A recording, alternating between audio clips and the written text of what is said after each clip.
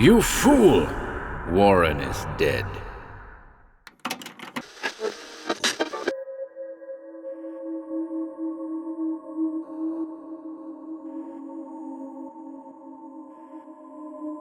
The Dark Side of Sci-Fi, Volume 2, More Nightmares from the Edge of Tomorrow.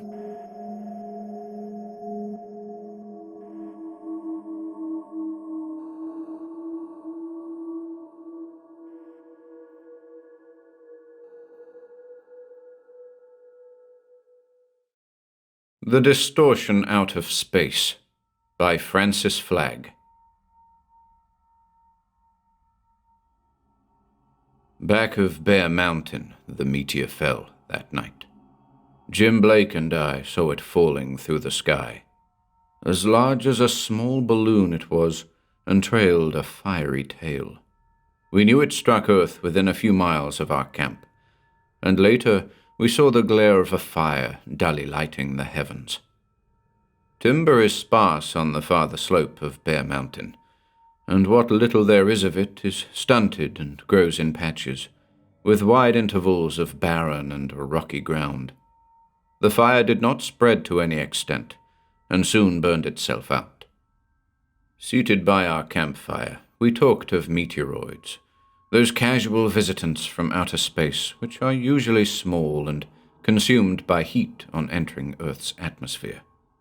Jim spoke of the huge one that had fallen in northern Arizona before the coming of the white man, and of another, more recent, which fell in Siberia.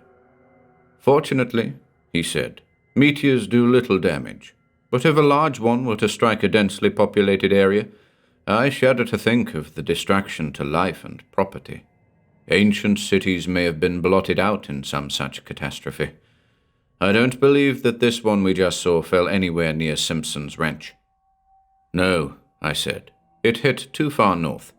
Had it landed in the valley, we couldn't have seen the reflection of the fire it started. We're lucky it struck no handier to us. The next morning, full of curiosity, we climbed to the crest of the mountain, a distance of perhaps 2 miles. Bear Mountain is really a distinctive hog's back of some height, with more rugged and higher mountain peaks around and beyond it. No timber grows on the summit, which, save for tufts of bear grass and yucca, is rocky and bare. Looking down the farther side from the eminence attained, we saw that an area of hillside was blasted and still smoking. The meteor, however, had buried itself out of sight in earth and rock, leaving a deep crater some yards in extent. About 3 miles away, in the small valley below, lay Henry Simpson's ranch, seemingly undamaged. Henry was a licensed guide, and when he went into the mountains after deer, we made his place our headquarters. Henry was not visible as we approached, nor his wife, and a certain uneasiness hastened our steps when we perceived that a portion of the house roof— the house was built of adobe 2 stories high, and had a slightly pitched roof made of rafters across which corrugated iron strips were nailed— was twisted and rent. "Good heavens," said Jim. "I hope a fragment of that meteorite hasn't done any damage here." Leaving the burrows to shift for themselves, we rushed into the house. "Hey, Henry!" I shouted. "Henry! Henry!" Never shall I forget the sight of Henry Simpson's face as he came tottering down the broad stairs. Though it was 8 o'clock in the morning, he still wore pajamas. His grey hair was tousled, his eyes staring. "Am I mad? Dreaming?" he cried hoarsely. He was a big man, all of 6 feet tall, not the ordinary mountaineer, and though over 60 years of age, possessed of great physical strength. But now his shoulders sagged. He shook as if with palsy. "For heaven's sake, what's the matter?" demanded Jim. "Where's your wife?" Henry Simpson straightened himself with an effort. "Give me a drink." Then he said strangely, "I'm in my right mind. Of course I must be in my right mind, but how can that thing upstairs be possible?" "What thing? What do you mean?" "I don't know. I was sleeping soundly when the bright light wakened me. That was last night, hours and hours ago. Something crashed into the house. A piece of the meteorite, said Jim, looking at me. Meteorite? One fell last night on Bear Mountain. We saw it fall. Henry Simpson lifted a grey face. It may have been that. You wakened, you say? Yes, with a cry of fear. I thought the place had been struck by lightning. Lydia, I screamed, thinking of my wife. But Lydia never answered. The bright light had blinded me. At first I could see nothing. Then my vision cleared. Still I could see nothing, though the room wasn't dark. What? Nothing, I tell you. No room, no walls, no furniture. Only, whichever way I looked, emptiness. I had leapt from my bed in my first waking moments and couldn't find it again. I walked and walked, I tell you, and ran, but the bed had disappeared. The room had disappeared. It was like a nightmare. I tried to wake up. I was on my hands and knees, crawling, when someone shouted my name. I crawled toward the sound of that voice, and suddenly I was in the hallway above, outside my room door. I dared not look back. I was afraid, I tell you, afraid. I came down the steps. He paused, wavered. We caught him and eased his body down on a sofa. For God's sake, he whispered, go find my wife. Jim said soothingly, There, sir, your wife is all right. He motioned me imperatively with his hand. Go out to our cabin, Bill, and bring me my bag. I did as he bade. Jim was a practicing physician and never travelled without his professional kit. He dissolved a morphine tablet, filled a hypodermic, and shot its contents into Simpson's arm. In a few minutes, the old man sighed, relaxed, and fell into heavy slumber. Look, said Jim, pointing. The soles of Simpson's feet were bruised, bleeding, the pajamas shredded at the knees lacerated. He didn't dream it, muttered Jim at length. He's been walking and crawling all right. We stared at each other. But, good Lord, man, I exclaimed. I know, said Jim. He straightened up. There's something strange here. I'm going upstairs. Are you coming? Together we mounted to the hall above. I didn't know what we expected to find. I remember wondering if Simpson had done away with his wife and was trying to act crazy. Then I recollected that both Jim and I had observed the damage to the roof. Something had struck the house. Perhaps that something had killed Mrs. Simpson. She was an energetic woman, a few years younger than her husband, and not the sort to be lying quietly abed at such an hour. Filled with misgivings, we reached the landing above and stared down the corridor. The corridor was well lighted by means of a large window at its extreme end. 2 rooms opened off this corridor, one on each side. The doors to both were ajar. The first room into which we glanced was a kind of writing room and library. I have said that Simpson was no ordinary mountaineer. As a matter of fact, he was a man who read widely and kept abreast of the better publications in current literature. The second room was the bedchamber. Its prosaic door, made of smoothed planks, swung outward.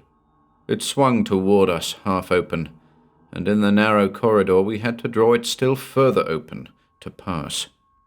Then, "My God," said Jim.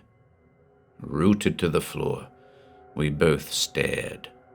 Never shall I forget the sheer astonishment of that moment, for beyond the door, where a bedroom should have been, there was...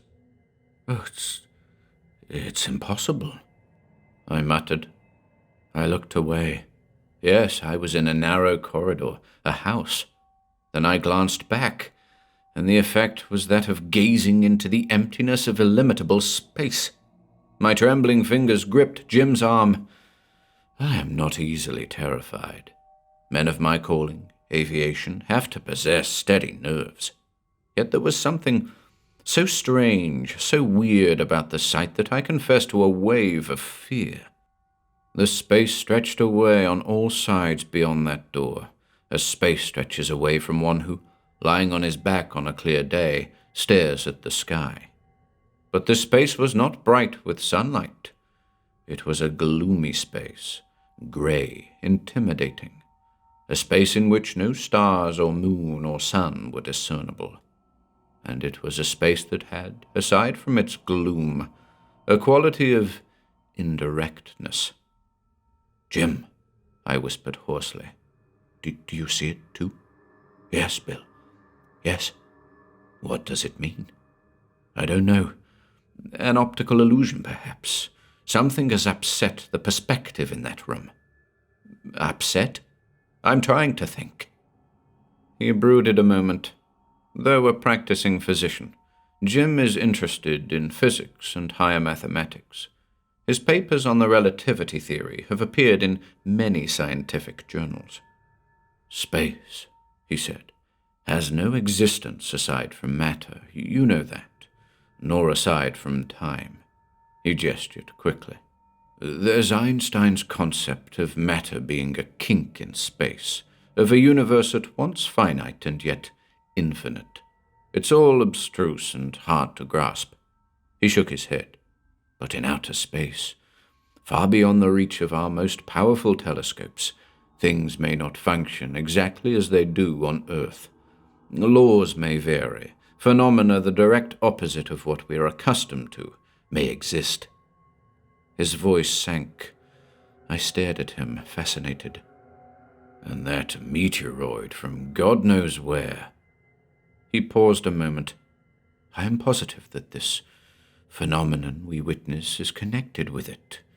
Something came to Earth in that meteor and has lodged in this room, something possessing alien properties that is able to distort, warp." His voice died away. I stared fearfully through the open door. "Good heavens," I said. "What can it be? What would have the power to create such an illusion?" "If it is an illusion," muttered Jim, "perhaps it is no more an illusion than the environment in which we have our being and which we scarcely question. Don't forget that Simpson wandered through it for hours. Oh, it sounds fantastic, impossible, I know. And at first I believed he was raving, but now... He straightened abruptly. "Mrs. Simpson is somewhere in that room, in that incredible space, perhaps wandering about, lost, frightened. I'm going in." I pleaded with him to wait, to reconsider. "If you go, I'll go too," I said. He loosened my grip. "No, you must stay by the door to guide me with your voice."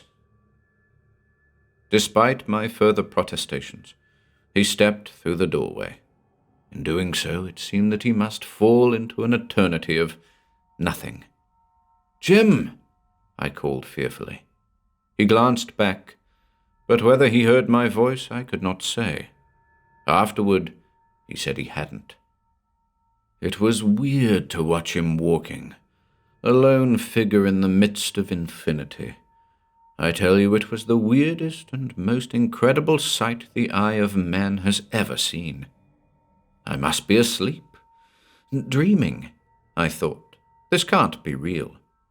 I had to glance away, to assure myself by a sight of the hall that I was actually awake. The room at most was only 30 feet from door to wall, yet Jim went on and on down an everlasting vista of grey distance, until his figure began to shorten, dwindle. Again I screamed, "Jim! Jim! Come back, Jim!" But in the very moment of my screaming, his figure flickered, went out, and in all the vast lonely reaches of that gloomy void, nowhere was he to be seen, nowhere. I wonder if anyone can imagine a tithe of the emotions which swept over me at that moment. I crouched by the doorway to that incredible room, a prey to the most horrible fears and surmises. Anon I called out, "Jim! Jim!" But no voice ever replied. No familiar figure loomed on my sight. The sun was high overhead when I went heavily down the stairs and out into the open. Simpson was still sleeping on the couch, the sleep of exhaustion. I remembered that he had spoken of hearing our voices calling him as he wandered through grey space, and it came over me as ominous and suggestive of disaster that my voice had apparently never reached Jim's ears, that no sound had come to my own ears out of the weird depths. After the long hours of watching in the narrow corridor, of staring into alien space, it was with an inexpressible feeling of relief, of having escaped something horrible and abnormal, that I greeted the sun-drenched day. The burros were standing with drooping heads in the shade of a live oak tree. Quite methodically, I relieved them of their packs. Then I filled and lit my pipe, doing everything slowly, carefully, as if aware of the need for restraint, calmness. On such little things does a man's sanity often depend, and all the time I stared at the house, at the upper portion of it where the uncanny room lay. Certain cracks showed in its walls, and the roof above was twisted and torn. I asked myself, how was this thing possible? How, within the narrow confines of a single room, could the phenomenon of infinite space exist? Einstein, Eddington, Jeans, I had read their theories, and Jim might be correct, but the strangeness of it, the horror. "You're mad, Bill," I said to myself. Mad, mad. But there were the burros, there was the house. A scarlet tanager soared by, a hawk wheeled overhead. A covey of ring-necked mountain quail scuttled through tangled brush. No, I wasn't mad. I couldn't be dreaming. And Jim was somewhere in that accursed room, that distortion out of space, lost, wandering. It was the most courageous thing I ever did in my life, to re-enter that house, climb those stairs. I had to force myself to do it, for I was desperately afraid, and my feet dragged. But Simpson's Ranch was in a lonely place, the nearest town or neighbor miles distant. It would take hours to fetch help, and of what use would it be when it did arrive? Besides, Bill needed aid now, at once. Though every nerve and fiber of my body rebelled at the thought, I fastened the end of a rope to a nail driven in the hall floor, and stepped through the doorway. Instantly, I was engulfed by endless space. It was a terrifying sensation. So far as I could see, my feet rested on nothing. Endless distance was below me as well as above. Sick and giddy, I paused and looked back, but the doorway had vanished. Only the coil of rope in my hands and the heavy pistol in my belt saved me from giving way to utter panic. Slowly, I paid out the rope as I advanced.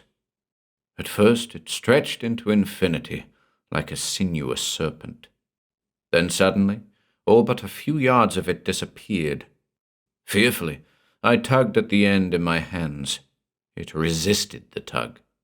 The rope was still there, even if invisible to my eyes. Every inch of it paid out. Yet I was no nearer the confines of that room.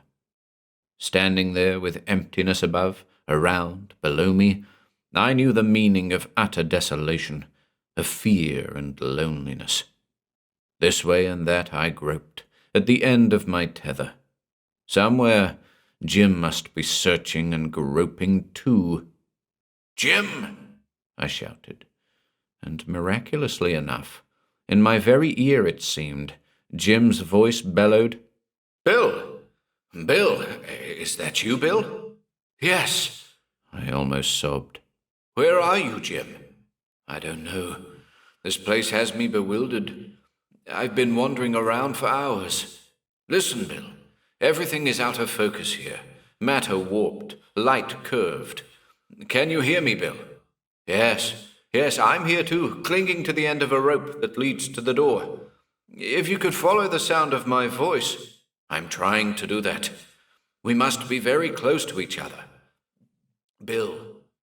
His voice grew faint, distant. Here, I shouted. Here. Far off I heard his voice calling, receding. For God's sake, Jim, this way, this way. Suddenly, the uncanny space appeared to shift, to eddy. I can describe what occurred in no other fashion. And for a moment, in remote distance, I saw Jim's figure. It was toiling up an endless hill, away from me, up, a black dot against an immensity of nothing.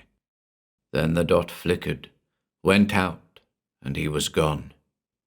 Sick with nightmarish horror, I sank to my knees.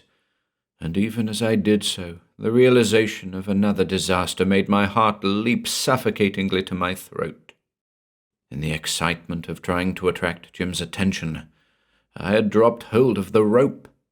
Panic leapt at me, sought to overwhelm me, but I fought it back.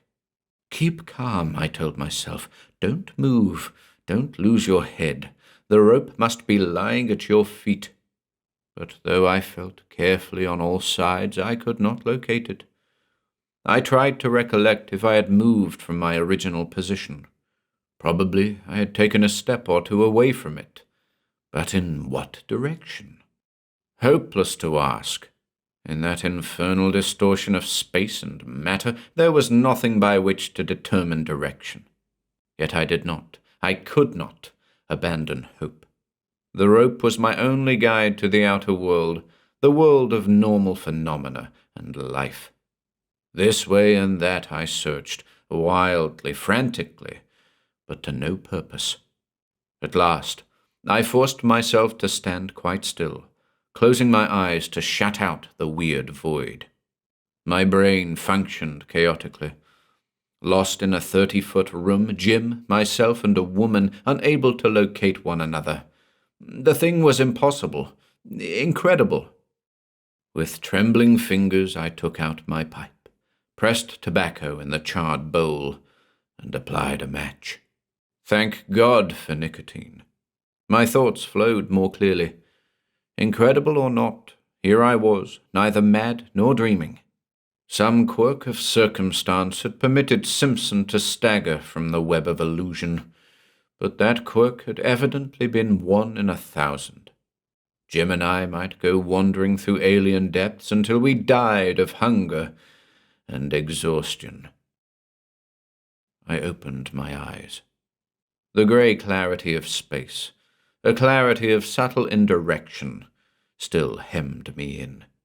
Somewhere within a few feet of where I stood, as distance is computed in a 3-dimensional world, Jim must be walking or standing. But this space was not 3-dimensional.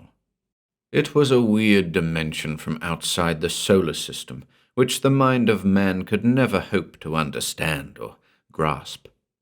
And it was terrifying to reflect that, within its depths, Jim and I might be separated by thousands of miles, and yet be cheek by jowl. I walked on. I could not stand still forever. God, I thought there must be a way out of this horrible place. There must be. Ever and anon I called Jim's name. After a while I glanced at my watch, but it had ceased to run. Every muscle in my body began to ache, and thirst was adding its tortures to those of the mind. "Jim!" I cried hoarsely, again and again, but silence pressed in on me until I felt like screaming. Conceive of it if you can.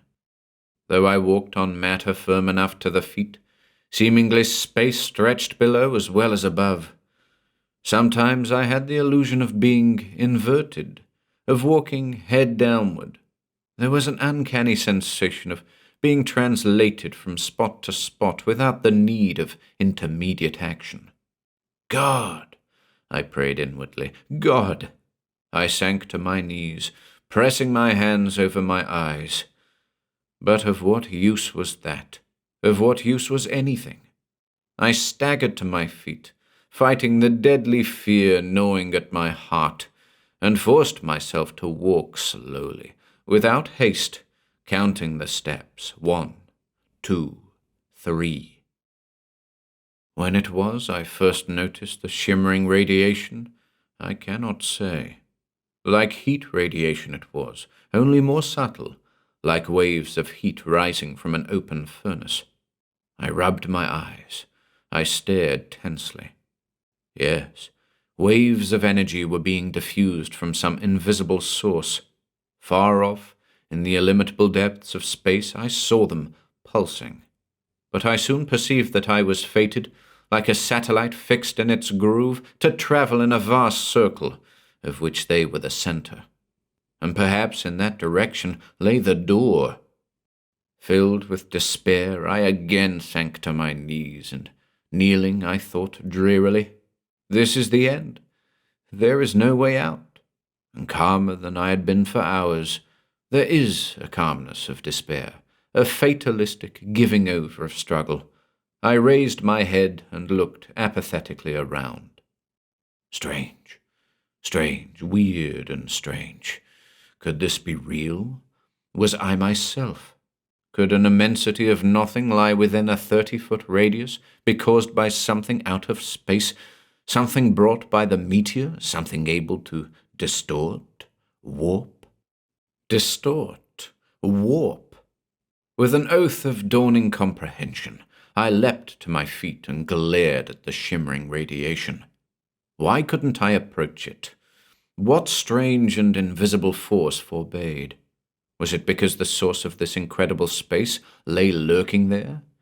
Oh, I was mad, I tell you, a little insane, yet withal possessed of a certain coolness and clarity of thought. I drew the heavy pistol from its holster. A phrase of Jim's kept running through my head. Vibration, everything is varying rates of vibration. Yet for a moment I hesitated. Besides myself, in this incredible space 2 others were lost, and what if I were to shoot either of them? Better that, I told myself, than to perish without a struggle. I raised the pistol. The shimmering radiation was something deadly, inimical. The diffusing waves of energy were loathsome tentacles reaching out to slay. "Damn you," I muttered. "Take that, and that." I pulled the trigger. Of what followed I possess but a kaleidoscopic and chaotic memory. The grey void seemed to breathe in and out. Alternately, I saw space and room and space, and leering at me through the interstices of this bewildering change, something indescribably loathsome, something that lurked at the center of a crystal ball my shots had perforated.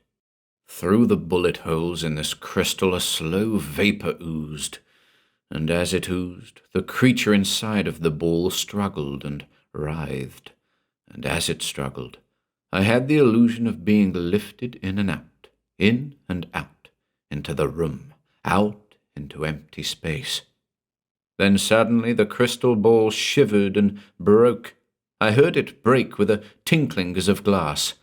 The luminous vapor escaped in a swirl, the grey void vanished, and sick and giddy, I found myself definitely encompassed by the walls of a room, and within a yard of the writhing monstrosity. As I stood with rooted feet, too dazed to move, the monstrosity reared. I saw it now in all its hideousness. A spidery thing it was, and yet not a spider. Up it reared, up 4 feet in the air, its saucer-like eyes goggling out at me, its hairy paws reaching. Sick with terror, I was swept forward into the embrace of the loathsome creature. Then happened that which I can never forget till my dying day. So strange it was, so weird. Imagination, you say. the fantastic thoughts of a temporarily disordered mind. Perhaps, but suddenly I seemed to know beyond a doubt, that this spider-like visitant from outer space was an intelligent, reasoning being. Those eyes, they seemed to bore into the innermost recesses of my brain, seemed to establish a species of communication between myself and the intelligence back of them. It was not a malignant intelligence, I realized that, but in comparison to myself, something godlike, remote, and yet it was a mortal intelligence. My bullets had shattered its protective covering, had reached to its vulnerable body, and as it held me to itself, it was in the very throes of dissolution. All this I sensed, all this it told me, not through language, but through some subtle process of picture transference, which it is hopeless for me to attempt to explain. I seemed to see a grey, weird place where delicate traceries were spun, and silver devices shimmered and shone, the habitat of the strange visitant from outer space. Perhaps the receiving cells of my brain were not developed enough to receive all the impressions it tried to convey. Nothing was clear, distinct, nothing definite. I had the agonizing consciousness that much was slipping through my brain, uncorrelated, unregistered. But a meteoroid was hurtling through the blackness of space, and I saw that meteoroid. I saw it falling to earth. I saw a portion of it swing clear, crash through the roof of Simpson's house, and lodge in the bedroom. And I saw the strange visitant from outside our universe utilize the incredible power he possessed to distort space, iron out the kinks of matter in it, veil himself in immensity, while studying his alien surroundings. And then all his expiring emotions seemed to rush over me in a flood, and I felt what he was thinking. He had made a journey from one star system to another. He had landed safely on Earth, a trillion light years distant. But never would he return to his own planet to tell of his success. Never. All this I seemed to understand, to grasp in a split second or so, his loneliness and pain, his terrible nostalgia. Then the hairy paws relaxed their grip. The hideous body collapsed in on itself, and as I stared at it sprawling on the floor, I was suddenly conscious of Mrs. Simpson crouching unharmed in one corner of the room, of Jim standing beside me, clutching my arm. "Bill," he said hoarsely, "are you hurt?" And then in a whisper, "What is it? What is it?" "I don't know," I returned chokingly. "I don't know. But whatever it is dead now. The distortion out of space." And unaccountably, I buried my face in my hands and began to weep.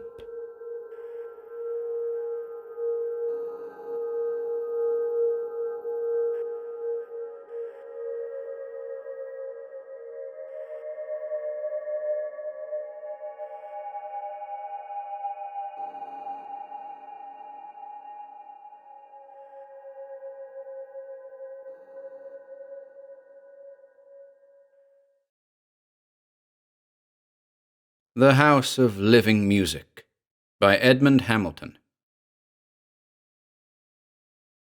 If I had only killed Harriman on that first night.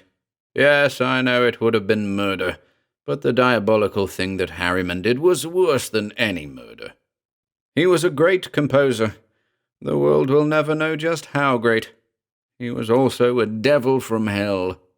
But at that time I, a young newspaper music critic, had only admiration for Harriman. He was considered one of the greatest living composers. His mechanical symphony, with its mad blend of street noises and riveters, had started a whole new school of music. Then he had upset the academies again with what he called mathematical music. He always seemed striving to achieve some impossible musical ideal that haunted his brain. That night I met him in the lobby of Carnegie Hall. Inside, the Philharmonic had just launched into the last movement of Beethoven's Ninth, and I was hurrying toward that exultant shout of strings when I bumped into Harriman going out. I muttered a hasty excuse, and then I suddenly recognized him and stopped. It was Harriman, all right. His tall, thin figure clad as usual in rusty black, his unruly, thick grey hair falling over his brilliant grey eyes and taut face. He looked like a genius, Harriman did. I exclaimed, "You're not leaving now, surely? Don't you want to hear the finale?" Harriman said, "Hello, Raymer." Then he made an impatient, disgusted movement with his hand toward the distant music. "No, I don't want to hear it. It's a confession, Beethoven's confession of his ultimate failure as a composer." His grey eyes were bitter and scornful now as we stood there, listening to the chorus's great song that blended with the tumultuous instruments in the conclusion of Beethoven's stupendous work. "Human voices," said Harriman bitterly. "That's what Beethoven came down to in the end. His attempts to create pure, perfect music and admitted failure." "What do you mean by perfect music?" I demanded. Unconsciously, in my interest, I had fallen into step with Harriman, and we had strolled together out into the warm spring night. Harriman's thin hand gesticulated as he explained. "I mean music that perfectly expresses things in sound. Take a flower, for instance. A painter can reproduce that flower exactly for your eyes by his colors. A scientist can reproduce it exactly for your mind by his exact classifications and measurements. Why shouldn't a musician be able to reproduce the flower exactly for your ear in sound, in music?" "It's an odd theory," I commented. "Sounds like a sort of sublimated program music." "Program music, hell," snarled Harriman angrily. "You wait until I—" He shut up suddenly, and I could not get another word out of him that evening. I left him at his apartment building, but I found pretext to call on him during the next few days and endeavored to draw him out further about his oddly interesting theory. It was no use, for Harriman was not often there, and when he was, he refused to be pumped. Yet my time wasn't wasted, for in my first visit I discovered his daughter. Lena Harriman became a greater attraction for me there than her father's radical musical ideas. She was a small girl, with bright yellow hair, a tip-tilted nose, and blue eyes dancing with love of fun. I think I fell in love with laughing, gay little Lena from the first. Harriman was too preoccupied to notice, though what so absorbed him I did not know. At first. Lena told me, a few weeks after I'd first met her. "I can't understand it, Harold," she said perplexedly. "Father is going in for scientific research." I was amazed. A first-class composer like Harriman, dabbling in science? Why in the world should he? She shook her bright head, puzzled. "I can't guess. He will tell me nothing. But you know that he was a brilliant student of physics before he took up music, and for the last months he has spent all his time down at the laboratories of Manhattan University, experimenting. He says that it's only a hobby of his. Strange hobby for a man whose whole life interests seem to be music," I commented, and I resolved to ask Harriman about it the next time I called. Well, I didn't ask him, for the next time I visited the apartment, Harriman was gone. So was Lena. The apartment was empty, and I learned from the building superintendent that the two had moved out only 2 days before. He didn't know where they had gone. Neither could I find any forwarding address through the post office. Harriman's music publishers were similarly ignorant. They didn't know the composer had left town until I told them. I was surprised and a little hurt, for I had thought that Lena and I were coming to an understanding, and couldn't comprehend why she would leave like that without a word. I thought, though, that she'd soon write from wherever they had gone, but the weeks went by and she didn't. She and her father had simply disappeared as though the earth had swallowed them. I scoured around New York musical circles a good bit, without ever finding a clue to their whereabouts. As a final resort, I tried Manhattan University, in whose physical laboratories Harriman had been dabbling with research. The professor of physics there, a spectacled, white-haired Teuton, remembered Harriman quite well. He was my pupil years ago. I expected him to become a brilliant physicist, he told me. Then he disappointed me. He turned to music. A fine scientist wasted, just like that. He added, he came back here a few months ago and asked to use my laboratories for some private research. Of course, I let him. You don't know what kind of research? I asked, a little curiously. The scientist shook his head. No, he was quite secretive. It seemed that he was conducting some experiments in acoustics, but I could not gather their nature. And you've no idea where he and his daughter could have gone? He hadn't. I thanked him and left, disappointed and wondering if Harriman had not become a little queer mentally. It certainly looked like it, for a composer of his reputation, a man of his devotion to music, to fling himself suddenly into abstruse scientific research for weeks and then abruptly disappear. I told myself, too, that if Lena had wanted me to know where she was, she would have written me. She hadn't, so I might as well forget her. But it wasn't so easy for me to forget laughing little Lena. Only now that she was gone did I discover how much I'd come to care for her. The withdrawal of her lilting, sunny being from my life left it flat and tasteless, and I followed my routine around the concert halls and operas of New York without much enthusiasm in the following months. During all those months I had not one word from Lena or her father, and never heard from anyone in musical circles any news of Harriman's whereabouts. He and Lena might just have dropped out of existence. Then, a full year after their disappearance, I was astounded to receive a telegram from Harriman. It had been sent from a village in western Massachusetts, and I read and reread it.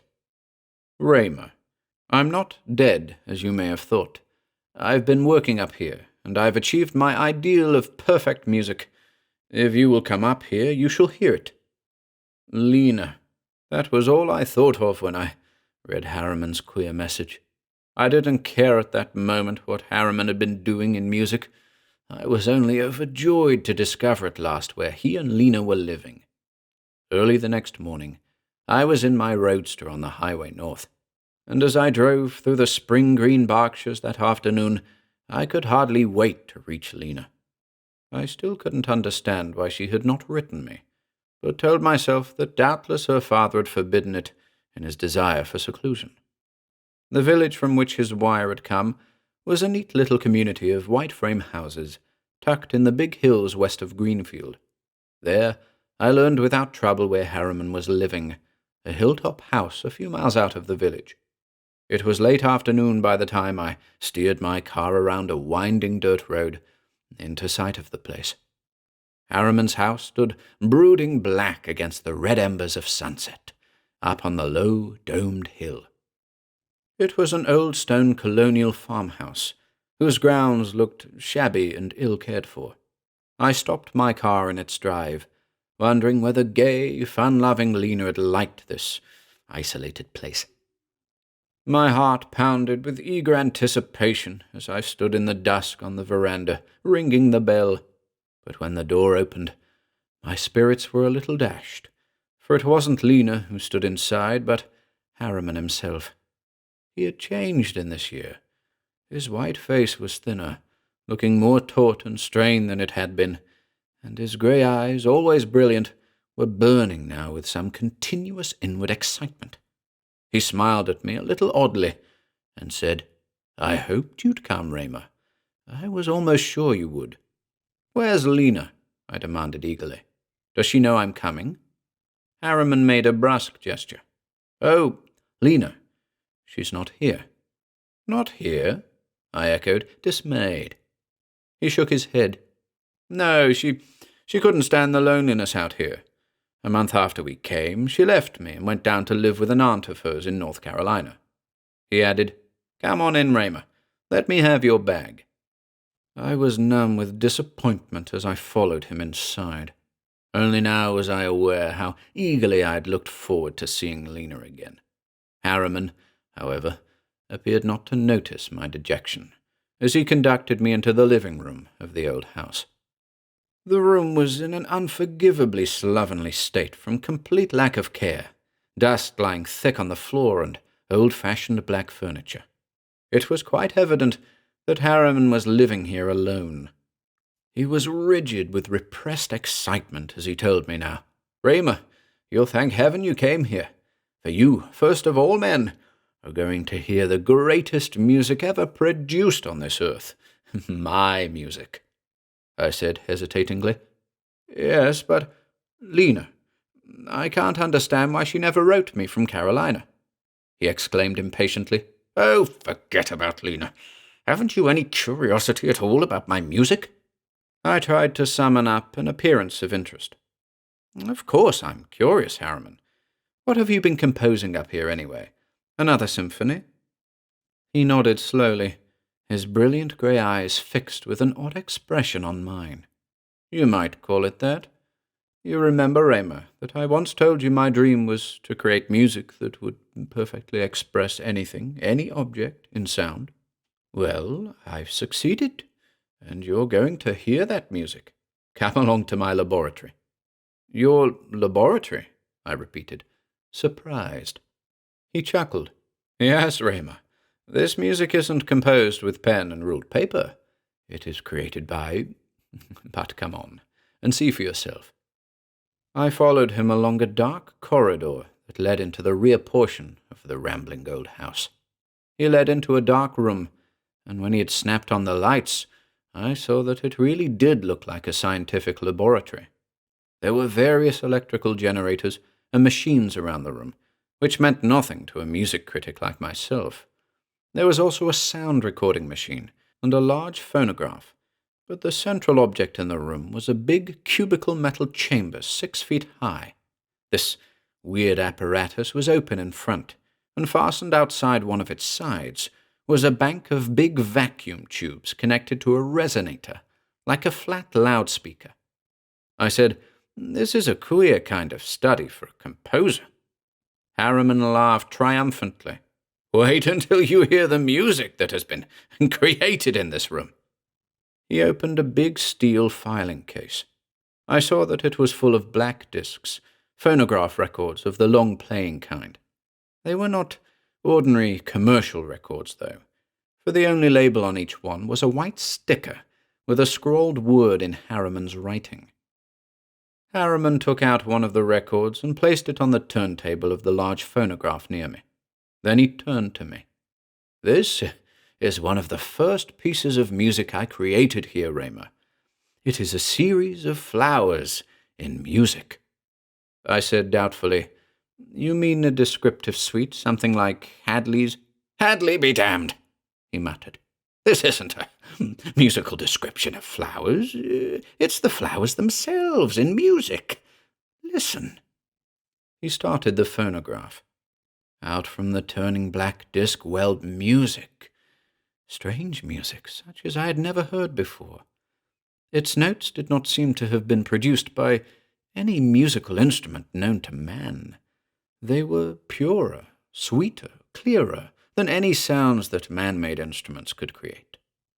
And they wove a weird magic pattern of changing sound in the lamp-lit laboratory, music that brought with it to my ears and brain inevitable sound pictures of the blossoming plants of Earth. Each separate, drifting melodic phrase seemed to conjure up for me a different impression of flowers blooming from the soil. There were shy, sweet, fluted melodies, fugitive and brief, that brought to my mind the wild nodding violets and daisies. There were thrilling, full-voiced harmonies of gorgeous roses, cool, low songs of drooping orchids, flaring music of vivid poppy and hibiscus, sighing whisper of white lilies beside forest pools, and gay, climbing clarinet-like notes that irresistibly suggested the waving cattails. I listened enthralled, almost forgetting my disappointment over Lena's absence. It was like hearing all the flowers of Earth instead of seeing them, as he played record after record. The cool, drifting music brought before my eyes everything that has root and seed and flower, all the life that climbs upward from the soil into the sunlight. "Harriman, it's wonderful," I cried. "It is music like no other ever composed before. But I can't understand on what instruments you produced it." "You will soon learn that," Harriman answered, his thin face smiling strangely. "There is more that I want you to hear first." One record after another he brought from the cabinet and played. Enchanted, I listened, hearing music such as surely no one had ever listened to before. Music perfectly expressive of the life of Earth. Strong, vibrating harmonies as of the hushed reed instruments that voice the trees of the forest, the sturdy young elms and gnarled oaks and slender, graceful birches. Deep, solemn chords like the muttering of ancient bassoons, expressing in sound the rocks of Earth itself, the eternal quartz and granite, ringing, crystal bell notes of shining forest spring and stream. And the wild, moving life of Earth welled out in the room in music too. Swift, thrilling harmonies of the winged birds that dart in the sky, nervous, quick tumbling music of the squirrels running in the branches, little orderly rhythms of tiny pattering brasses in complex counterpoint that voice the intricate life of hive and ant-hill, long, suave harmonies that brought before the eyes the silver fish poised in his dim, curving world. All the inanimate earth, and also its animate plant and animal life, poured forth in torrents of weird music. Harriman finally stopped the phonograph, his eyes brilliant with triumph. "Now do you know what perfect music is, Raymer?" I cried. "How in the world did you do it? How could you create music like that? It's as though you translated the rocks and birds and flowers themselves into music." "That," said Harriman, "is just what I do." I stared at him. "What do you mean?" "Just what I said," he replied calmly. "Watch, Raymer." He went to the big, cube-shaped apparatus and touched certain switches on its control panel. The electrical mechanisms around the room broke into whining life. A flood of white radiance cascaded down from the top of the cube's interior, filling the hollow chamber with shining force. The great vacuum on the side began to sputter. Harriman took a red carnation from a vase of flowers and tossed the blossom into the force-filled chamber. Then my eyes beheld an uncanny thing. The carnation began to fade, to disappear slowly, as though under that terrific flood of white force its very substance was melting away. And from the resonator outside the cubical chamber at the same time began to issue sounds. Music. Hushed, velvety, slow-climbing tones in languid rhythm, a smooth, slow harmony that perfectly expressed in sound the fading flower inside the cube. The flower faded further, became almost invisible in its increasing tenuity. The velvety music from the resonator swelled louder. Then, as I watched frozenly, the carnation in the cube vanished altogether, and the music ended. I gasped, "Good Lord, it isn't possible that I've seen—" Harriman nodded quietly. "Yes, Raymer, you've just seen solid matter transmuted into sound, a flower translated into music. I can do the same with any living or non-living matter." And, to show me, he took a living rabbit from a cage in the corner and tossed it also into the force-filled chamber. I saw the furry little animal freeze motionless inside, as though petrified by the white force. It too began slowly to fade, and again from the resonator came music. Different music. Darting, quick little runs of jovial, silvery notes in broken rhythm. A complex harmony that was a perfect sound picture of the furtive little thing inside the tube. The rabbit faded further. The music swelled quicker and louder. Then the little beast too had vanished, and with a last flutter of silver notes, the music ended. I said hoarsely, "A flower, an animal, converted into pure sound." Harriman nodded again. "Just so was created all the music which you have heard, and which I have recorded as it issued from that apparatus. Everything I put into that cube beneath the changing force, flower, or rock, or bird, or beast, has been transmuted into pure music, which I have preserved on these records." "But how?" I cried, stupefied. "The thing's not possible." Harriman's eyes glistened. "Yet I achieved it, Raymer. Achieved my life ambition of creating music that does not describe a thing, but is that thing turned into sound. It's simple enough, in principle. What is music? Sound. A vibration in the air, is it not? And what is matter? A vibration in the ether, nothing more. Well, find a way to transfer that vibration from the ether to the air, and you have transmuted matter into sound, into music. That process does not offer great difficulties. After all, any ordinary radio can transfer etheric vibrations, the Hertzian waves which flash through the ether, into sound vibrations. It is very little harder to convert the different etheric vibrations which are matter into sound waves. This apparatus of mine does it easily. The more complex the matter, the more complex will be the sound, the music." Harriman's face was gleaming with rapt devotion as he continued, "By this method, I'm going to create the greatest symphony that will ever be heard. An Earth symphony, containing the pure music of Earth itself, its rocks and streams and flowers and birds and beasts.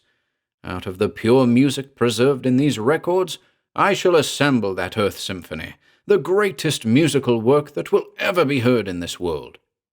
Stunned, I said, "But somehow this whole business seems unholy, uncanny." I asked with a sudden thought, "Is that why Lena left here? Because of this weird work of creation of yours?" Harriman nodded impatiently. "Yes, Lena too thought that it was uncanny and didn't want to stay. I've been living here quite alone, and that's why I wired you to come, Raymer. I wanted someone to know what I have achieved." The brooding brilliance in his eyes deepened. "But my great work here is nearly completed now. Soon I shall have arranged and assembled the pure music of these records into my Earth Symphony. When the world hears the records of that symphony, it will hear pure, perfect music for the first time." He broke off, turning to me. "You look pretty dazed, Raymer, and tired too. We'll have some supper, and after a good night's sleep, you'll be better able to appreciate what I'm doing." I made no objection, but I ate little of the sketchy supper which Harriman prepared in the ill-kept kitchen. I was still extremely disappointed by Lena's absence, yet I could well understand now why she had left.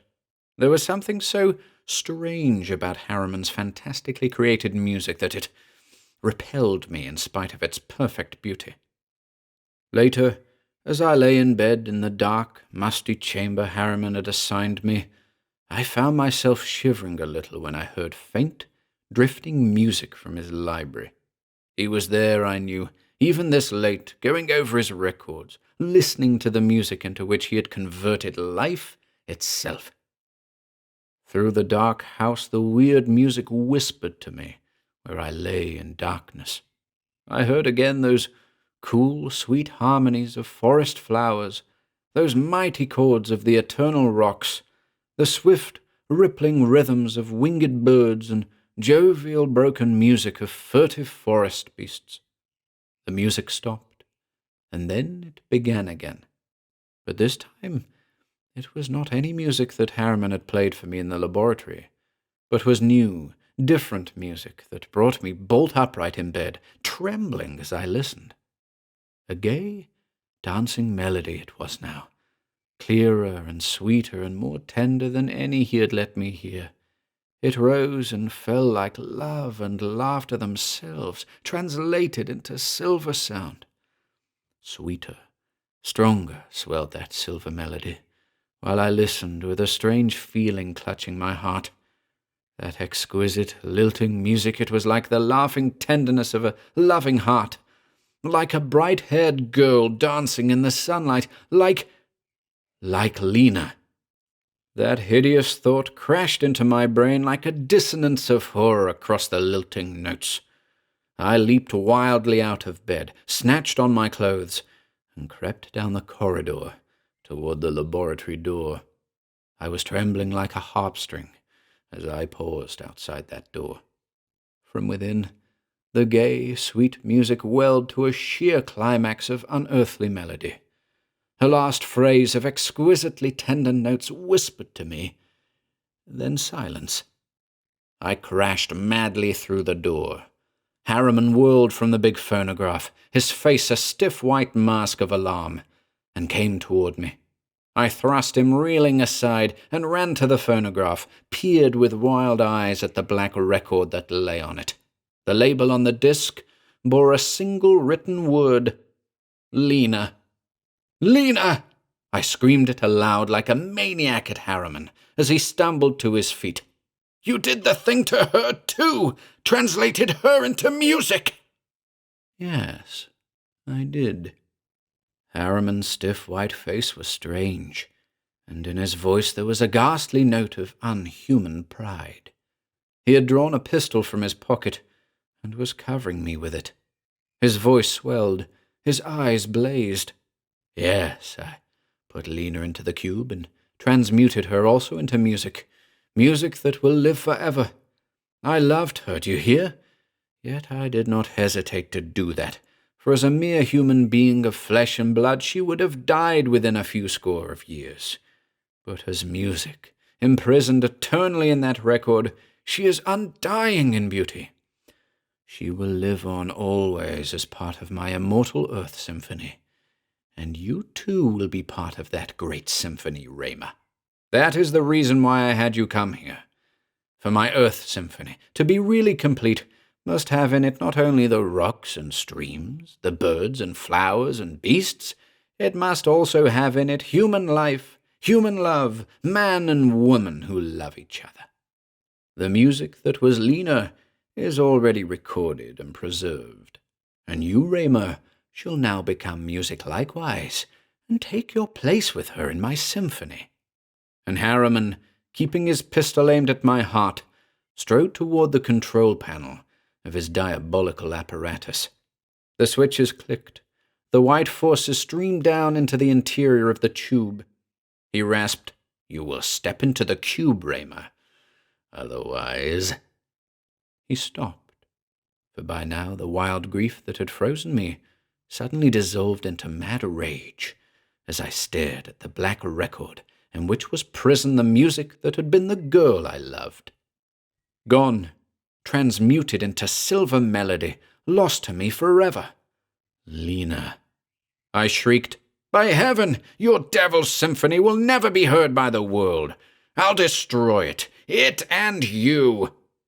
And in my crazy rage I leaped at the filing case and tore out the neat stacks of black records, sent them crashing to the floor in showers of broken black bits. Harriman shrieked and shot. I felt the bullets tear into my shoulder, but in my mad wrath I did not even experience any pain. And as I tore out the last records and smashed them, Harriman leaped at me. His eyes blazed awful agony, and his hands clutched my throat to choke me. He too had gone mad at sight of the destruction of his work. We wrestled there, two crazily struggling men in the lamp-lit laboratory. "Lena!" I kept shouting as I struggled, that strangling horror still utterly possessing my soul. I tore his hands from my throat, forced him back across the room, toward the devilish cube inside which the white transmuting forces flamed. I thrust him with a wild push inside the cube. Harriman's thin body froze rigid in there beneath the terrific forces. Pain, awful pain, leaped into his stricken eyes. His petrified body began to waver, to fade, and as he faded, sound, music, swelled out from the resonator at the side of the cube. Music into which Harriman's mind and body were being translated. Thunderous, crashing chords of vaulting and collapsing superhuman aspirations. Mad bellowing as of brasses trumpeting soaring ambitions that had failed. Wild music such as no man had ever heard before, thundering on my ears, as Harriman's frozen body faded and faded, until at last his misty form was gone, and with a last long wail of bitter agony, the music had ended. I was only dimly conscious, but I reeled forward, and with great blows smashed the tubes and apparatus of the cube, then staggered to the phonograph and snatched from it the black record with Lena's name upon it, the only one that had escaped destruction. And with it clutched to my breast, I stumbled blindly and drunkenly out of that house, accursed. The world never knew what became of Harriman and Lena. When I drove unsteadily into the village in the grey dawn after that hideous night, I told only that I had found them missing from the old house. The signs of destruction in the house led local authorities to believe that intruders bent on robbery had killed Harriman and his daughter and disposed of their bodies. I let them think so, for I knew that if I told the truth they would deem me mad. I am no longer a music critic, for I can no longer bear to hear music of any sort. But there is one exception. That is the record that I took with me from Harriman's house, the black disc that imprisons forever the tender, wonderful melody into which was transmuted the girl I loved. That music I hear each night. I start that record playing, and as the dancing melody swells out, gay and clear and sweet, Lena is again beside me in the dark room. Little Lena, laughing beside me in the lilting, exquisite music that was her being. She will be with me thus while I live.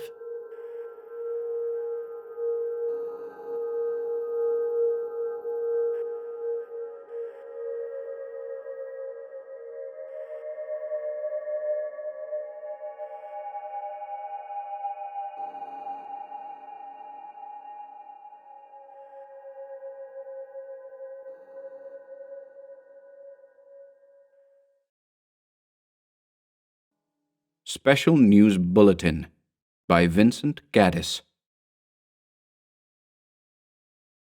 Dr. Edward Crandon stepped from the taxi. Lightning flashed. A gust of rain swept through the night. To Chicago, sir?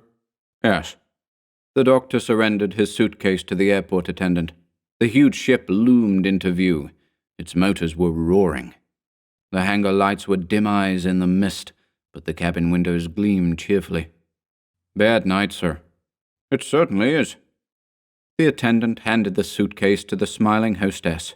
Dr. Crandon stepped aboard and followed the hostess to his seat. A bad night. His first trip in the air. But the convention was only a few hours away, and his nervousness would vanish. He settled back against the cushions and glanced at the other passengers. A middle-aged man reading a newspaper, a laughing couple talking softly, a lady, rather old, wiping her eyes, a young man writing on the back of an envelope, a girl using her compact. The lights flashed out. The ship moved. Drops of water struck the window pane, forming miniature rivers. Dr. Crandon pulled the blind down. They were in the air.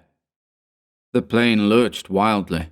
A sinking sensation, an instant of animal fear and panic, and then the plane was again roaring steadily through the night. The lights flashed on. Dr. Crandon smiled. Air pocket. The hostess appeared, smiling at the passengers. She calmed the old lady, adjusted a pillow, brought a glass of water to the middle-aged man. Dr. Crandon glanced at his watch. 8:30. Time for the news broadcast. As if reading his thoughts, the hostess stopped at his seat.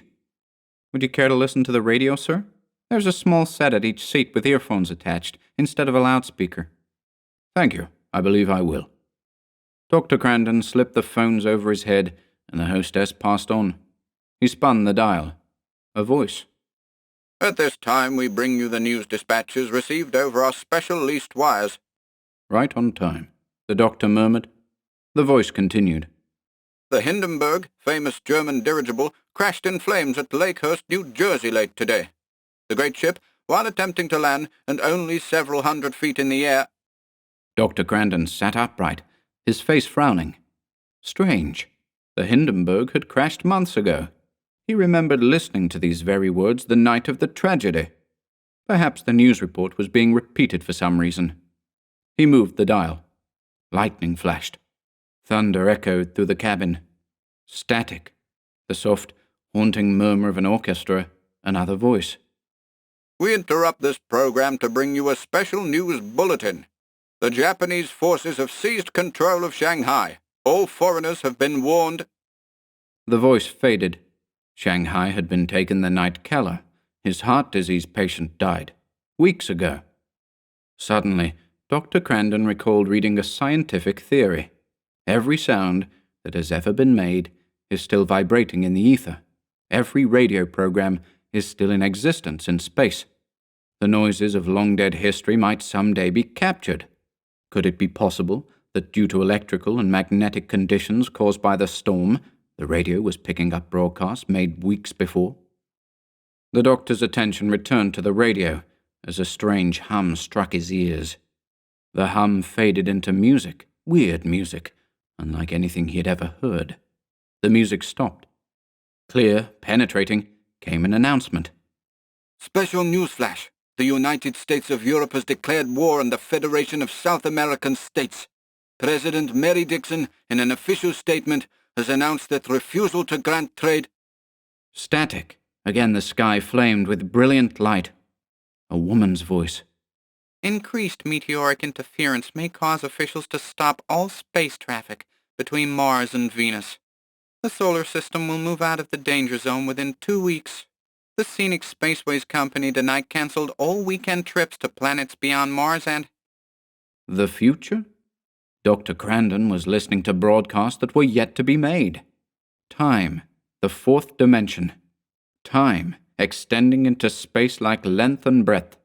The events of the future really existed somewhere, and due to some freakish law of nature, some unknown condition of cosmic forces in the air, it was possible for him to tune in on tomorrow.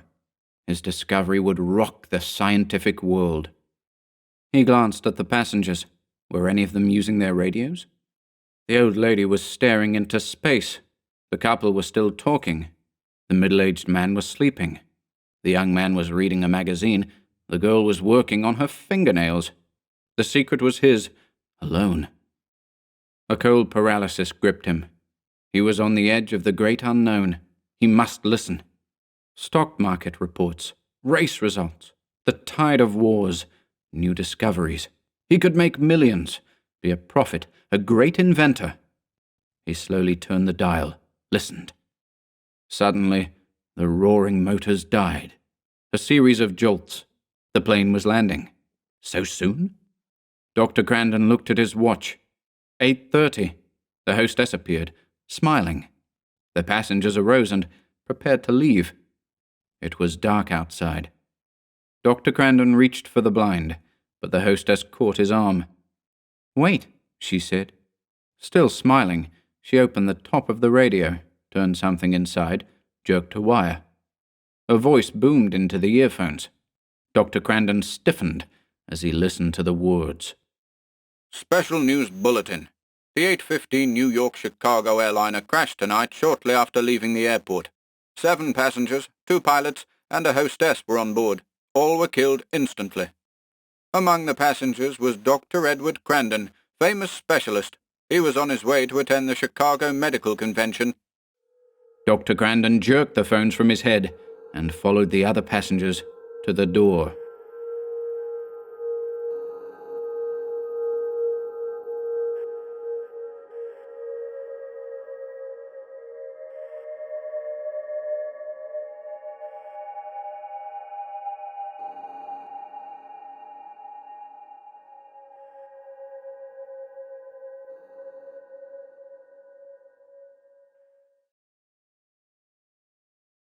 The Hunters from Beyond by Clark Ashton Smith. Living gargoyles, most hideous, come to the sculptor sin call from outland realms of evil. 1. I have seldom been able to resist the allurement of a bookstore, particularly one that is well supplied with rare and exotic items. Therefore I turned in at Tolman's to browse around for a few minutes. I had come to San Francisco for one of my brief biannual visits, and had started early that idle forenoon to an appointment with Cyprian Sincoll, the sculptor, a second or third cousin of mine, whom I had not seen for several years. His studio was only a block from Tolman's, and there seemed to be no especial object in reaching it ahead of time. Cyprian had offered to show me his collection of recent sculptures, but, remembering the smooth mediocrity of his former work, amid which were a few banal efforts to achieve horror and grotesquerie, I did not anticipate anything more than an hour or two of dismal boredom. The little shop was empty of customers. Knowing my proclivities, the owner and his one assistant became tacitly non-attentive after a word of recognition, and left me to rummage at will among the curiously laden shelves. Wedged in between other but less alluring titles, I found a deluxe edition of Goya's Proverbs. I began to turn the heavy pages, and was soon engrossed in the diabolic art of these nightmare-nurtured drawings. It has always been incomprehensible to me that I did not shriek aloud with mindless, overmastering terror when I happened to look up from the volume and saw the thing that was crouching in a corner of the bookshelves before me. I could not have been more hideously startled if some hellish conception of Goya had suddenly come to life and emerged from one of the pictures in the folio. What I saw was a forward-slouching, vermin-grey figure, wholly devoid of hair or down or bristles, but marked with faint, etiolated rings like those of a serpent that has lived in darkness. It possessed the head and brow of an anthropoid ape, a semi-canine mouth and jaw, and arms ending in twisted hands, whose black hyena talons nearly scraped the floor. The thing was infinitely bestial, and at the same time macabre, for its parchment skin was shriveled, corpse-like, mummified, in a manner impossible to convey, and from eye sockets well-nigh deep as those of a skull, there glimmered evil slits of yellowish phosphorescence like burning sulphur. Fangs that were stained as if with poison or gangrene issued from the slavering, half-open mouth, and the whole attitude of the creature was that of some maleficent monster in readiness to spring. Though I had been for years a professional writer of stories that often dealt with occult phenomena, with the weird and the spectral, I was not at this time possessed of any clear and settled belief regarding such phenomena.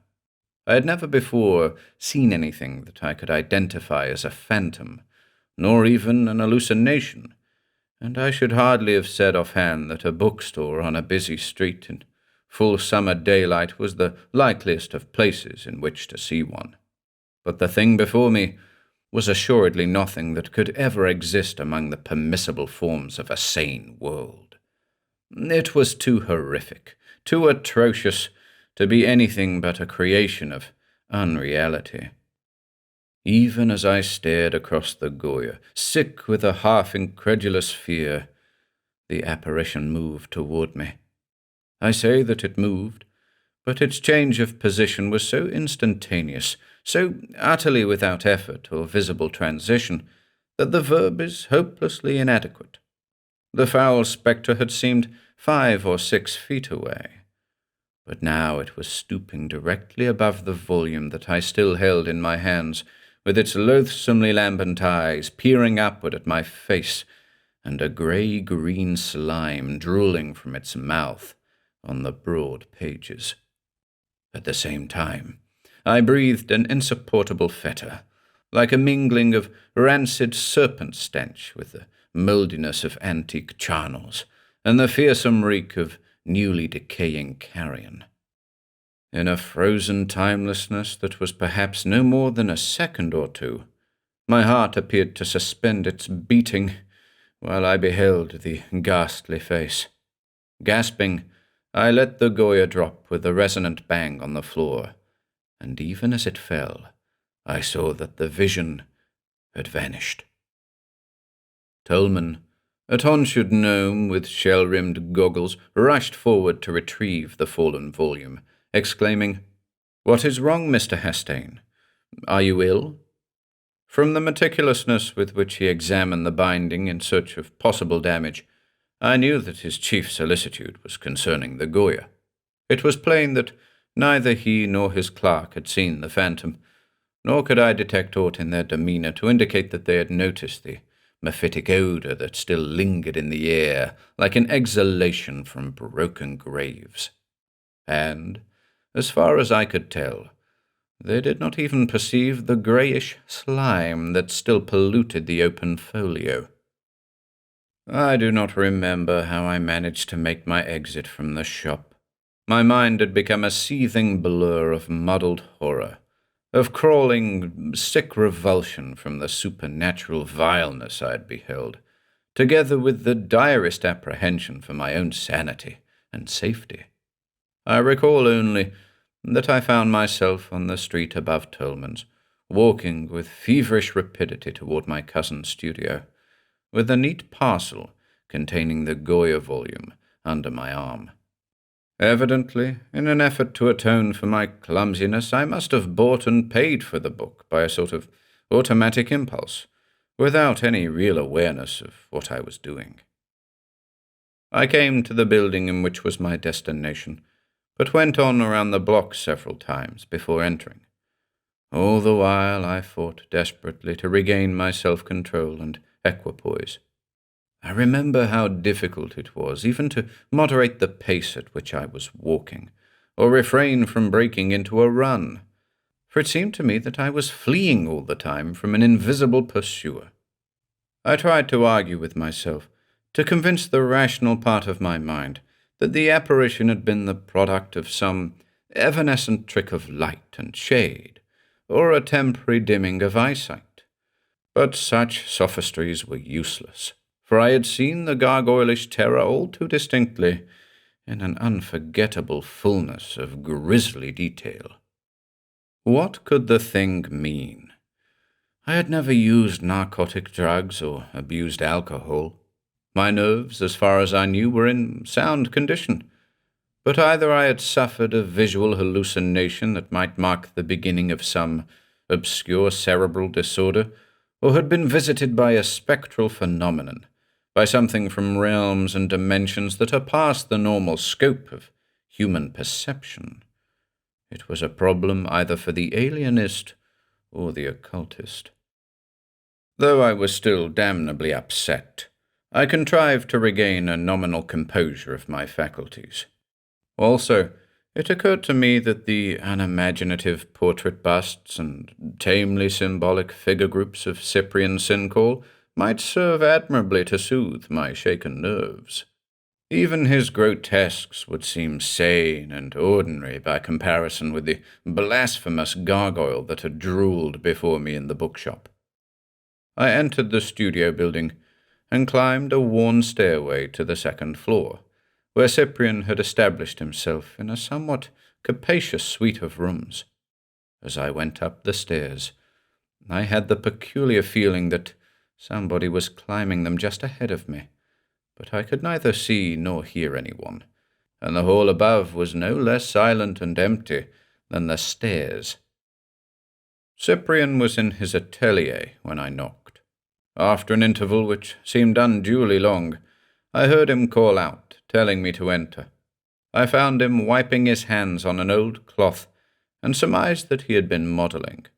A sheet of light burlap had been thrown over what was plainly an ambitious but unfinished group of figures which occupied the centre of the long room.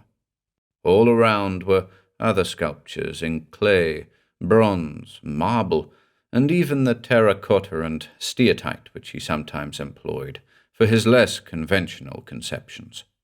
At one end of the room there stood a heavy Chinese screen. At a single glance, I realized that a great change had occurred, both in Cyprian Sincall and his work. I remembered him as an amiable, somewhat flabby-looking youth, always dapperly dressed, with no trace of the dreamer or visionary. It was hard to recognize him now, for he had become lean, harsh, vehement, with an air of pride and penetration that was almost Luciferian. His unkempt mane of hair was already shot with white, and his eyes were electrically brilliant with a strange knowledge, and yet somehow were vaguely furtive, as if there dwelt behind them a morbid and macabre fear. The change in his sculpture was no less striking. The respectable tameness and polished mediocrity were gone, and in their place, incredibly, was something little short of genius. More unbelievable still, in view of the laboriously ordinary grotesques of his earlier phase, was the trend that his art had now taken. All around me were frenetic, murderous demons, satyrs mad with nympholepsy, ghouls that seemed to sniff the odours of the charnel, lamias voluptuously coiled about their victims, and less nameable things that belonged to the outland realms of evil myth and malign superstition. Sin, horror, blasphemy, diablerie, the lust and malice of pandemonium, all had been caught with impeccable art. The potent nightmarishness of these creations was not calculated to reassure my trembling nerves, and all at once I felt an imperative desire to escape from the studio, to flee from the baleful throng of frozen cacodemons and chiseled chimeras. My expression must have betrayed my feelings to some extent. "Pretty strong work, aren't they?" said Cyprian, in a loud, vibrant voice with a note of harsh pride and triumph. "I can see that you're surprised. You didn't look for anything of the sort, I dare say." "No, candidly, I didn't," I admitted. "Good Lord, man, you will become the Michelangelo of diabolism if you go on at this rate. Where on earth do you get such stuff?" "Yes, I've gone pretty far," said Cyprian, seeming to disregard my question. "Further even than you think, probably. If you could know what I know, could see what I have seen, you might make something really worthwhile out of your weird fiction, Philip. You are very clever and imaginative, of course, but you've never had any experience." I was startled and puzzled. "Experience? What do you mean?" "Precisely that. You try to depict the occult and the supernatural without even the most rudimentary first-hand knowledge of them. I tried to do something of the same sort in sculpture years ago without knowledge, and doubtless you recall the mediocre mess that I made of it. But I've learned a thing or two since then. Sounds as if you've made the traditional bond with the devil or something of that sort," I observed, with a feeble and perfunctory levity. Cyprian's eyes narrowed slightly, with a strange, secret look. "I know what I know. Never mind how or why. The world in which we live isn't the only world, and some of the others lie closer at hand than you think. The boundaries of the seen and the unseen are sometimes interchangeable." Recalling the malevolent phantom, I felt a peculiar disquietude as I listened to his words.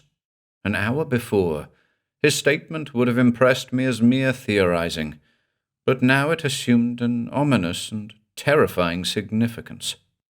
"What makes you think I have had no experience of the occult?" I asked. "Your stories hardly show anything of the kind, anything factual or personal. They're all palpably made up. When you've argued with a ghost, or watched the ghouls at mealtime, or fought with an incubus, or suckled a vampire, you may achieve some ingenious characterization and colour along such lines. For reasons that should be fairly obvious, I had not intended to tell anyone of the unbelievable thing at Tolman's. Now, with a singular mixture of emotions, of compulsive, eerie terrors and desire to refute the animal versions of Cyprian, I found myself describing the phantom. He listened with an inexpressive look, as if his thoughts were occupied with other matters than my story. Then, when I had finished, "You were becoming more psychic than I imagined. Was your apparition anything like one of these?" With the last words, he lifted the sheet of burlap from the muffled group of figures beside which he had been standing. I cried out involuntarily with the shock of that appalling revelation, and almost tottered as I stepped back. Before me, in a monstrous semicircle, were 7 creatures who might all have been modelled from the gargoyle that had confronted me across the folio of Goya drawings. Even in several that were still amorphous or incomplete, Cyprian had conveyed with a damnable art the peculiar mingling of primal bestiality and mortuary putrescence that had signalized the phantom. The 7 monsters had closed in on a cowering, naked girl, and were all clutching foully toward her with their hyena claws. The stark, frantic, insane terror on the face of the girl and the slavering hunger of her assailants were alike unbearable. The group was a masterpiece in its consummate power of technique, but a masterpiece that inspired loathing rather than admiration. And following my recent experience, the sight of it affected me with indescribable alarm. It seemed to me that I had gone astray from the normal, familiar world into a land of detestable mystery, of prodigious and unnatural menace. Held by an abhorrent fascination, it was hard for me to wrench my eyes away from the figure-piece. At last, I turned from it to Cyprian himself. He was regarding me with a cryptic air, beneath which I suspected a covert gloating. "How do you like my little pets?" he inquired. "I am going to call the composition The Hunters from Beyond." Before I could answer, a woman suddenly appeared from behind the Chinese screen. I saw that she was the model for the girl in the unfinished group. Evidently, she had been dressing, and she was now ready to leave, for she wore a tailored suit and a smart toque. She was beautiful in a dark, semi-Latin fashion, but her mouth was sullen and reluctant, and her wide, liquid eyes were wells of strange terror as she gazed at Cyprian, myself, and the uncovered statue-piece. Cyprian did not introduce me. He and the girl talked together in low tones for a minute or two, and I was unable to overhear more than half of what they said. I gathered, however, that an appointment was being made for the next sitting. There was a pleading, frightened note in the girl's voice, together with an almost maternal concern, and Cyprian seemed to be arguing with her or trying to reassure her about something. At last, she went out, with a queer, supplicative glance at me, a glance whose meaning I could only surmise and could not wholly fathom. "That was Marta," said Cyprian. "She is half Irish, half Italian. A good model, but my new sculptures seem to be making her a little nervous." He laughed abruptly, with a mirthless, jarring note that was like the cachinnation of a sorcerer. "In God's name, what are you trying to do here?" I burst out. "What does it all mean? Do such abominations really exist, on earth or in any hell?" He laughed again, with an evil subtlety, and became evasive all at once. "Anything may exist in a boundless universe with multiple dimensions. Anything may be real or unreal. Who knows? It is not for me to say. Figure it out for yourself if you can. There's a vast field for speculation, and perhaps for more than speculation." With this, he began immediately to talk of other topics. baffled, mystified, with a sorely troubled mind and nerves that were more unstrung than ever by the black enigma of it all, I ceased to question him. Simultaneously, my desire to leave the studio became almost overwhelming, a mindless, whirlwind panic that prompted me to run pell-mell from the room and down the stairs into the wholesome normality of the common 20th century streets. It seemed to me that the rays which fell through the skylight were not those of the sun, but of some darker orb, that the room was touched with unclean webs of shadows, where shadow should not have been, that the stone satans, the bronze lamias, the terracotta satyrs, and the clay gargoyles had somehow increased in number and might spring to malignant life at any instant. Hardly knowing what I said, I continued to converse for a while with Cyprian. Then, excusing myself on the score of a non-existent luncheon appointment, and promising vaguely to return for another visit before my departure from the city, I took my leave. I was surprised to find my cousin's model in the lower hall at the foot of the stairway. From her manner and her first words, it was plain that she had been waiting. "You are Mr. Philip Hastane, aren't you?" she said, in an eager, agitated voice. "I am Martha Fitzgerald. Cyprian has often mentioned you, and I believe that he admires you a lot. Maybe you'll think me crazy," she went on, "but I had to speak to you. I can't stand the way that things are going here, and I'd refuse to come to the place any more if it wasn't that I like Cyprian so well. I don't know what he has done, or what has been done to him, but he is altogether different from what he used to be. His new work is so horrible, you can't imagine how it frightens me. The sculptures he does are more hideous, more hellish all the time. Those drooling, dead grey monsters in that new group of his, I can hardly bear to be in the studio with them. It isn't right for anyone to depict such things. Don't you think they are awful, Mr. Hastane? They look as if they had broken loose from hell, and make you think that hell can't be very far away. It is wrong and wicked for anyone to even imagine them, and I wish that Cyprian would stop. I'm afraid that something will happen to him, to his mind, if he goes on, and I'll go mad too if I have to see those monsters many more times. My God, no one could keep sane in that studio." She paused and appeared to hesitate. Then, "Can't you do something, Mr. Hastane? Can't you talk to him and tell him how wrong it is and how dangerous to his mental health? You must have a lot of influence with Cyprian. You're his cousin, aren't you? And he thinks you are very clever, too. I wouldn't ask you if I hadn't been forced to notice so many things that aren't as they should be. I wouldn't bother you either if I knew anyone else to ask. He has shut himself up in that awful studio for the past year, and he hardly ever sees anybody. You are the first person that he has invited to see his new sculptures.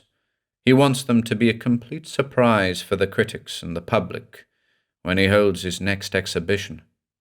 But you'll speak to Cyprian, won't you, Mr. Hastane? I can't do anything to stop him. He seems to exult in the mad horrors he creates, and he merely laughs at me when I try to tell him the danger. However, I think that those things are making him a little nervous sometimes, that he is growing afraid of his own morbid imagination. Perhaps he will listen to you." If I had needed anything more to unnerve me, the desperate pleading of the girl and her dark, obscurely baleful hintings would have been enough. I could see that she loved Cyprian, that she was frantically anxious concerning him, and hysterically afraid. Otherwise she would not have approached an utter stranger in this fashion. "But I haven't any influence with Cyprian," I protested, feeling a queer embarrassment. "And what am I to say to him anyway? Whatever he is doing is his own affair, not mine. His new sculptures are magnificent. I have never seen anything more powerful of the kind. and how could I advise him to stop doing them? There would be no legitimate reason. He would simply laugh me out of the studio.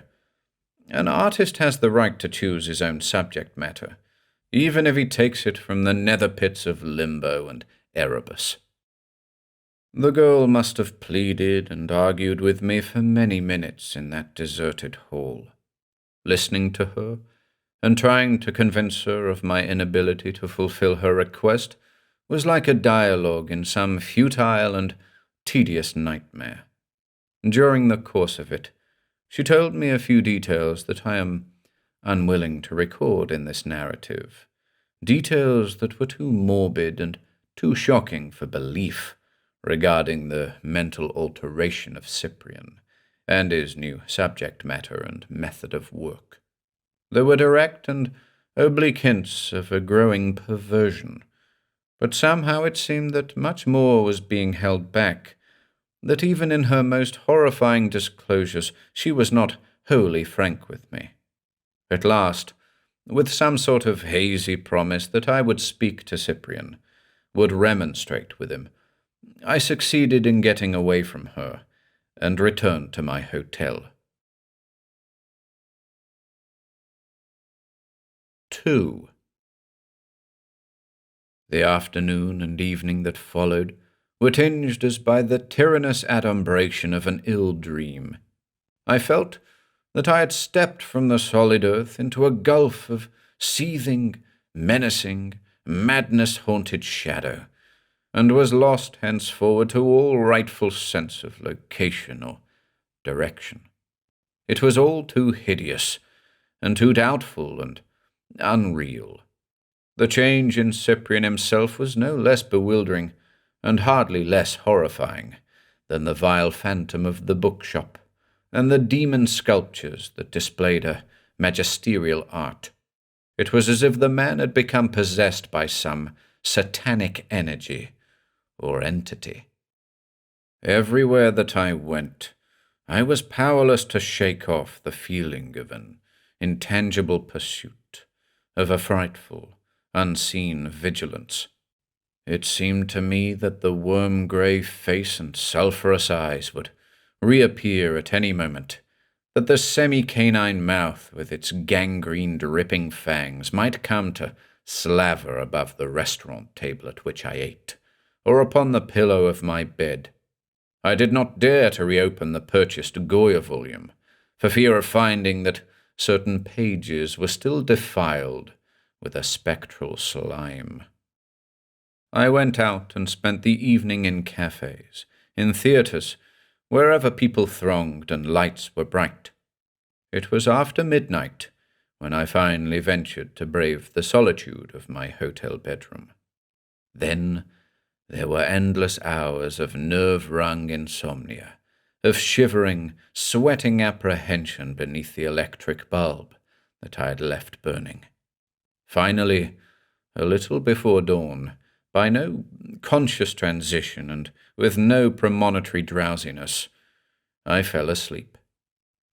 I remember no dreams, only the vast, incubus-like oppression that persisted even in the depth of slumber, as if to drag me down with its formless, ever-clinging weight into gulfs beyond the reach of created light or the fathoming of organized entity. It was almost noon when I awoke, and found myself staring into the verminous, apish, mummy-dead face and hell-illumined eyes of the gargoyle that had crouched before me in the corner at Tolman's. The thing was standing at the foot of my bed, and behind it, as I stared, the wall of the room, which was covered with a floral paper, dissolved in an infinite vista of greyness, teeming with ghoulish forms that emerged like monstrous, misshapen bubbles from plains of undulant ooze and skies of serpentine vapour. It was another world, and my very sense of equilibrium was disturbed by an evil vertigo as I gazed. It seemed to me that my bed was heaving dizzily, was turning slowly, deliriously toward the gulf, that the feculent vista and the vile apparition were swimming beneath me, that I would fall toward them in another moment and be precipitated forever into that world of abysmal monstrosity and obscenity. In a start of profound alarm, I fought my vertigo, fought the sense that another will than mine was drawing me, that the unclean gargoyle was luring me by some unspeakable mesmeric spell, as a serpent is said to lure its prey. I seemed to read a nameless purpose in its yellow-slitted eyes, in the soundless moving of its oozy lips, and my very soul recoiled with nausea and revulsion as I breathed its pestilential fetor. Apparently, the mere effort of mental resistance was enough. The vista and the face receded. They went out in a swirl of daylight. I saw the design of tea roses on the wallpaper beyond, and the bed beneath me was sanely horizontal once more. I lay sweating with my terror, all adrift on a sea of nightmare surmise, of unearthly threat and whirlpool madness, till the ringing of the telephone bell recalled me automatically to the known world. I sprang to answer the call. It was Cyprian, though I should hardly have recognized the dead, hopeless tones of his voice from which the mad pride and self-assurance of the previous day had wholly vanished. "I must see you at once," he said. "Can you come to the studio?" I was about to refuse, to tell him that I had been called home suddenly, that there was no time, that I must catch the noon train, anything to avert the ordeal of another visit to that place of mephitic evil, when I heard his voice again. "You simply must come, Philip. I can't tell you about it over the phone, but a dreadful thing has happened. Marta has disappeared." I consented, telling him that I would start for the studio as soon as I had dressed. The whole nightmare had closed in, had deepened immeasurably with his last words, but remembering the haunted face of the girl, her hysteric fears, her frantic plea, and my vague promise, I could not very well decline to go. I dressed and went out with my mind in a turmoil of abominable conjecture, of ghastly doubt, and apprehension all the more hideous because I was unsure of its object. I tried to imagine what had happened, tried to piece together the frightful, evasive, half-admitted hints of unknown terror into a tangible, coherent fabric, but found myself involved in a chaos of shadowy menace. I could not have eaten any breakfast, even if I had taken the necessary time. I went at once to the studio, and found Cyprian standing aimlessly amid his baleful statuary. His look was that of a man who has been stunned by the blow of some crushing weapon, or has gazed on the very face of Medusa. He greeted me in a vacant manner, with dull, toneless words. Then, like a charged machine, as if his body, rather than his mind, were speaking, he began at once to pour forth the atrocious narrative. "They took her," he said simply. "Maybe you didn't know it, or weren't sure of it, but I've been doing all my new sculptures from life, even that last group. Marta was posing for me this forenoon, only an hour ago, or less. I had hoped to finish her part of the modelling today, and she wouldn't have had to come again for this particular piece. I hadn't called the things this time, since I knew she was beginning to fear them more and more. I think she feared them on my account more than her own, and they were making me a little uneasy, too, by the boldness with which they sometimes lingered when I had ordered them to leave, and the way they would sometimes appear when I didn't want them. I was busy with some of the final touches on the girl figure, and wasn't even looking at Marta when suddenly I knew that the things were there. The smell told me, if nothing else. I guess you know what the smell is like. I looked up, and found that the studio was full of them. They had never before appeared in such numbers. They were surrounding Marta, were crowding and jostling each other, were all reaching toward her with their filthy talons. But even then I didn't think that they could harm her. They aren't material beings in the sense that we are, and they really have no physical power outside their own plane. All that they do have is a sort of snaky mesmerism, and they'll always try to drag you down to their own dimension by means of it. God help anyone who yields to them. But you don't have to go unless you are weak or willing. I've never had any doubt of my power to resist them, and I didn't really dream they could do anything to Marta. It startled me, though, when I saw the whole crowding hell pack, and I ordered them to go pretty sharply. I was angry, and somewhat alarmed, too, but they merely grimaced and slavered with that slow, twisting movement of their lips that is like a voiceless gibbering, and then they closed in on Marta, just as I represented them doing in that accursed group of sculpture. Only there were scores of them now, instead of merely 7. I can't describe how it happened, but all at once their foul talons had reached the girl. They were pawing her, were pulling at her hands, her arms, her body. She screamed, and I hope I'll never hear another scream so full of black agony and soul-unhinging fright. Then I knew that she had yielded to them, either from choice or from excess of terror, and knew that they were taking her away.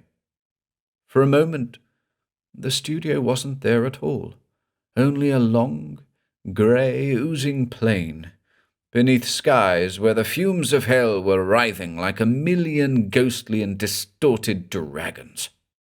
Marta was sinking into that ooze, and the things were all about her, gathering in fresh hundreds from every side, fighting each other for place, sinking with her like bloated, misshaped fen creatures into their native slime. Then everything vanished, and I was standing here in the studio, all alone with these damned sculptures. He paused for a little, and stared with dreary, desolate eyes at the floor. Then, "It was awful, Philip, and I'll never forgive myself for having anything to do with those monsters. I must have been a little mad, but I've always had a strong ambition to create some real stuff in the field of the grotesque and visionary and macabre. I don't suppose you ever suspected, back in my stodgy phase, that I had a veritable appetence for such things. I wanted to do in sculpture what Poe and Lovecraft and Baudelaire have done in literature, what Rops and Goya did in pictorial art. That was what led me into the occult, when I realized my limitations. I knew that I had to see the dwellers of the invisible worlds before I could depict them. I wanted to do it. I longed for this power of vision and representation more than anything else. And then, all at once, I found that I had the power of summoning the unseen. There was no magic involved, in the usual sense of the word, no spells and circles, no pentacles and burning gums from old sorcery books. At bottom it was just willpower, I guess, a will to divine the satanic, to summon the innumerable malignities and grotesqueries that people other planes than ours, or mingle unperceived with humanity. You've no idea what I have beheld, Philip. These statues of mine, these devils, vampires, lamias, satyrs, were all done from life, or at least from recent memory. The originals are what the occultists would call elementals, I suppose. There are endless worlds, contiguous to our own or coexisting with it, that such beings inhabit. All the creations of myth and fantasy, all the familiar spirits that sorcerers have evoked, are resident in these worlds. I made myself their master. I levied upon them at will. Then, from a dimension that must be a little lower than all others, a little nearer the ultimate nadir of hell, I called the inanimate beings who posed for this new figure-piece. I don't know what they are, but I have surmised a good deal. They are hateful as the worms of the pit. They are malevolent as harpies. They drool with a poisonous hunger not to be named or imagined. But I believed that they were powerless to do anything outside their own sphere, and I've always laughed at them when they tried to entice me, even though that snakish mental pull of theirs was rather creepy at times. It was as if soft, invisible, gelatinous arms were trying to drag you down from the firm shore into a bottomless bog. They are hunters, I am sure of that, the hunters from beyond. God knows what they will do to Marta now that they have her at their mercy. That vast, viscid, miasma-haunted place to which they took her is awful beyond the imagining of a Satan. Perhaps even there they couldn't harm her body. But bodies aren't what they want. It isn't for human flesh that they grope with those ghoulish claws and gape and slaver with those gangrenous mouths. The brain itself, and the soul too, is their food. They are the creatures who prey on the minds of madmen and mad women, who devour the disembodied spirits that have fallen from the cycles of incarnation, have gone down beyond the possibility of rebirth. To think of Marta in their power, it is worse than hell or madness. Marta loved me, and I loved her too, though I didn't have the sense to realize it, wrapped as I was in my dark, baleful ambition and impious egotism. She was afraid for me, and I believe she surrendered voluntarily to the things. She must have thought that they would leave me alone if they secured another victim in my place. He ceased, and began to pace idly and feverishly about. I saw that his hollow eyes were alight with torment, as if the mechanical telling of his horrible story had in some manner served to re-quicken his crushed mind. Utterly and starkly appalled by his hideous revelations, I could say nothing, but could only stand and watch his torture-twisted face. Incredibly, his expression changed, with a wild, startled look that was instantly transfigured into joy. Turning to follow his gaze, I saw that Marta was standing in the center of the room. She was nude, except for a Spanish shawl that she must have worn while posing. Her face was bloodless as the marble of a tomb, and her eyes were wide and blank, as if she had been drained of all life, of all thought or emotion or memory, as if even the knowledge of horror had been taken away from her. It was the face of the living dead, the soulless mask of ultimate idiocy, and the joy faded from Cyprian's eyes as he stepped toward her. He took her in his arms. He spoke to her with a desperate, loving tenderness, with cajoling and caressing words. She made no answer, however, no movement of recognition or awareness, but stared beyond him with her blank eyes, to which the daylight and the darkness, the void air on her lover's face would henceforward be the same. He and I both knew in that instant that she would never again respond to any human voice, or to human love or terror, that she was like an empty cerement, retaining the outward form of that which the worms have eaten in their mausolean darkness. Of the noisome pits wherein she had been, of that bournless realm and its pullulating phantoms, she could tell us nothing. Her agony had ended with the terrible mercy of complete forgetfulness. Like one who confronts the Gorgon, I was frozen by her wide and sightless gaze. Then, behind her, where stood an array of carven Satans and Lamias, the room seemed to recede. The walls and floor dissolved in a seething, unfathomable gulf, amid whose pestilential vapours the statues were mingled in momentary and loathsome ambiguity with the ravening faces, the hunger-contorted forms that swirled toward us from their ultra-dimensional limbo like a devil-laden hurricane from Malebolge. Outlined against that boiling, measureless cauldron of malignant storm, Marta stood like an image of glacial death and silence in the arms of Cyprian. Then, once more, after a little, the abhorrent vision faded, leaving only the diabolic statuary.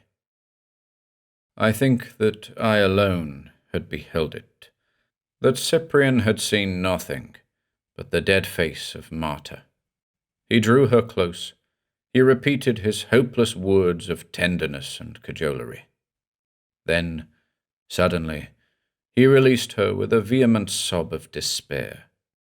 Turning away, while she stood and still looked on with unseeing eyes, he snatched a heavy sculptor's mallet from the table on which it was lying, and proceeded to smash with furious blows the newly modelled group of gargoyles, till nothing was left but the figure of the terror-maddened girl, crouching above a mass of cloddish fragments and formless, half-dried clay.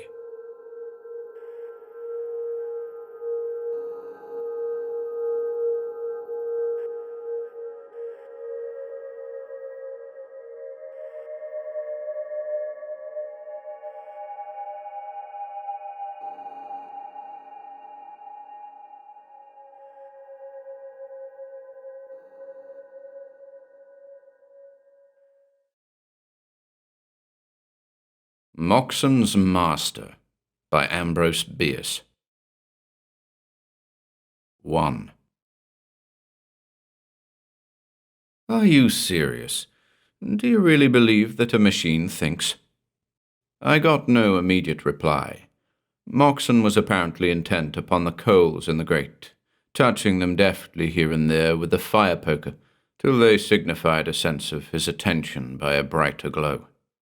For several weeks I'd been observing in him a growing habit of delay in answering even the most trivial of commonplace questions.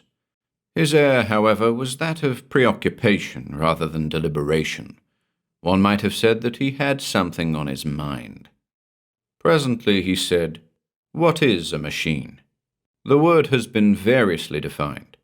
Here is one definition from a popular dictionary: any instrument or organization by which power is applied and made effective, or a desired effect produced.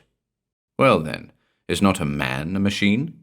And you will admit that he thinks, or thinks he thinks. If you do not wish to answer my question, I said, rather testily, why not say so? All that you say is mere evasion. You know well enough that when I say machine, I do not mean a man, but something that man has made and controls. When it does not control him, he said, rising abruptly, and looking out of a window whence nothing was visible in the blackness of a stormy night. A moment later, he turned about, and with a smile said, "I beg your pardon. I had no thought of evasion. I considered the dictionary man's unconscious testimony suggestive and worth something in the discussion. I can give your question a direct answer easily enough. I do believe that a machine thinks about the work that it is doing." That was direct enough, certainly. It was not altogether pleasing, for it tended to confirm a sad suspicion that Moxon's devotion to study and work in his machine shop had not been good for him. I knew, for one thing, that he suffered from insomnia, and that is no light affliction. Had it affected his mind? His reply to my question seemed to me then evidence that it had. Perhaps I should think differently about it now. I was younger then, and among the blessings that are not denied to youth is ignorance. Incited by that great stimulant to controversy, I said, "And what, pray, does it think with in the absence of a brain?" The reply, coming with less than his customary delay, took his favourite form of counter-interrogation. "With what does a plant think in the absence of a brain?" "Ah, Plants also belong to the philosopher class. I should be pleased to know some of their conclusions. You may omit the premises." "Perhaps," he replied, apparently unaffected by my foolish irony. "You may be able to infer their convictions from their acts. I will spare you the familiar examples of the sensitive mimosa, the several insectivorous flowers, and those whose stamens bend down and shake their pollen upon the entering bee in order that he may fertilize their distant mates. But observe this. In an open spot in my garden I planted a climbing vine. When it was barely above the surface, I set a stake into the soil a yard away. The vine at once made for it, but as it was about to reach it after several days, I removed it a few feet. The vine at once altered its course, making an acute angle, and again made for the stake. This maneuver was repeated several times, but finally, as if discouraged, the vine abandoned the pursuit and, ignoring further attempts to divert it, traveled to a small tree further away, which it climbed. Roots of the eucalyptus will prolong themselves incredibly in search of moisture. A well-known horticulturist relates that one entered an old drain pipe and followed it until it came to a break, where a section of the pipe had been removed to make way for a stone wall that had been built across its course. The root left the drain and followed the wall until it found an opening where a stone had fallen out. It crept through, and following the other side of the wall back to the drain, entered the unexplored part and resumed its journey. And all this? Can you miss the significance of it? It shows the consciousness of plants. It proves that they think. Even if it did, what then? We were speaking not of plants, but of machines. They may be composed partly of wood that has no longer vitality, or wholly of metal. Is thought an attribute also of the mineral kingdom? How else do you explain the phenomena, for example, of crystallization? I do not explain them, because you cannot without affirming what you wish to deny, namely, intelligent cooperation among the constituent elements of the crystals. When soldiers form lines or hollow squares, you call it reason. When wild geese in flight take the form of a letter V, you say instinct. When the homogeneous atoms of a mineral, moving freely in solution, arrange themselves into shapes mathematically perfect, or particles of frozen moisture into the symmetrical and beautiful forms of snowflakes, you have nothing to say. You have not even invented a name to conceal your heroic unreason. Moxon was speaking with unusual animation and earnestness. As he paused, I heard in an adjoining room known to me as his machine shop, which no one but himself was permitted to enter, a singular thumping sound, as of someone pounding upon a table with an open hand. Moxon heard it at the same moment, and, visibly agitated, rose and hurriedly passed into the room whence it came. I thought it odd that anyone else should be in there, and my interest in my friend, with doubtless a touch of unwarrantable curiosity, led me to listen intently, though I am happy to say not at the keyhole. There were confused sounds, as of a struggle or scuffle. The floor shook. I distinctly heard hard breathing and a hoarse whisper which said, "Damn you!" Then all was silent, and presently Moxon reappeared and said, with a rather sorry smile, "Pardon me for leaving you so abruptly. I have a machine in there that lost its temper and cut up rough." Fixing my eye steadily upon his left cheek, which was traversed by 4 parallel excoriations showing blood, I said, "How would it do to trim its nails?" I could have spared myself the jest. He gave it no attention, but seated himself in the chair that he had left and resumed the interrupted monologue as if nothing had occurred. "Doubtless you do not hold with those, I need not name them to a man of your reading, who have taught that all matter is sentient, that every atom is a living, feeling, conscious being. I do. There is no such thing as dead, inert matter. It is all alive, all instinct with force, actual and potential, all sensitive to the same forces in its environment and susceptible to the contagion of higher and subtler ones residing in such superior organisms as it may be brought into relation with, as those of man when he is fashioning it into an instrument of his will. It absorbs something of his intelligence and purpose, more of them in proportion to the complexity of the resulting machine and that of its work. Do you happen to recall Herbert Spencer's definition of life? I read it 30 years ago. He may have altered it afterward, for anything I know, but in all that time I have been unable to think of a single word that could profitably be changed or added or removed. It seems to me not only the best definition, but the only possible one. Life, he says, is a definite combination of heterogeneous changes, both simultaneous and successive, in correspondence with external coexistences and sequences. That defines the phenomenon, I said, but gives no hint of its cause. That, he replied, is all that any definition can do. As Mill points out, we know nothing of cause except as an antecedent, nothing of effect except as a consequent. Of certain phenomena, one never occurs without another which is dissimilar. The first in point of time we call cause, the second effect. One who had many times seen a rabbit pursued by a dog, and had never seen rabbits and dogs otherwise, would think the rabbit the cause of the dog.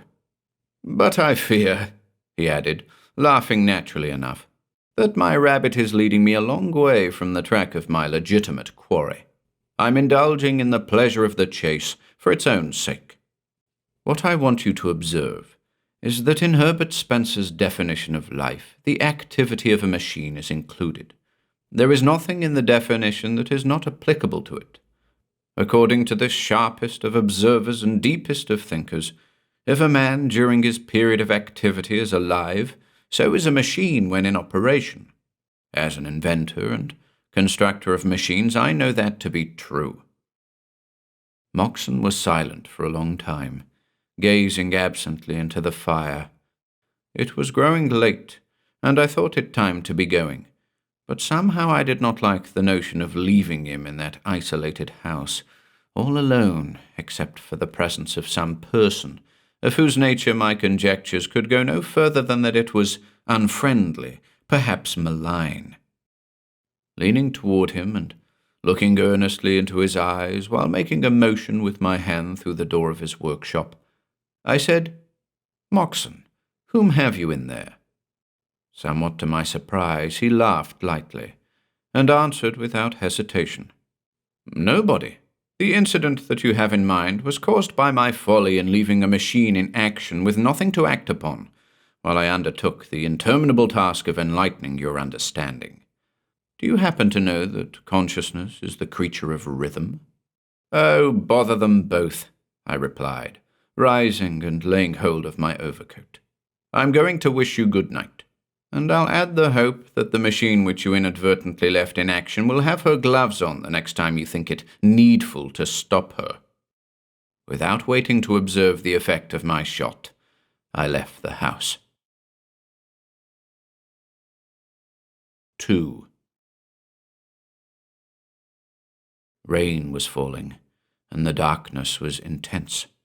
In the sky beyond the crest of a hill toward which I groped my way along precarious plank sidewalks and across miry, unpaved streets, I could see the faint glow of the city's lights, but behind me nothing was visible but a single window of Moxon's house.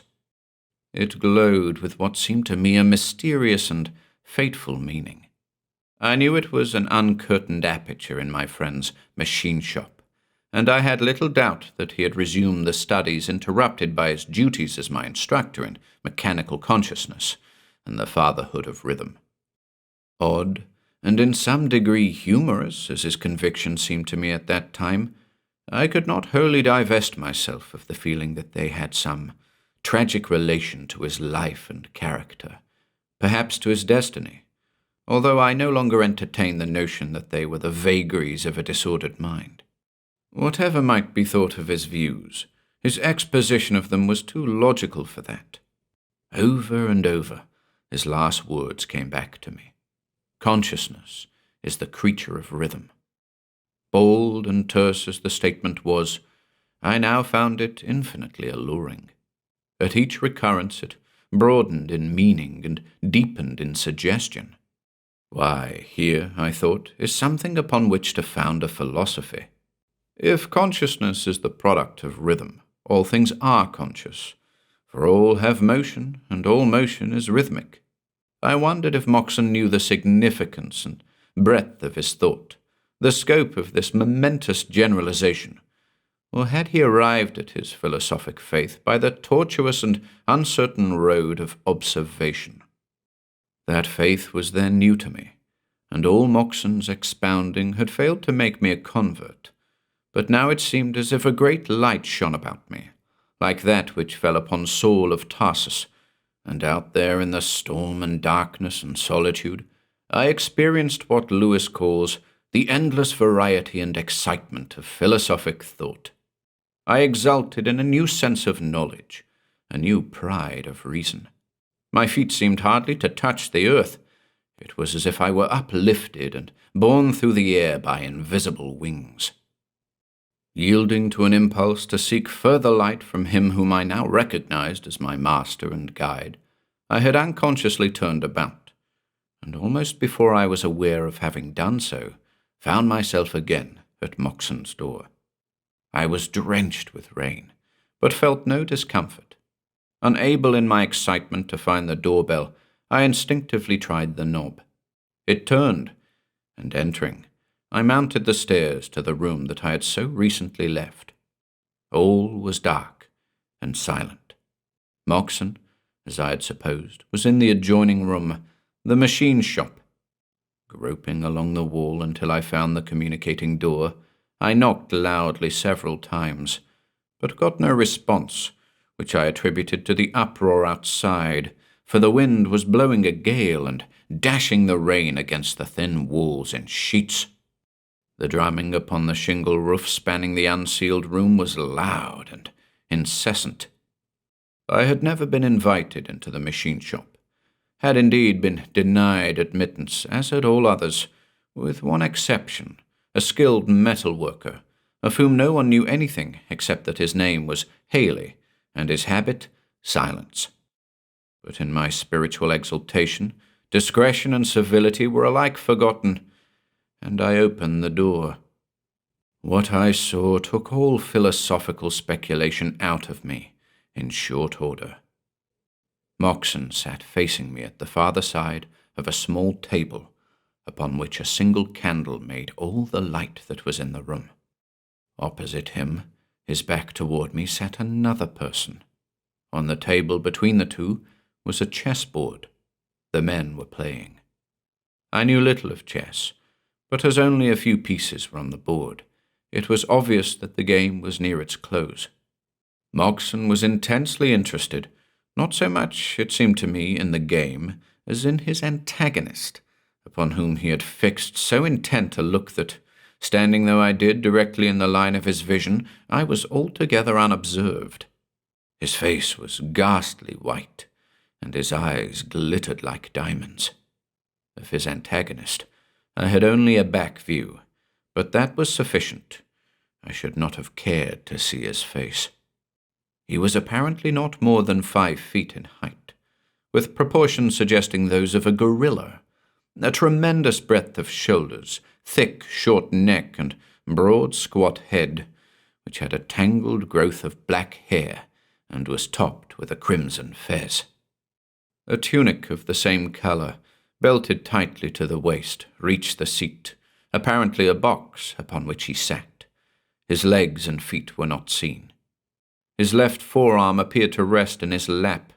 He moved his pieces with his right hand, which seemed disproportionately long. I had shrunk back, and now stood a little to one side of the doorway, and in shadow.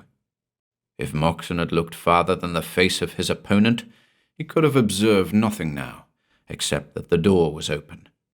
Something forbade me either to enter or to retire, a feeling, I know not how it came, that I was in the presence of an imminent tragedy, and might serve my friend by remaining. With a scarcely conscious rebellion against the indelicacy of the act, I remained. The play was rapid. Moxon hardly glanced at the board before making his moves, and to my unskilled eye seemed to move the piece most convenient to his hand, his motions in doing so being quick, nervous, and lacking in precision. The response of his antagonist, while equally prompt in the inception, was made with a slow, uniform, mechanical, and, I thought, somewhat theatrical movement of the arm that was a sore trial to my patience. There was something unearthly about it all, and I caught myself shuddering. But I was wet and cold. 2 or 3 times after moving a piece, the stranger slightly inclined his head, and each time I observed that Moxon shifted his king. All at once, the thought came to me that the man was dumb, and then that he was a machine, an automaton chess player. Then I remembered that Moxon had once spoken to me of having invented such a piece of mechanism, though I did not understand that it had actually been constructed. Was all his talk about the consciousness and intelligence of machines merely a prelude to eventual exhibition of this device, only a trick to intensify the effect of its mechanical action upon me in my ignorance of its secret? A fine end, this, of all my intellectual transports, my endless variety and excitement of philosophic thought. I was about to retire in disgust, when something occurred to hold my curiosity. I observed a shrug of the thing's great shoulders, as if it were irritated, and so natural was this, so entirely human, that in my new view of the matter it startled me. Nor was that all, for a moment later it struck the table sharply with its clenched hand. At that gesture Moxon seemed even more startled than I. He pushed his chair a little backward, as in alarm.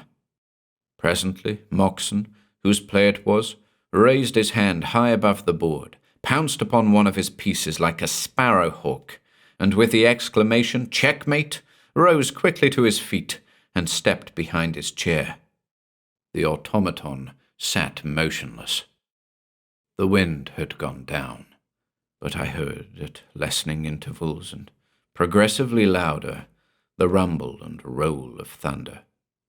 In the pauses between, I now became conscious of a low humming or buzzing, which, like the thunder, grew momentarily louder and more distinct. It seemed to come from the body of the automaton, and was unmistakably a whirring of wheels. It gave me the impression of a disordered mechanism which had escaped the repressive and regulating action of some controlling part, an effect such as might be expected if a pole should be jostled from the teeth of a ratchet wheel. But before I had time for much conjecture as to its nature, my attention was taken by the strange motions of the automaton itself. A slight but continuous convulsion appeared to have possession of it. In body and head it shook like a man with palsy or an ague chill, and the motion augmented every moment until the entire figure was in violent agitation. Suddenly, it sprang to its feet, and with a movement almost too quick for the eye to follow, shot forward across table and chair, with both arms thrust forth to their full length, the posture and lunge of a diver. Moxon tried to throw himself backward out of reach, but he was too late. I saw the horrible thing's hands close upon his throat, his own clutch its wrists. Then the table was overturned, the candle thrown to the floor and extinguished, and all was black dark. But the noise of the struggle was dreadfully distinct, and most terrible of all were the raucous, squawking sounds made by the strangled man's efforts to breathe. Guided by the infernal hubbub, I sprang to the rescue of my friend, but had hardly taken a stride in the darkness when the whole room blazed with a blinding white light that burned into my brain and heart and memory a vivid picture of the combatants on the floor. Moxon underneath, his throat still in the clutch of those iron hands, his head forced backward, his eyes protruding, his mouth wide open and his tongue thrust out. And, horrible contrast, upon the painted face of his assassin an expression of tranquil and profound thought, as in the solution of a problem in chess. This I observed, then all was blackness and silence. 3 days later, I recovered consciousness in a hospital. As the memory of that tragic night slowly evolved in my ailing brain, recognized in my attendant Moxon's confidential workman, Haley. Responding to a look, he approached, smiling. "Tell me about it," I managed to say faintly. "All about it." "Certainly," he said. "You were carried unconscious from a burning house, Moxon's. Nobody knows how you came to be there. You may have to do a little explaining. The origin of the fire is a bit mysterious, too. My own notion is that the house was struck by lightning." "And Moxon?" "Buried yesterday. What was left of him." Apparently this reticent person could unfold himself on occasion. When imparting shocking intelligence to the sick, he was affable enough. After some moments of the keenest mental suffering, I ventured to ask another question. "Who rescued me?" "Well, if that interests you, I did." "Thank you, Mr. Haley, and may God bless you for it. Did you rescue also that charming product of your skill, the automaton chess player that murdered its inventor?" The man was silent a long time, looking away from me. Presently he turned and gravely said, "Do you know that?" "I do," I replied. "I saw it done." That was many years ago. If asked today, I should answer less confidently.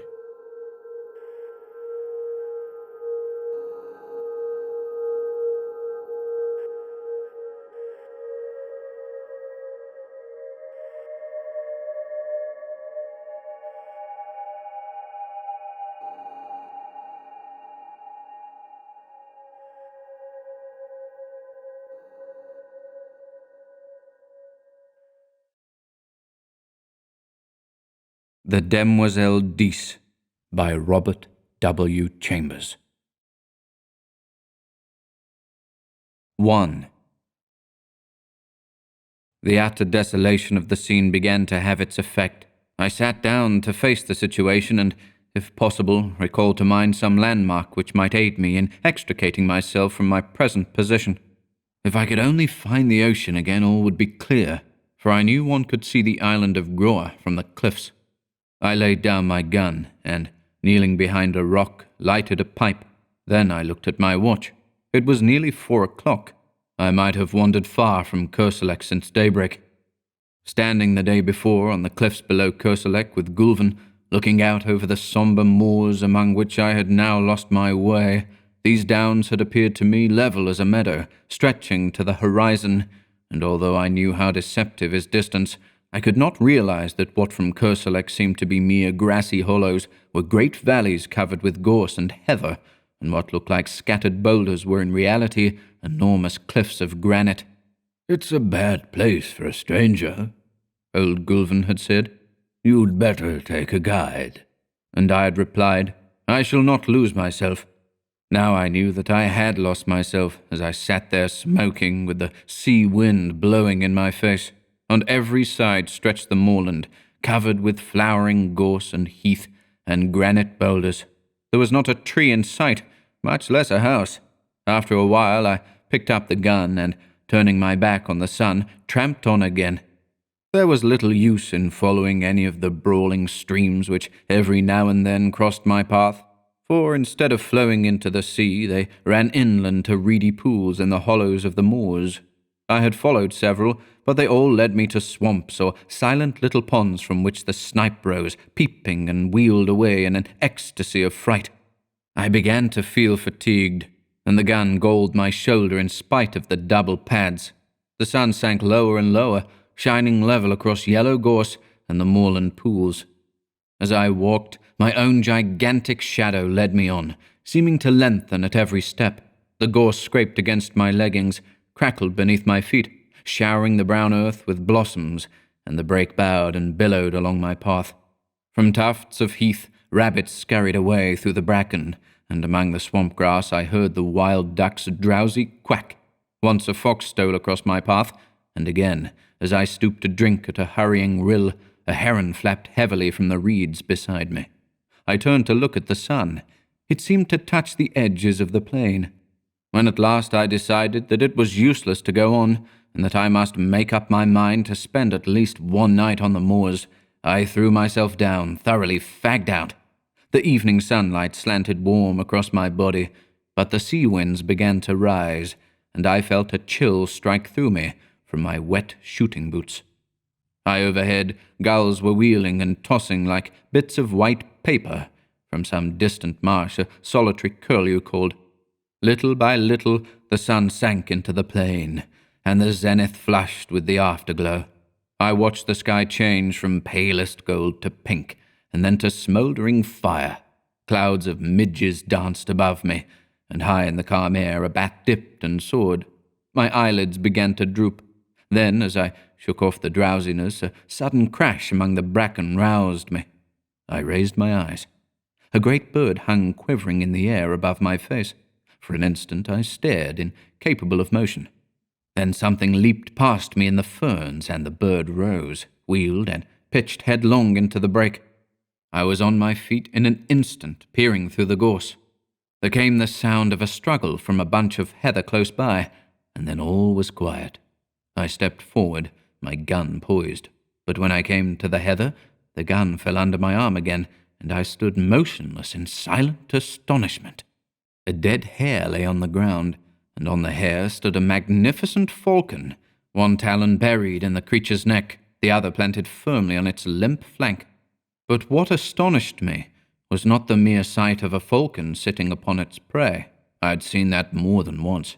It was that the falcon was fitted with a sort of leash about both talons, and from the leash hung a round bit of metal like a sleigh bell.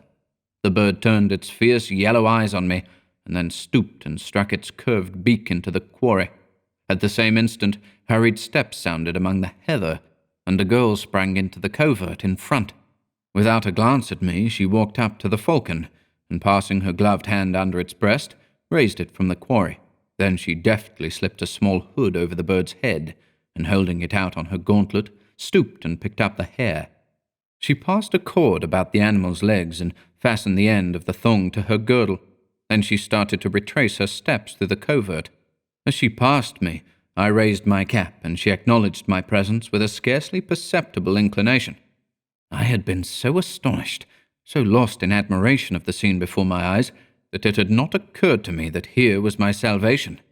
But as she moved away, I recollected that unless I wanted to sleep on a windy moor that night, I had better recover my speech without delay. At my first word she hesitated, and as I stepped before her, I thought a look of fear came into her beautiful eyes. But as I humbly explained my unpleasant plight, her face flushed and she looked at me in wonder. "Surely you did not come from Kerselec?" she repeated. Her sweet voice had no trace of the Breton accent, nor of any accent which I knew, and yet there was something in it I seemed to have heard before, something quaint and indefinable, like the theme of an old song. I explained that I was an American, unacquainted with Finisterre, shooting there for my own amusement.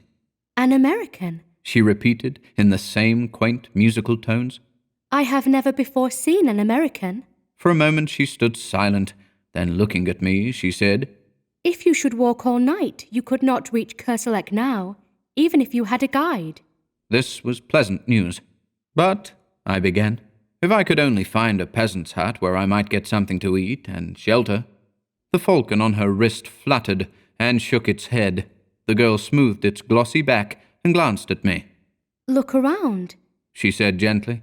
"Can you see the end of these moors? Look north, south, east, west. Can you see anything but moorland and bracken?" "No," I said. The moor is wild and desolate. It is easy to enter, but sometimes they who enter never leave it. There are no peasants' huts here. Well, I said, if you will tell me in which direction Kerselec lies, tomorrow it will take me no longer to go back than it has to come. She looked at me again with an expression almost like pity. Ah, she said. To come is easy and takes hours. To go is different and may take centuries. I stared at her in amazement, but decided that I had misunderstood her. Then, before I had time to speak, she drew a whistle from her belt and sounded it. Sit down and rest, she said to me. You have come a long distance and are tired.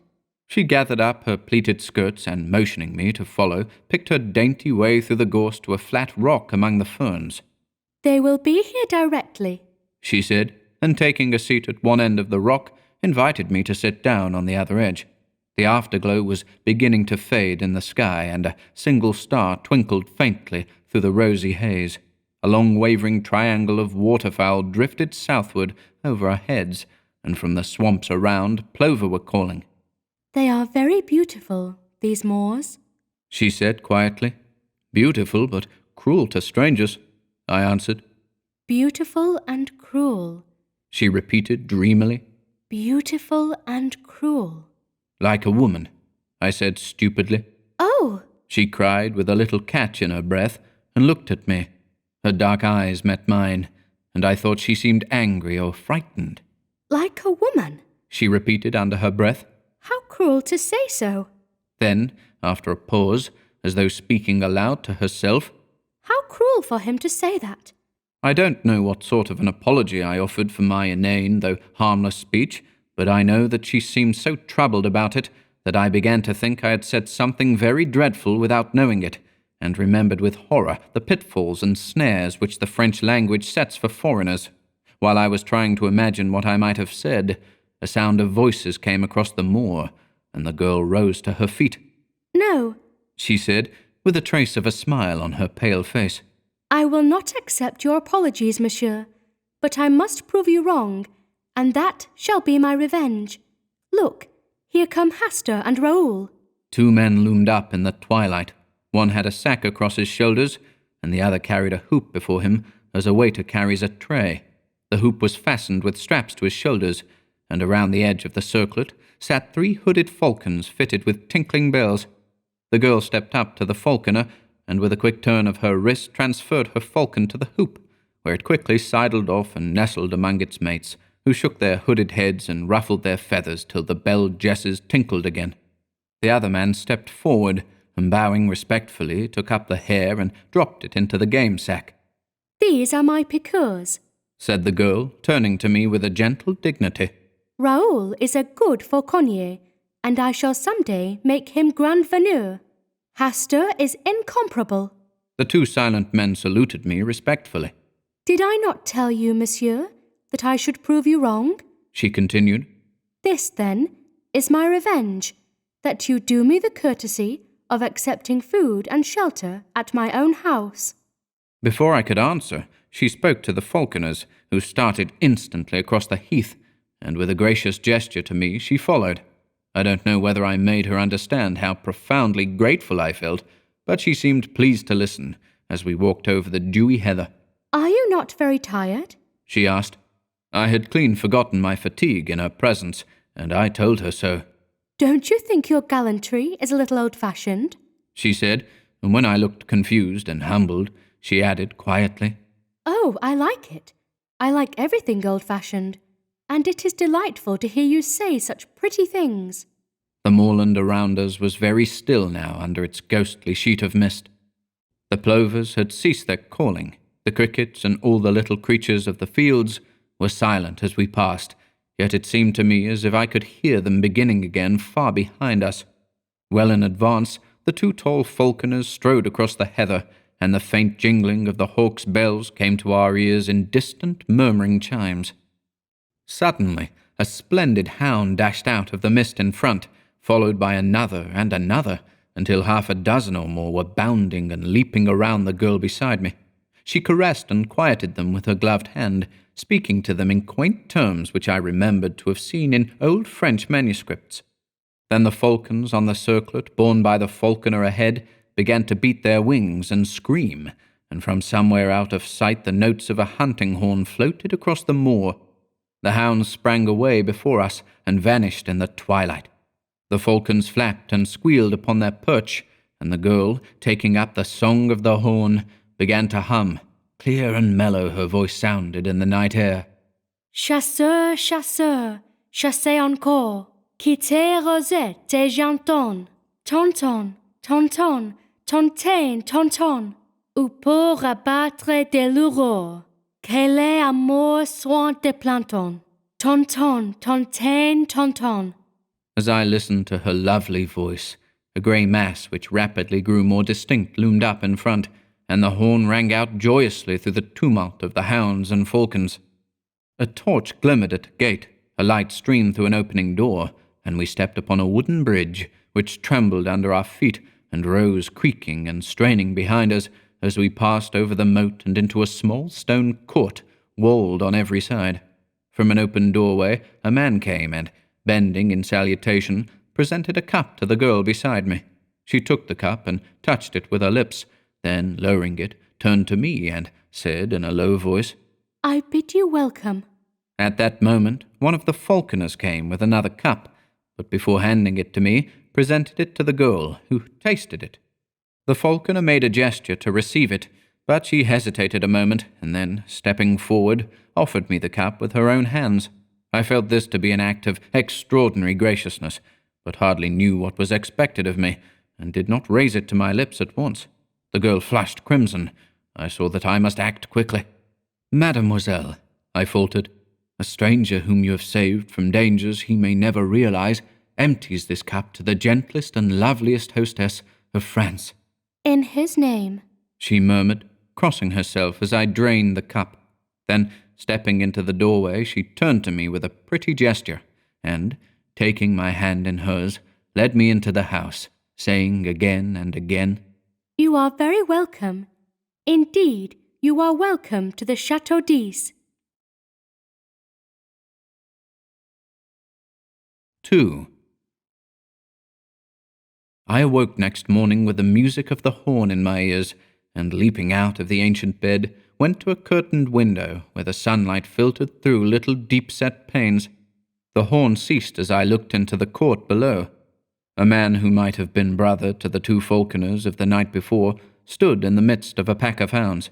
A curved horn was strapped over his back, and in his hand he held a long-lashed whip. The dogs whined and yelped, dancing around him in anticipation. There was the stamp of horses, too, in the walled yard. "Mount!" cried a voice in Breton, and with a clatter of hoofs the two falconers, with falcons upon their wrists, rode into the courtyard among the hounds. Then I heard another voice which sent the blood throbbing through my heart. Périlleux Louis, hunt the hounds well, and spare neither spur nor whip. Thou Raoul and thou Gaston, see that the épervier does not prove himself niais, and if it be best in your judgment, faites courtoisie à l'oiseau, jardinier un oiseau, like the muether on Hastur's wrist. It is not difficult, but thou, Raoul, mayest not find it so simple to govern that haggard.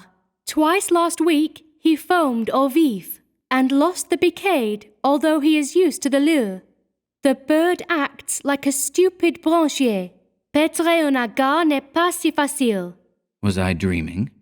The old language of falconry which I had read in yellow manuscripts, the old forgotten French of the Middle Ages, was sounding in my ears while the hounds bayed and the hawks' bells tinkled accompaniment to the stamping horses. She spoke again in the sweet forgotten language. If you would rather attach the longe and leave the haggard au bloc, Raoul, I shall say nothing, for it were a pity to spoil so fair a day's sport with an ill-trained soul. Et si mere baisse, it is possibly the best way. Ça lui donnera de ron. I was perhaps hasty with the bird.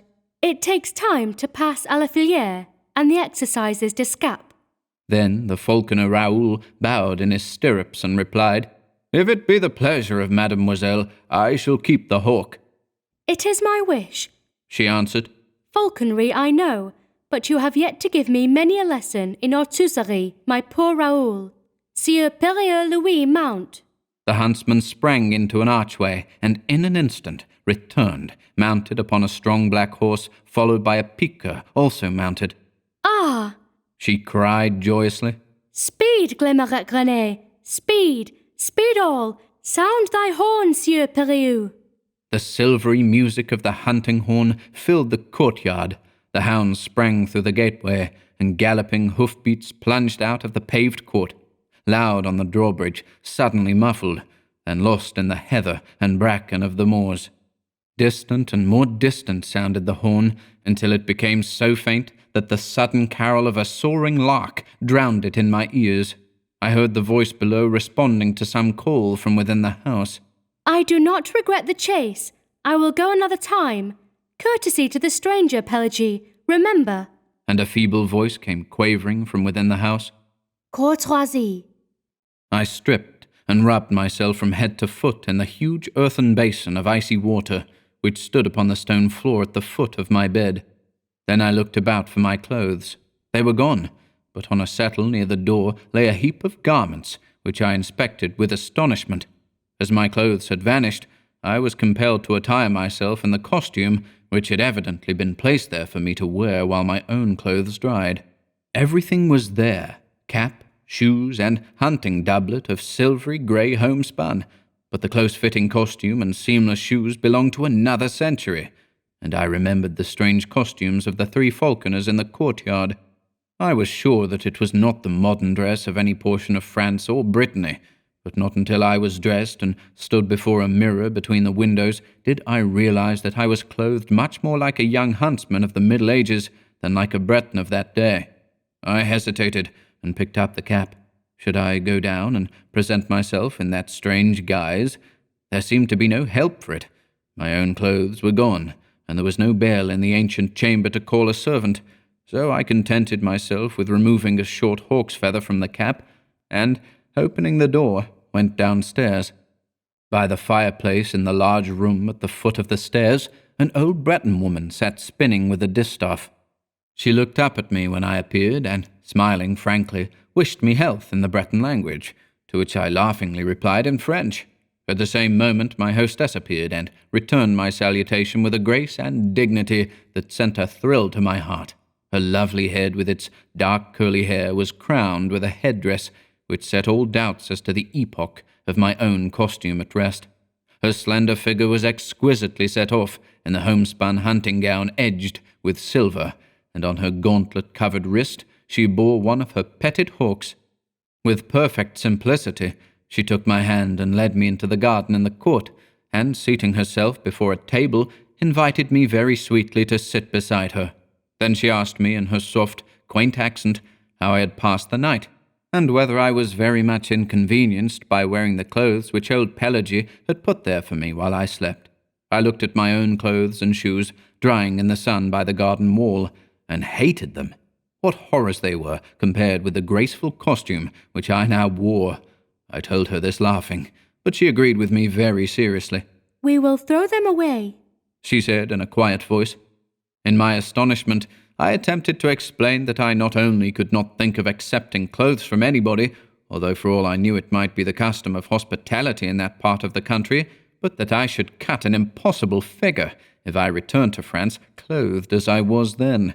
She laughed and tossed her pretty head, saying something in old French which I did not understand, and then Pelagie trotted out with a tray, on which stood 2 bowls of milk, a loaf of white bread, fruit, a platter of honeycomb, and a flagon of deep red wine. You see, I have not yet broken my fast, because I wished you to eat with me, but I am very hungry. She smiled. I would rather die than forget one word of what you have said, I blurted out, while my cheeks burned. She will think me mad, I added to myself, but she turned to me with sparkling eyes. Ah, she murmured. Then monsieur knows all there is of chivalry. She crossed herself and broke bread. I sat and watched her white hands, not daring to raise my eyes to hers. Will you not eat? She asked. Why do you look so troubled? Ah, why? I knew it now. I knew I would give my life to touch with my lips those rosy palms. I understood now that from the moment when I looked into her dark eyes there on the moor last night, I had loved her. My great and sudden passion held me speechless. Are you ill at ease? She asked again. Then, like a man who pronounces his own doom, I answered in a low voice, Yes, I am ill at ease for love of you. And as she did not stir nor answer, the same power moved my lips in spite of me, and I said, I, who am unworthy of the lightest of your thoughts, I, who abuse hospitality and repay your gentle courtesy with bold presumption, I love you. She leaned her head upon her hands and answered softly, I love you. Your words are very dear to me. I love you. Then I shall win you. Win me, she replied. But all the time I had been sitting silent, my face turned toward her. She, also silent, her sweet face resting on her upturned palm, sat facing me, and as her eyes looked into mine, I knew that neither she nor I had spoken human speech, but I knew that her soul had answered mine, and I drew myself up, feeling youth and joyous love coursing through every vein. She, with a bright colour in her lovely face, seemed as one awakened from a dream, and her eyes sought mine with a questioning glance, which made me tremble with delight. We broke our fast, speaking of ourselves. I told her my name, and she told me hers, the Demoiselle D'ys. She spoke of her father and mother's death, and how the 19 of her years had been passed in the little fortified farm, alone with her nurse Pelagie, Glimmerec, René, the piqueur, and the 4 falconers, Raoul, Gaston, Hastur, and the Sieur Périou Louis, who had served her father. She had never been outside the moorland, never even had seen a human soul before, except the falconers and Pelagie. She did not know how she had heard of Kerselec. Perhaps the falconers had spoken of it. She knew the legends of Loup Garou and Jeanne la Flamme from her nurse Pelagie. She embroidered and spun flax. Her hawks and hounds were her only distraction. When she had met me there on the moor, she had been so frightened that she almost dropped at the sound of my voice. She had, it was true, seen ships at sea from the cliffs, but as far as the eye could reach, the moors over which she galloped were destitute of any sign of human life. There was a legend, which old Pelagie told, how anybody once lost in the unexplored moorland might never return, because the moors were enchanted. She did not know whether it was true. She never had thought about it until she met me. She did not know whether the falconers had even been outside, or whether they could go if they would. The books in the house which Pelagie, the nurse, had taught her to read were hundreds of years old. All this she told me with a sweet seriousness seldom seen in anyone but children. My own name she found easy to pronounce, and insisted, because my first name was Philip, I must have French blood in me. She did not seem curious to learn anything about the outside world, and I thought perhaps she considered it had forfeited her interest and respect from the stories of her nurse. We were still sitting at the table, and she was throwing grapes to the small field birds which came fearlessly to our very feet. I began to speak in a vague way of going, but she would not hear of it, and before I knew it, I had promised to stay a week and hunt with hawk and hound in their company. I also obtained permission to come again from Kerselec and visit her after my return. Why, she said innocently, I do not know what I should do if you never came back. And I, knowing that I had no right to awaken her with the sudden shock which the avowal of my own love would bring to her, sat silent, hardly daring to breathe. You will come very often? She asked. Very often, I said. Every day? Every day. Oh, she sighed. I am very happy. Come and see my hawks. She rose and took my hand again with a childlike innocence of possession, and we walked through the garden and fruit trees to a grassy lawn, which was bordered by a brook. Over the lawn were scattered 15 or 20 stumps of trees, partially embedded in the grass, and upon all of these, except 2, sat falcons. They were attached to the stumps by thongs, which were in turn fastened with steel rivets to their legs just above the talons. A little stream of pure spring water flowed in a winding course within easy distance of each perch. The birds set up a clamour when the girl appeared, but she went from one to another, caressing some, taking others for an instant upon her wrist, or stooping to adjust their jesses. Are they not pretty? She said. See, here, is a falcon gentil. We call it ignoble because it takes the quarry in direct chase. This is a blue falcon. In falconry, we call it noble because it rises over the quarry and, wheeling, drops upon it from above. This white bird is a gerfalcon from the north. It is also noble. Here is a merlin, and this tiercelet is a falcon heroner. I asked her how she had learned the old language of falconry. She did not remember, but thought her father must have taught it to her when she was very young. Then she led me away and showed me the young falcons still in the nest. They are termed niais in falconry, she explained. A branchier is the young bird which is just able to leave the nest and hop from branch to branch. A young bird which has not yet molted is called a sore, and a mouet is a hawk which has molted in captivity. When we catch a wild falcon which has changed its plumage, we term it a hagar. Raoul first taught me to dress a falcon. Shall I teach you how it is done? She seated herself on the bank of the stream among the falcons, and I threw myself at her feet to listen. Then the Demoiselle D'ys held up one rosy-tipped finger and began very gravely. First, one must catch the falcon. I am caught, I answered. She laughed very prettily and told me my dressage would perhaps be difficult, as I was noble. I am already tamed, I replied, jest and belled. She laughed, delighted. Oh, my brave falcon, then you will return at my call? I am yours, I answered gravely. She sat silent for a moment, then the colour heightened in her cheeks, and she held up her finger again, saying, Listen, I wish to speak of falconry. I listen, Countess D'ys. But again she fell into the reverie, and her eyes seemed fixed on something beyond the summer clouds. Philip, she said at last. Jeanne, I whispered. That is all. That is what I wished. She sighed. Philip and Jeanne. She held her hand toward me, and I touched it with my lips. Win me, she said, but this time it was the body and soul which spoke in unison. After a while she began again. Let us speak of falconry. Begin, I replied. We have caught the falcon.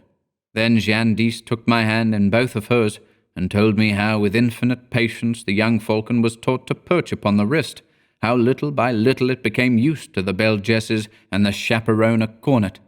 They must first have a good appetite, she said. Then, little by little, I reduce their nourishment, which in falconry we call pas. When, after many nights passed au bloc, as these birds are now, I prevail upon the hagar to stay quietly on the wrist. Then the bird is ready to be taught to come for its food.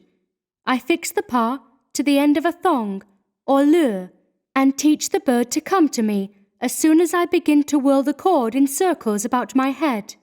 At first, I drop the pas when the falcon comes, and he eats the food on the ground. After a little, he will learn to seize the lure in motion as I whirl it around my head or drag it over the ground. After this, it is easy to teach the falcon to strike at game, always remembering to faire courtoisie à l'oiseau, that is, to allow the bird to taste the quarry. A squeal from one of the falcons interrupted her, and she arose to adjust the longe, which had become whipped about the block, but the bird still flapped its wings and screamed. What is the matter? She said. Philip, can you see? I looked around, and at first saw nothing to cause the commotion, which was now heightened by the screams and flapping of all the birds. Then my eye fell upon the flat rock beside the stream from which the girl had risen. A grey serpent was moving slowly across the surface of the boulder, and the eyes in its flat triangular head sparkled like jet. A couleuvre, she said quietly. It is harmless, is it not? I asked. She pointed to the black V-shaped figure on the neck. It is certain death, she said. It is a viper. We watched the reptile moving slowly over the smooth rock to where the sunlight fell in a broad warm patch. I started forward to examine it, but she clung to my arm, crying, Don't, Philip. I am afraid. For me? For you, Philip. I love you. Then I took her in my arms and kissed her on the lips, but all I could say was Jeanne, Jeanne, Jeanne. And as she lay trembling on my breast, something struck my foot in the grass below, but I did not heed it. Then again something struck my ankle, and a sharp pain shot through me.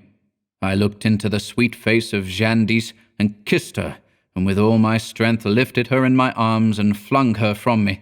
Then bending, I tore the viper from my ankle and set my heel upon its head. I remember feeling weak and numb. I remember falling to the ground. Through my slowly glazing eyes I saw Jeanne's white face bending close to mine, and when the light in my eyes went out I still felt her arms about my neck and her soft cheek against my drawn lips. When I opened my eyes, I looked around in terror. Jeanne was gone. I saw the stream and the flat rock. I saw the crushed viper in the grass beside me, but the hawks and blocks had disappeared. I sprang to my feet. The garden, the fruit trees, the drawbridge and the walled court were gone. I stared stupidly at a heap of crumbling ruins, ivy-covered and grey, through which great trees had pushed their way. I crept forward, dragging my numbed foot, and as I moved, a falcon sailed from the treetops among the ruins, and soaring, mounting in narrowing circles, faded and vanished in the clouds above. "Jeanne! Jeanne!" I cried, but my voice died on my lips, and I fell on my knees among the weeds, and as God willed it, I, not knowing, had fallen kneeling before a crumbling shrine carved in stone for our Mother of Sorrows. I saw the sad face of the Virgin wrought in the cold stone. I saw the cross and thorns at her feet, and beneath it I read, "Pray for the soul of the Demoiselle D'ys, who died in her youth for love of Philip, a stranger, AD 1573. But upon the icy slab lay a woman's glove, still warm and fragrant."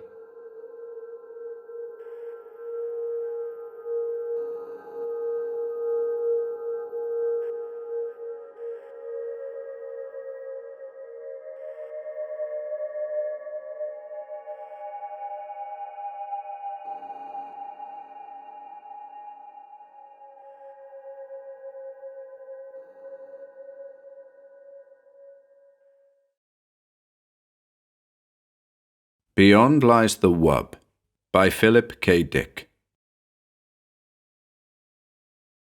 They had almost finished with the loading. Outside stood the Optus, his arms folded, his face sunk in gloom.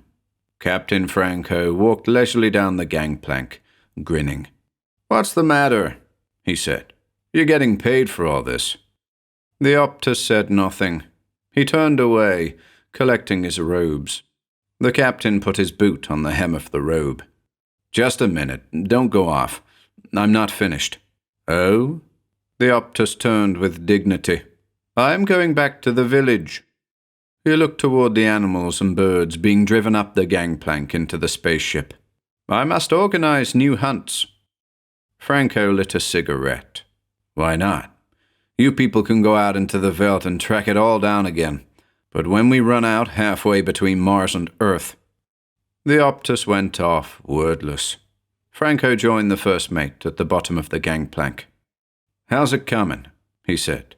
He looked at his watch. "We got a good bargain here." The mate glanced at him sourly. "How do you explain that? What's the matter with you? We need it more than they do." "I'll see you later, Captain." The mate threaded his way up the plank, between the long-legged Martian go-birds, into the ship. Franco watched him disappear. He was just starting up after him, up the plank toward the port, when he saw it. My God! He stood staring, his hands on his hips. Peterson was walking along the path, his face red, leading it by a string. "I'm sorry, Captain," he said, tugging at the string. Franco walked toward him. "What is it?" The wub stood sagging, its great body settling slowly. It was sitting down, its eyes half shut. A few flies buzzed about its flank, and it switched its tail. It sat. There was silence. "It's a wub," Peterson said. "I got it from a native for 50 cents. He said it was a very unusual animal. very respected. This? Franco poked the great sloping side of the wub. It's a pig. A huge, dirty pig. Yes, sir, it's a pig. The natives call it a wub. A huge pig. It must weigh 400 pounds. Franco grabbed a tuft of the rough hair. The wub gasped. Its eyes opened, small and moist. Then its great mouth twitched. A tear rolled down the wub's cheek and splashed on the floor. Maybe it's good to eat, Peterson said nervously. We'll soon find out, Franco said. The wub survived the takeoff, sound asleep in the hold of the ship. When they were out in space and everything was running smoothly, Captain Franco bade his men fetch the wub upstairs so that he might perceive what manner of beast it was. The wub grunted and wheezed, squeezing up the passageway. Come on, Jones grated, pulling at the rope. The wub twisted, rubbing its skin off on the smooth chrome walls. It burst into the anteroom, tumbling down in a heap. The man leaped up. Good Lord, French said. What is it? Peterson says it's a wub, Jones said. It belongs to him. He kicked at the wub. The wub stood up unsteadily, panting. What's the matter with it? French came over. Is it going to be sick? They watched. The wub rolled its eyes mournfully. It gazed around at the men. I think it's thirsty, Peterson said. He went to get some water. French shook his head. No wonder we had so much trouble taking off. I had to reset all my ballast calculations. Peterson came back with the water. The wub began to lap gratefully, splashing the men. Captain Franco appeared at the door. Let's have a look at it. He advanced, squinting critically. You got this for 50 cents? Yes, sir, Peterson said. It eats almost anything. I fed it on grain and it like that, and then potatoes and mash and scraps from the table, and milk. It seems to enjoy eating. After it eats, it lies down and goes to sleep. I see, Captain Franco said. Now, as to its taste, that's the real question. I doubt if there's much point in fattening it up anymore. It seems fat enough to me already. Where's the cook? I want him here. I want to find out. The wub stopped lapping and looked up at the captain. Really, Captain, the wub said. I suggest we talk of other matters. The room was silent. What was that? Franco said. Just now. The wub, sir, Peterson said. It spoke. They all looked at the wub. What did it say? What did it say? It suggested we talk about other things. Franco walked toward the wub. He went all around it, examining it from every side. Then he came back over and stood with the men. I wonder if there's a native inside it, he said thoughtfully.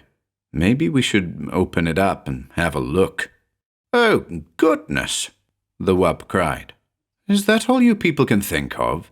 Killing and cutting? Franco clenched his fists.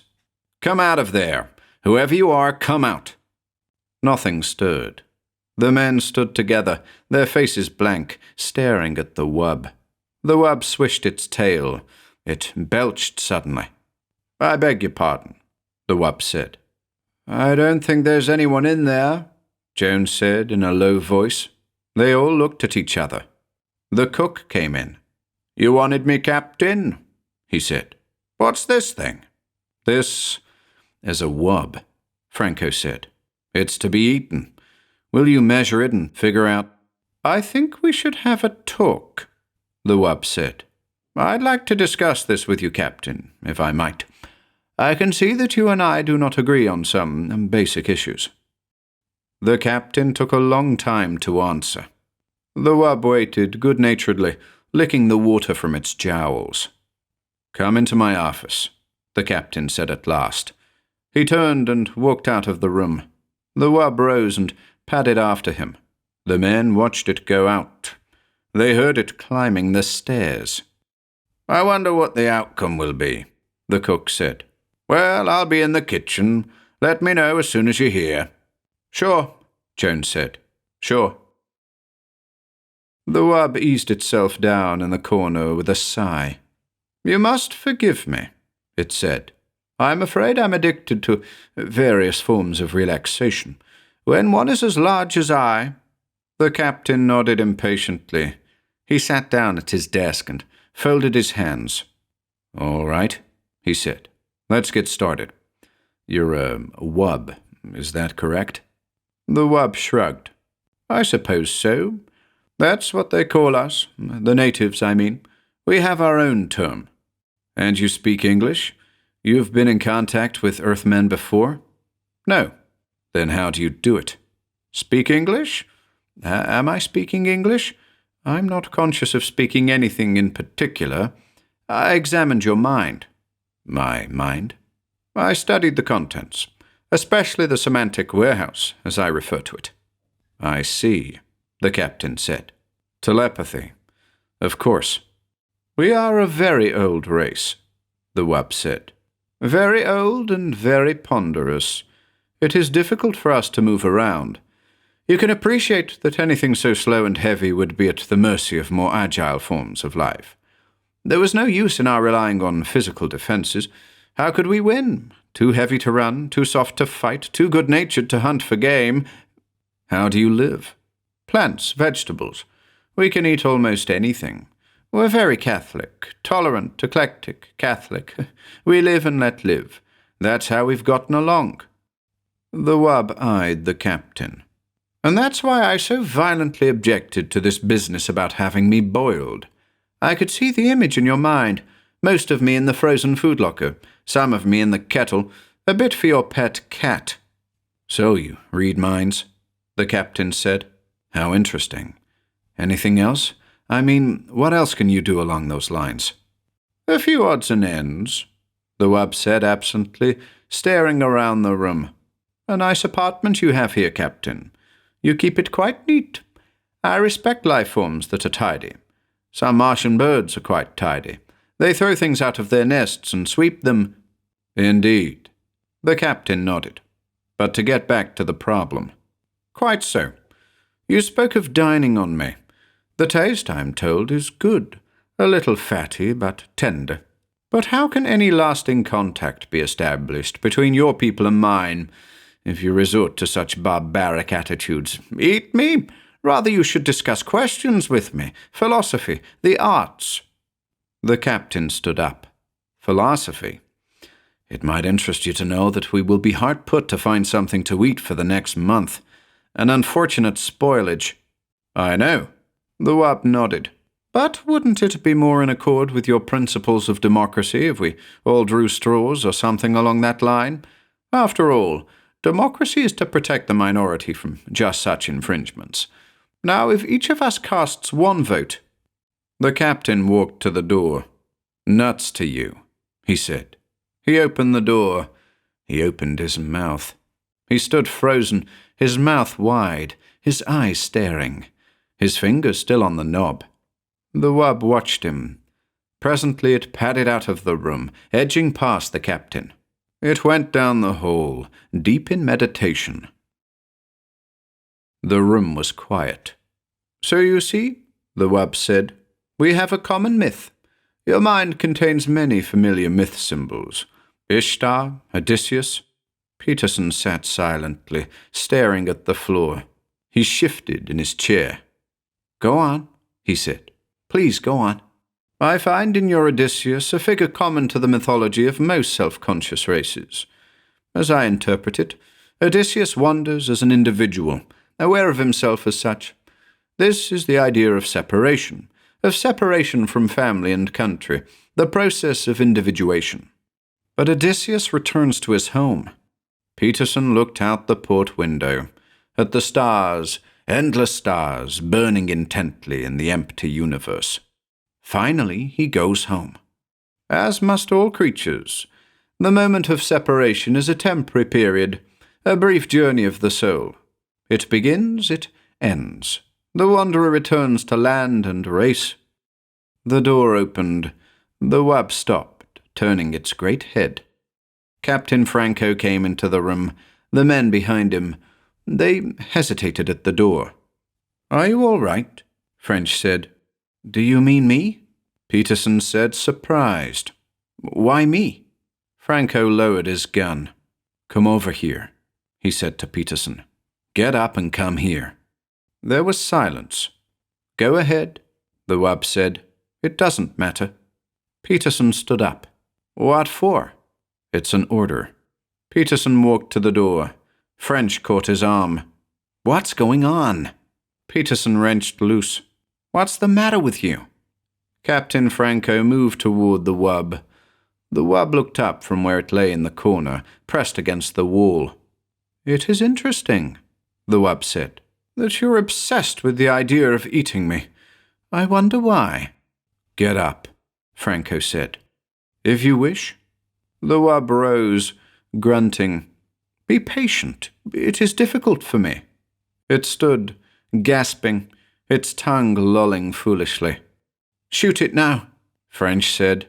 "For God's sake!" Peterson exclaimed. Jones turned to him quickly, his eyes grey with fear. "You didn't see him? Like a statue, standing there, his mouth open. If we hadn't come down, he'd still be there." "Who? The captain?" Peterson stared around. "But he's all right now." They looked at the wub, standing in the middle of the room, its great chest rising and falling. "Come on," Franco said. "Out of the way." The men pulled aside toward the door. "You're quite afraid, aren't you?" the wub said. "Have I done anything to you? I am against the idea of hurting. All I have done is try to protect myself. Can you expect me to rush eagerly to my death? I'm a sensible being like yourselves. I was curious to see your ship, learn about you. I suggested to the native." The gun jerked. "See?" Franco said. "I thought so." The wub settled down, panting. It put its paw out, pulling its tail around it. "It is very warm," the wub said. "I understand that we are close to the jets. Atomic power. You have done many wonderful things with it, technically. Apparently your scientific hierarchy is not equipped to solve moral, ethical—" Franco turned to the men, crowding behind him, wide-eyed, silent. "I'll do it. You can watch." French nodded. "Try to hit the brain. It's no good for eating. Don't hit the chest. If the ribcage shatters, we'll have to pick bones out." "Listen," Peterson said, licking his lips. "Has it done anything? What harm has it done? I'm asking you, and anyhow, it's still mine. You have no right to shoot it. It doesn't belong to you." Franco raised his gun. "I'm going out," Jones said, his face white and sick. "I don't want to see it." "Me too," French said. The men straggled out, murmuring. Peterson lingered at the door.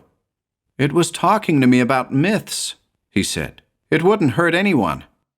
He went outside. Franco walked toward the wub. The wub looked up slowly. It swallowed. "A very foolish thing," it said. "I'm sorry that you want to do it. There was a parable that your savior related." It stopped, staring at the gun. "Can you look me in the eye and do it?" the wub said. "Can you do that?" The captain gazed down. "I can look you in the eye," he said. "Back on the farm we had hogs, dirty razorback hogs.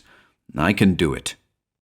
Staring down at the wub, into the gleaming, moist eyes, he pressed the trigger. The taste was excellent. They sat glumly around the table, some of them hardly eating at all. The only one who seemed to be enjoying himself was Captain Franco. "More?" he said, looking around. "More, and some wine, perhaps." "Not me," French said. "I think I'll go back to the chart room." "Me too." Jones stood up, pushing his chair back. "I'll see you later."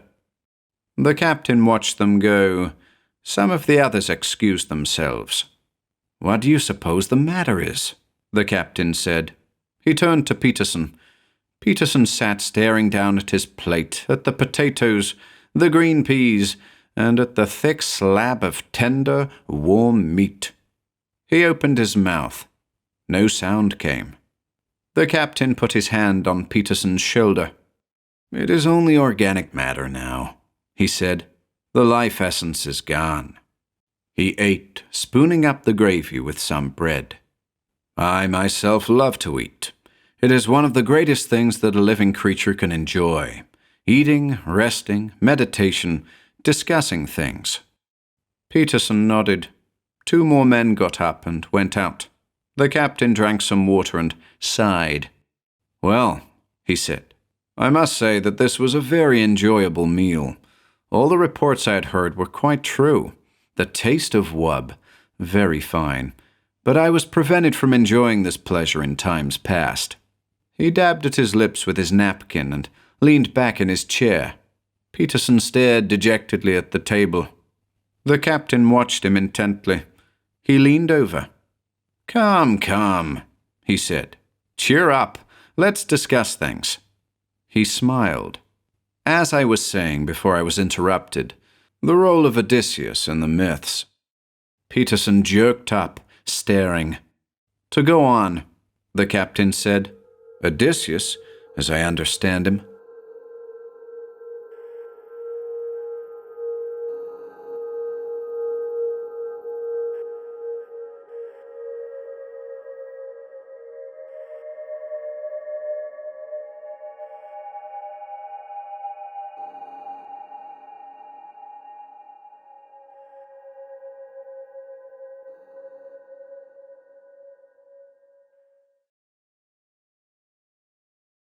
What's It Like Out There? By Edmond Hamilton. 1.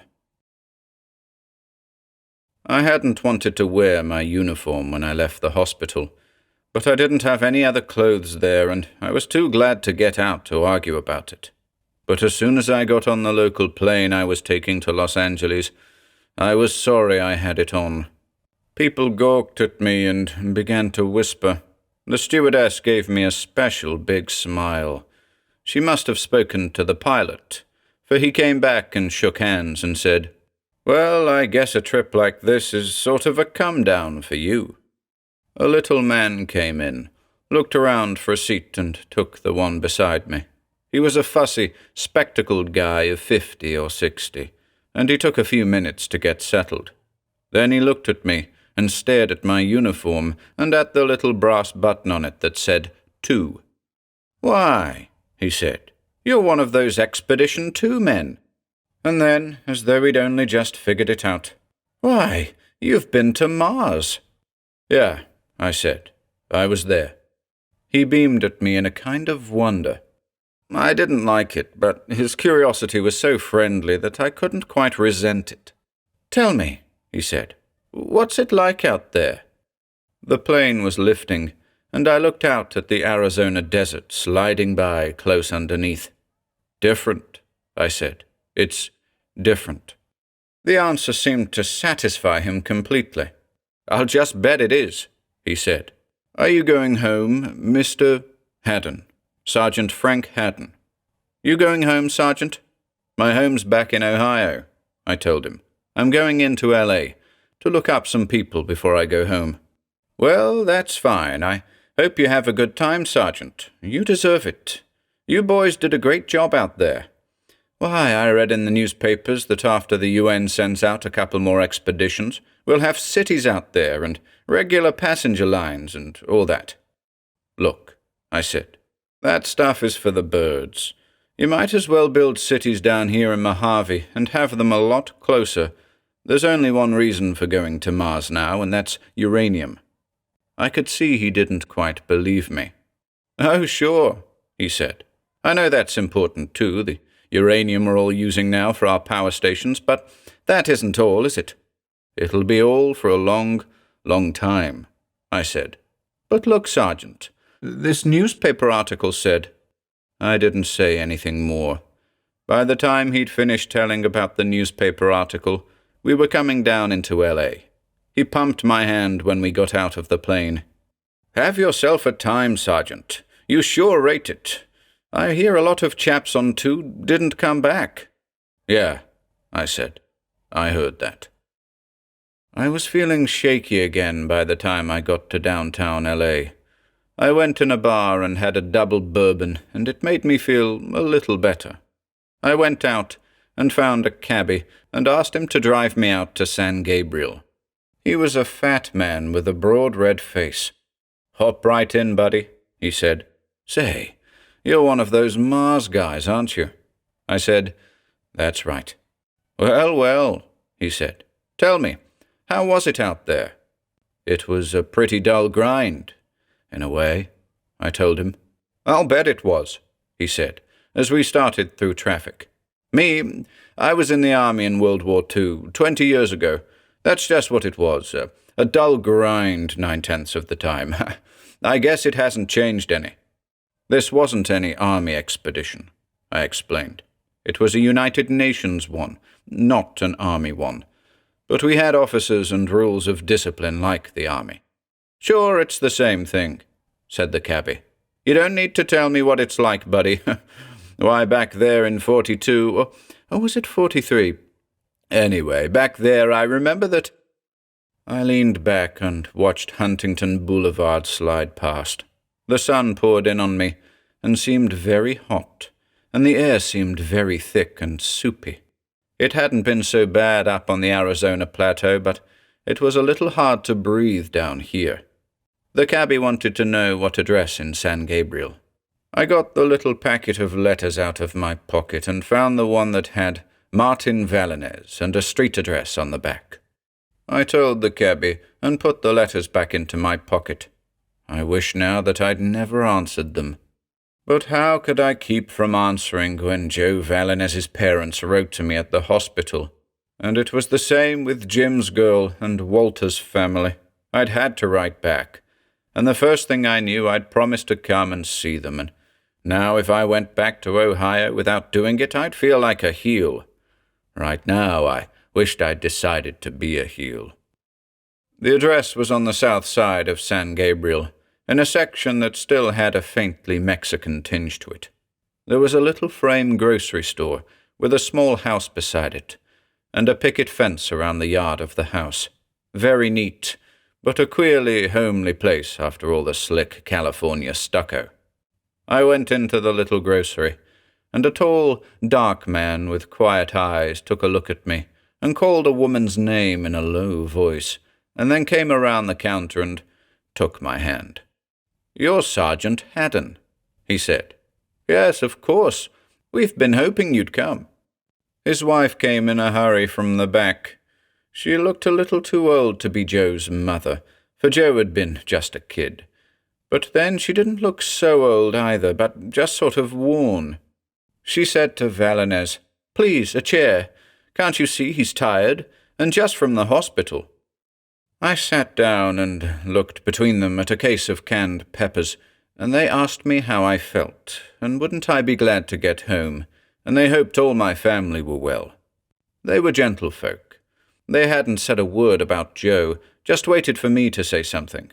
And I felt in a spot, for I hadn't known Joe well, not really. He'd been moved into our squad only a couple of weeks before takeoff, and since he'd been our first casualty, I'd never got to know him much.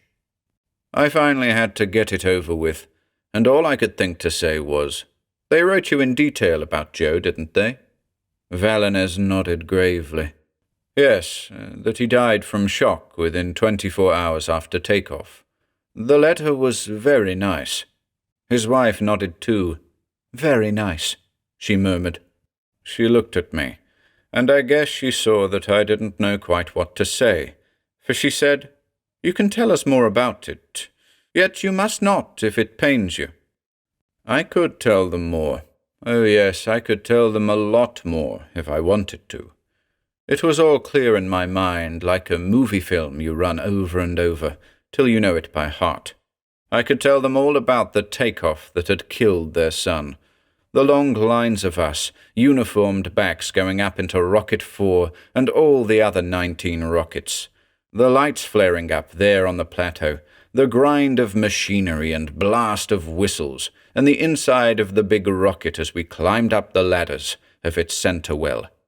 The movie was running again in my mind, clear as crystal, and I was back in Cell 14 of Rocket 4, with the minutes ticking away and the walls quivering every time one of the other rockets blasted off, and us 10 men in our hammocks, prisoned inside that odd-shaped windowless metal room, waiting, till that big, giant hand came and smacked us down deep into our recoil springs, crushing the breath out of us, so that you fought to breathe, and the blood roared into your head, and your stomach heaved in spite of all the pills they'd given you, and you heard the giant laughing, "Baroom, baroom, baroom." Smash, smash, again and again, hitting us in the guts and cutting our breath, and someone being sick and someone else sobbing, and the baroom, baroom laughing as it killed us. And then the giant quit laughing, and quit slapping us down, and you could feel your sore and shaky body and wonder if it was still all there. Walter Millis cursing a blue streak in the hammock underneath me, and Breck Jurgen, our sergeant then, clambering painfully out of his straps to look us over, and then through the voices a thin, ragged voice saying uncertainly, "Breck, I think I'm hurt." Sure, that was their boy Joe, and there was blood on his lips, and he'd had it. We knew when we first looked at him that he'd had it. A handsome kid, turned waxy now as he held his hand on his middle and looked up at us. Expedition 1 had proved that takeoff would hit a certain percentage with internal injuries every time. And in our squad, in our little windowless cell, it was Joe that had been hit.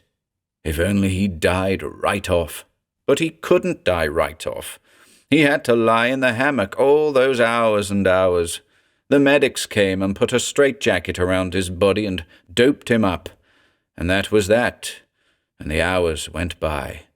And we were so shaken and deathly sick ourselves that we didn't have the sympathy for him we should have had. Not till he started moaning and begging us to take the jacket off. Finally, Walter Millis wanted to do it, and Breck wouldn't allow it, and they were arguing, and we were listening when the moaning stopped, and there was no need to do anything about Joe Vallinez anymore. Nothing but to call the medics who came into our little iron prison and took him away. Sure, I could tell the Vallinezes all about how their Joe died, couldn't I? "Please," whispered Mrs. Vallinez, and her husband looked at me and nodded silently. So I told them. I said, "You know Joe died in space. He'd been knocked out by the shock of takeoff, and he was unconscious, not feeling a thing. And then he woke up before he died. He didn't seem to be feeling any pain, not a bit. He lay there, looking out the window at the stars. They're beautiful, the stars out there in space, like angels. He looked, and then he whispered something, and lay back, and was gone." Mrs. Vallinez began to cry softly. To die out there, looking at stars like angels. I got up to go, and she didn't look up. I went out the door of the little grocery store, and Vallinez came with me. He shook my hand. "Thank you, Sergeant Haddon. Thank you very much." "Sure," I said. I got into the cab. I took out my letters and tore that one into bits. I wished to God I'd never got it. I wished I didn't have any of the other letters I still had. 2. I took the early plane for Omaha. Before we got there, I fell asleep in my seat, and then I began to dream, and that wasn't good. A voice said, "We're coming down," and we were coming down. Rocket 4 was coming down, and there we were in our squad cell, all of us strapped into our hammocks, waiting and scared, wishing there was a window so we could see out, hoping our rocket wouldn't be the one to crack up, hoping none of the rockets cracked up. But if one does, don't let it be ours. We're coming down, with the blast starting to boom again underneath us, hitting us hard, not steady like a takeoff, but blast, blast, blast, and then again blast, blast. Breck's voice calling to us from across the cell, but I couldn't hear for the roaring that was in my ears between blasts. No, it was not in my ears. That roaring came from the wall beside me. We had hit atmosphere. We were coming in. The blasts in lightning succession without stopping. Crash, crash, crash, crash, crash. Mountains fell on me, and this was it. And don't let it be ours. Please, God, don't let it be ours. Then the bump, and the blackness, and finally somebody yelling hoarsely in my ears, and Breck Jürgen, his face deathly white, leaning over me. "Unstrap and get out, Frank. All men out of hammocks. All men out." We'd landed, and we hadn't cracked up, but we were half dead, and they wanted us to turn out right this minute, and we couldn't. Breck yelling to us, "Breathing masks on, we've got to go out. My God, we've just landed. We're torn to bits, we can't. We've got to. Some of the other rockets cracked up in landing, and we've got to save whoever's still living in them. Masks on, hurry." We couldn't, but we did. They hadn't given us all those months of discipline for nothing. Jim Clymer was already on his feet. Walter was trying to unstrap underneath me. Whistles were blowing like mad somewhere, and voices shouted hoarsely. My knees wobbled under me as I hit the floor. Young Lassen beside me tried to say something, and then crumpled up. Jim bent over him, but Breck was at the door yelling, "Let him go! Come on!" The whistles screeching at us all the way down the ladders of the well, and the mask clip hurting my nose, and down at the bottom a dishevelled officer yelling at us to get out and join Squad 5, and the gangway reeling under us. Cold, freezing cold, and a wan sunshine from the shrunken little sun up there in the brassy sky, and a rolling plain of ochreous red sand stretching around us, sand that slid away under our feet as our squads followed Captain Wall toward the distant metal bulk that lay oddly canted and broken in a little shallow valley. "Come on, men! Hurry! Hurry!" Sure, all of it a dream. The dreamlike way we walked with our lead-soled shoes dragging our feet back after each step, and the voices coming through the mask resonators muffled and distant. Only not a dream, but a nightmare, when we got up to the canted metal bulk and saw what had happened to Rocket 7.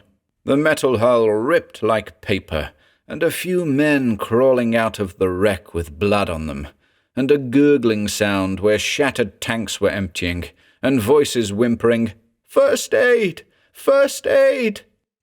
Only it hadn't happened.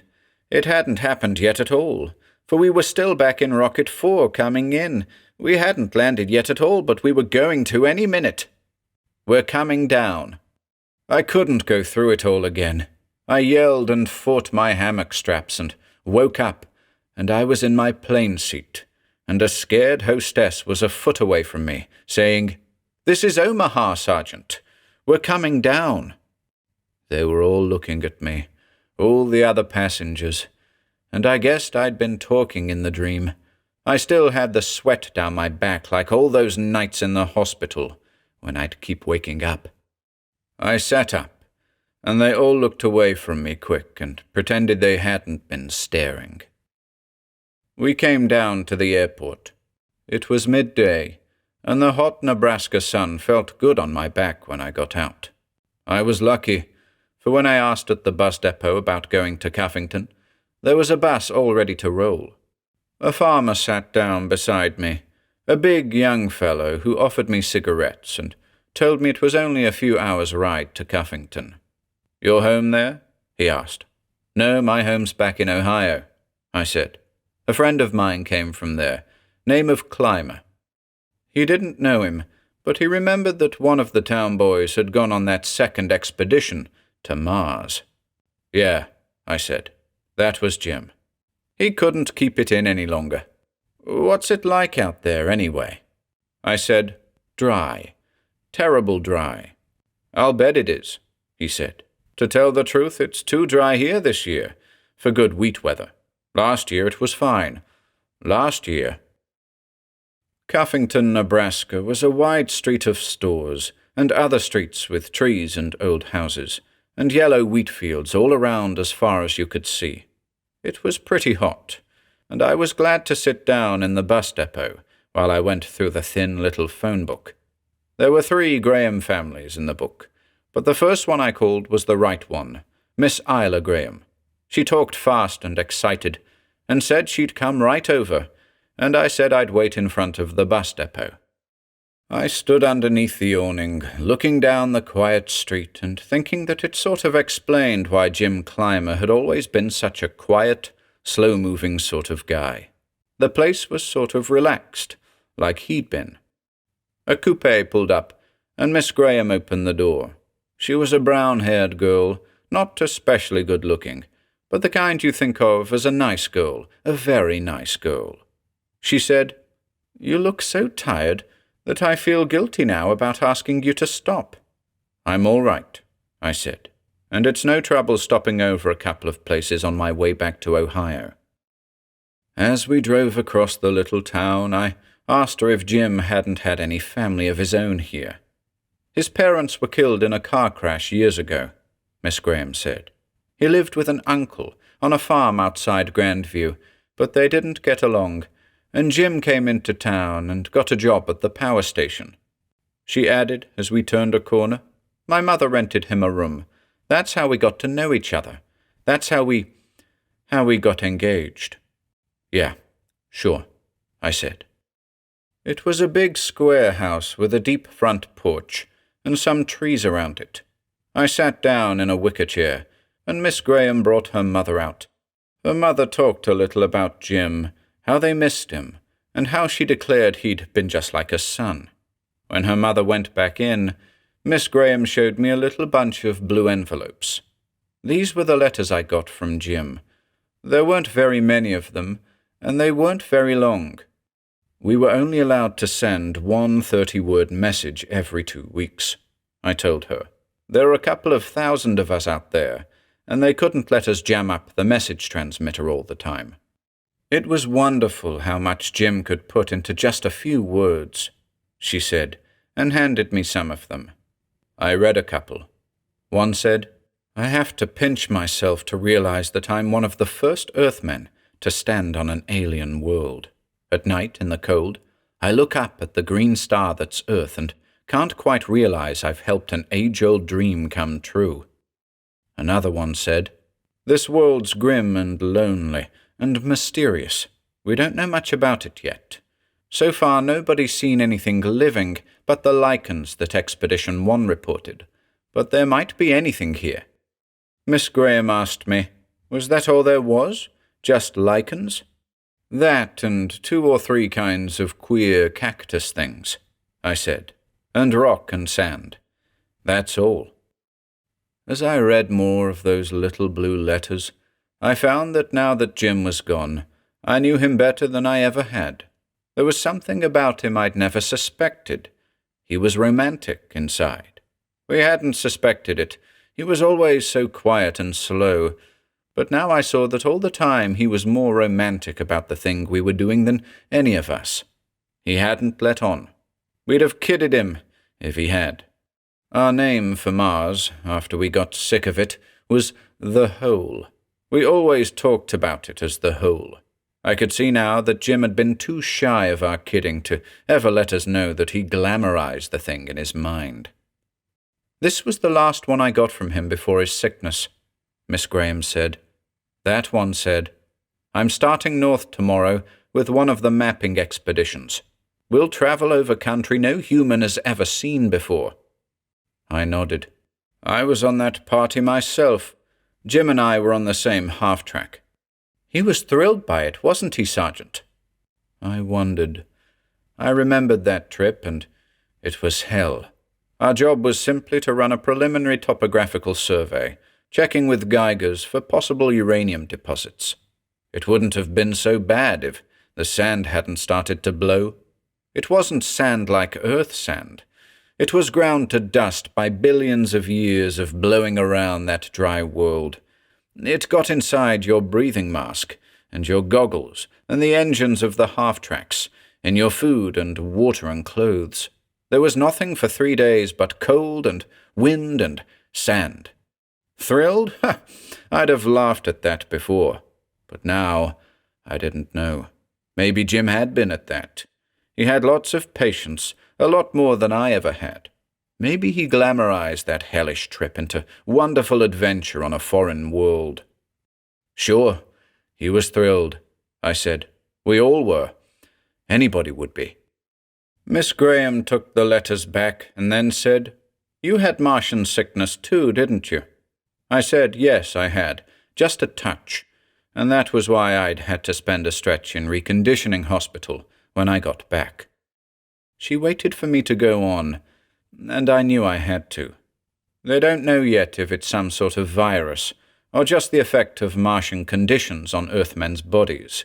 It hit 40% of us. It wasn't really so bad. Fever and dopiness mostly. When Jim got it, was he well cared for? She asked. Her lips were quivering a little. Sure, he was well cared for. He got the best care there was. I lied. The best care there was? That was a laugh. The first cases got decent care, maybe, but they'd never figured on so many coming down. There wasn't any room in our little hospital. They just had to stay in their bunks in the aluminum Quonsets when it hit them. All our doctors but one were down, and 2 of them died. We'd been on Mars 6 months when it hit us, and the loneliness had already got us down. All but 4 of our rockets had gone back to Earth, and we were alone on a dead world, our little town of Quonsets huddled together under that hateful, brassy sky, and beyond it the sand and rocks that went on forever. You go up to the North Pole and camp there and find out how lonely that is. It was worse out there, a lot worse. The first excitement was gone long ago, and we were tired and homesick in a way nobody was ever homesick before. We wanted to see green grass, and real sunshine, and women's faces, and hear running water. And we wouldn't until Expedition 3 came to relieve us. No wonder guys blew their tops out there. And then came Martian sickness on top of it. We did everything for him that we could, I said. Sure we had. I could still remember Walter and me tramping through the cold night to the hospital to try to get a medic, while Breck stayed with him, and how we couldn't get one. I remember how Walter had looked up at the blazing sky as we tramped back and shaken his fist at the big green star of Earth. People up there are going to dances tonight, watching shows, sitting around in warm rooms laughing.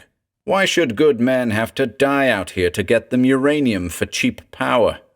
Can it? I told him tiredly. Jim's not going to die. A lot of guys got over it. The best care there was? That was real funny. All we could do was wash his face and give him the pills the medic left and watch him get weaker every day till he died. Nobody could have done more for him than was done, I told Miss Graham. I'm glad, she said. I guess it's just one of those things. When I got up to go, she asked me if I didn't want to see Jim's room. They'd kept it for him just the same, she said. I didn't want to, but how are you going to say so?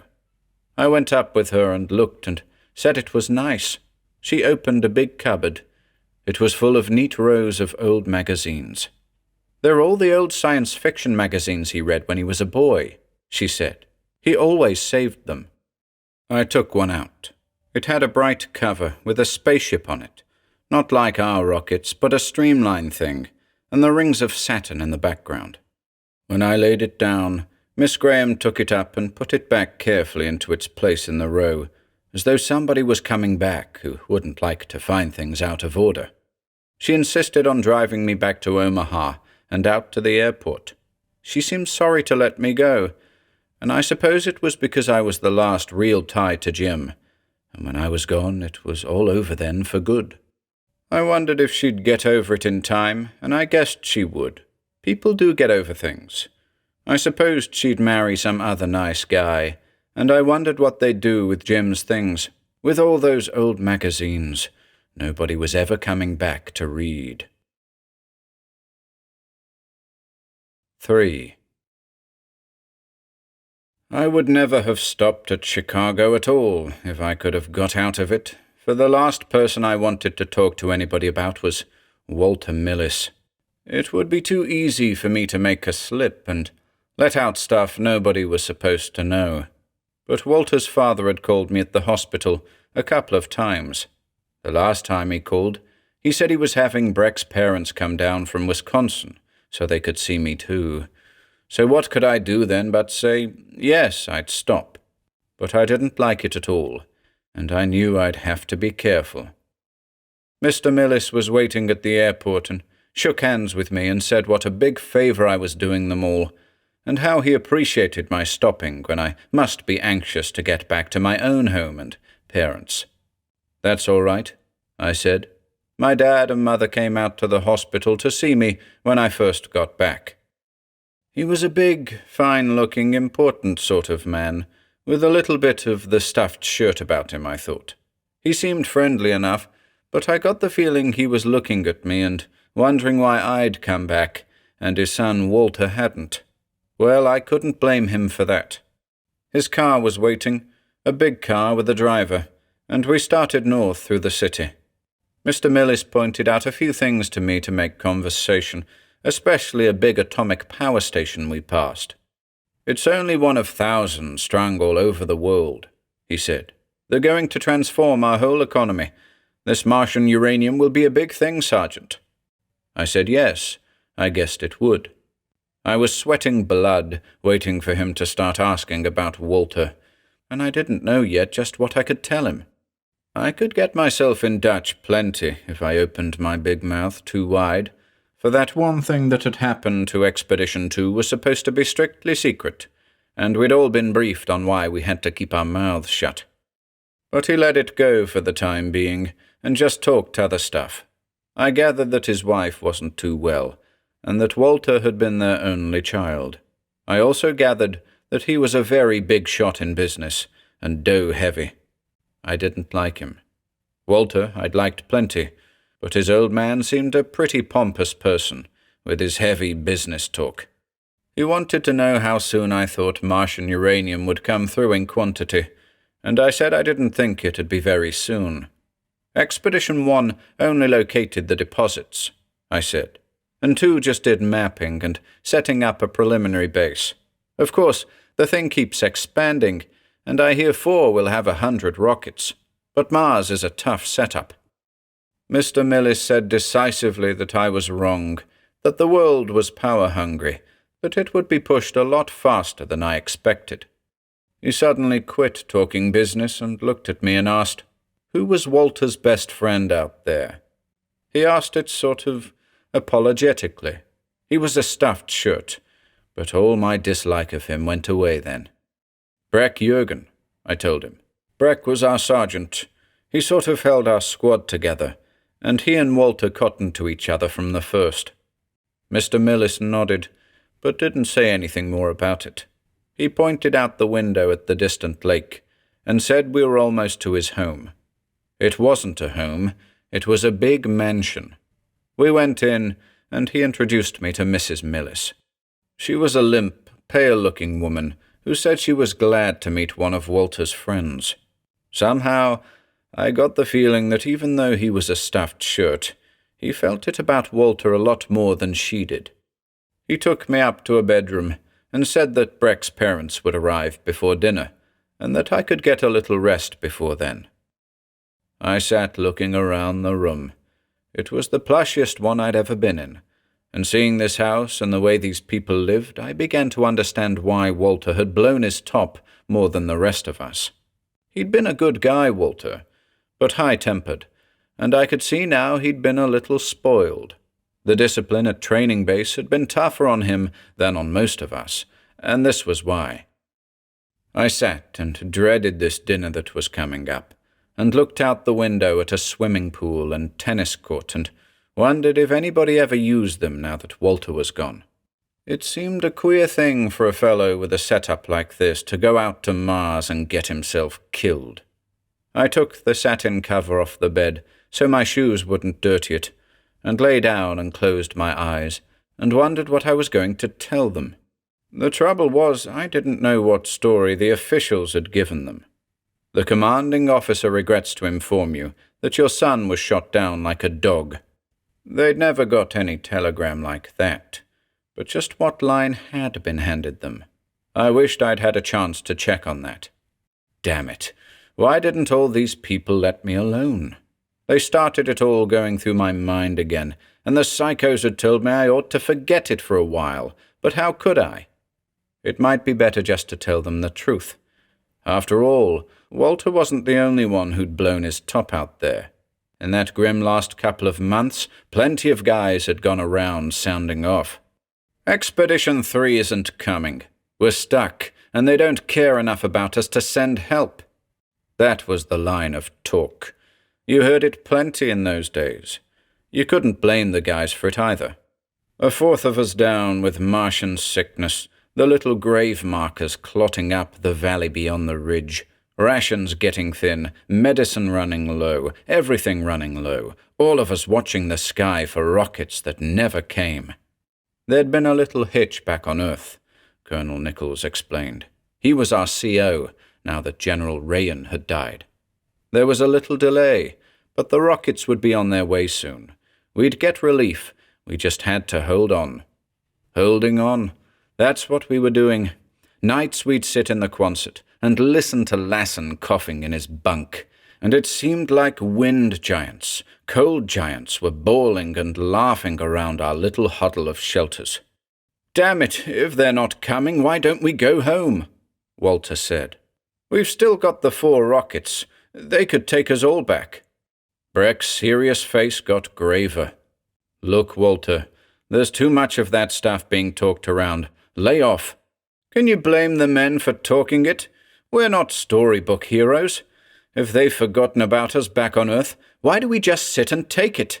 "We have to," Breck said. 3 will come." I've always thought that it wouldn't have happened, what did happen, if we hadn't had that false alarm. The one that set the whole camp wild that night, with guys shouting, "3's here! The rockets landed over west of Rock Ridge." Only when they charged out there, they found they hadn't seen rockets landing at all, but a little shower of tiny meteors burning themselves up as they fell. It was the disappointment that did it, I think. I can't say for sure, because that same day was the day I conked out with Martian sickness, and the floor came up and hit me, and I woke up in the bunk with somebody giving me a hypo, and my head big as a balloon. I wasn't clear out. It was only a touch of it, but it was enough to make everything foggy, and I didn't know about the mutiny that was boiling up until I woke up once with Breck leaning over me, and saw he wore a gun and an MP brassard now.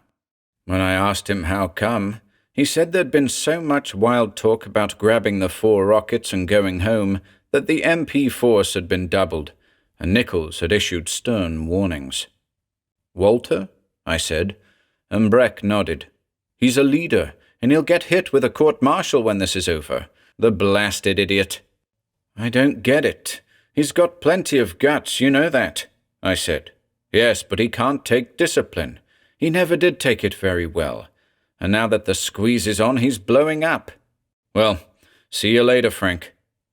I saw him later, but not the way I expected, for that was the day we heard the faint echo of shots, and then the alarm siren screaming, and men running, and half-tracks starting up in a hurry. And when I managed to get out of my bunk and out of the hut, they were all going toward the big rockets, and a corporal yelled to me from a jeep, "That's blown it! The damn fools swiped guns and tried to take over the rockets and make the crews fly 'em home." I could still remember the sickening slidings and bouncings of the jeep as it took us out there, the milling little crowd under the looming rockets, milling around and hiding something on the ground, and Major Viler yelling himself hoarse, giving orders. When I got to see what was on the ground, it was 7 or 8 men, and most of them dead. Walter had been shot right through the heart. They told me later it was because he'd been the leader, out in front, that he got it first of the mutineers. 1 MP was dead, and 1 was sitting with red all over the middle of his uniform, and that 1 was Breck, and they were bringing a stretcher for him now. The corporal said, "Hey, that's Jürgen, your squad leader." And I said, "Yes, that's him." Funny how you can't talk when something hits you. How you just say words like, yes, that's him. Breck died that night without ever regaining consciousness, and there I was, still half sick myself, and with Lassen dying in his bunk, and 5 of us were all that was left of Squad 14, and that was that. How could HQ let a thing like that get known? A fine advertisement it would be for recruiting more Mars expeditions if they told how guys on 2 cracked up and did a crazy thing like that. I didn't blame them for telling us to keep it top secret. Anyway, it wasn't something we'd want to talk about. But it sure left me in a fine spot now, a sweet spot. I was going down to talk to Breck's parents and Walter's parents, and they'd want to know how their sons died, and I could tell them, your sons probably killed each other out there. Sure, I could tell them that, couldn't I? But what was I going to tell them? I knew HQ had reported those casualties as accidental deaths, but what kind of accident? Well, it got late and I had to go down, and when I did, Breck's parents were there. Mr. Jurgen was a carpenter, a tall, bony man with level blue eyes like Breck's. He didn't say much, but his wife was a little woman who talked enough for both of them. She told me I looked just like I did in the pictures of us Breck had sent home from training base. She said she had 3 daughters too, 2 of them married, and one of the married ones living in Milwaukee, and one out on the coast. She said that she'd named Breck after a character in a book by Robert Louis Stevenson, and I said I'd read the book in high school. It's a nice name, I said. She looked at me with bright eyes and said, yes, it was a nice name. That was a fine dinner. They'd got everything they thought I might like, and all the best, and a maid served it, and I couldn't taste a thing. I ate. Then afterward, in the big living room, they all just sort of sat and waited, and I knew it was up to me. I asked them if they'd had any details about the accident, and Mr. Millis said, no, just accidental death was all they'd been told. Well, that made it easier. I sat there with all 4 of them watching my face and dreamed it up. I said it was one of those 1-in-a-million things. You see, more little meteorites hit the ground on Mars than here, because the air's so much thinner it doesn't burn them up so fast. And one hit the edge of the fuel dump, and a bunch of little tanks started to blow. I was down with the sickness, so I didn't see it, but I heard all about it. You could hear everybody breathing. It was so quiet as I went on with my yarn. A couple of guys were knocked out by the concussion, and would have been burned up if a few fellows hadn't got in there fast with foamite extinguishers. They kept it away from the big tanks, but another little tank let go, and Breck and Walter were 2 of the fellows who'd gone in, and they were killed instantly. When I'd got it told, it sounded corny to me, and I was afraid they'd never believe it, but nobody said anything, until Mr. Millis let out a sigh and said, so that was it. Well, if it had to be, it was mercifully quick, wasn't it? I said yes, it was quick. Only, I can't see why they couldn't have let us know. It doesn't seem fair. I had an answer for that. It's hush-hush, because they don't want people to know about the meteor danger. That's why. Mrs. Millis got up and said she wasn't feeling so well, and would I excuse her, and she'd see me in the morning. The rest of us didn't seem to have much to say to each other, and nobody objected when I went up to my bedroom a little later. I was getting ready to turn in when there was a knock on the door. It was Breck's father, and he came in and looked at me steadily. It was just a story, wasn't it? He said. I said, yes, it was just a story. His eyes bored into me, and he said, I guess you've got your reasons. Just tell me one thing. Whatever it was, did Breck behave right?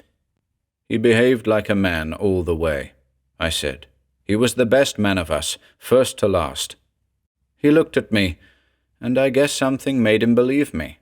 He shook hands and said, all right, son, we'll let it go. I'd had enough. I wasn't going to face them again in the morning.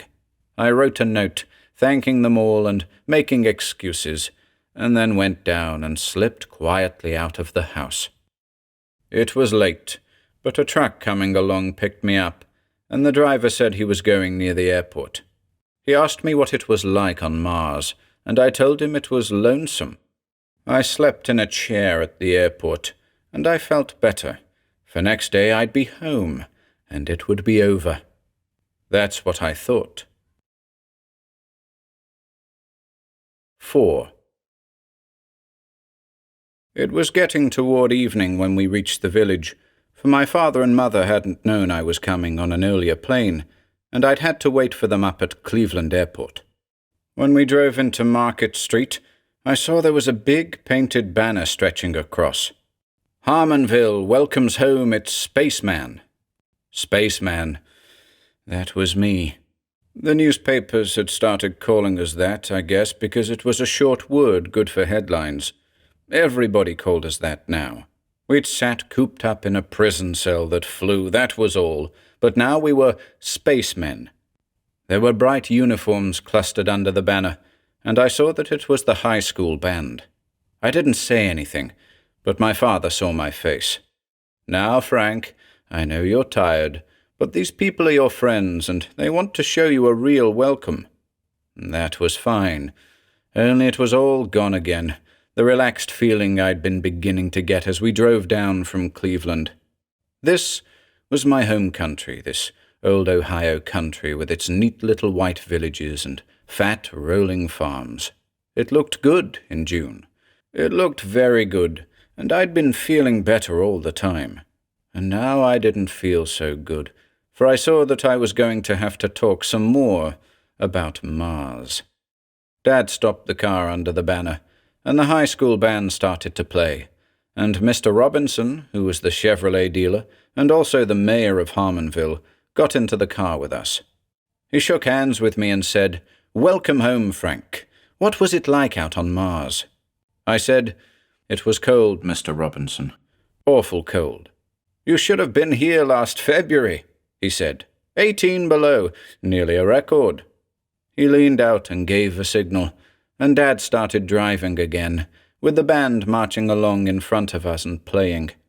We didn't have far to go, just down Market Street under the big old maples, past the churches and the old white houses, to the square white Grange Hall. There was a little crowd in front of it, and they made a sound like a cheer, not a real loud one. You know how people can be self-conscious about really cheering, when we drove up.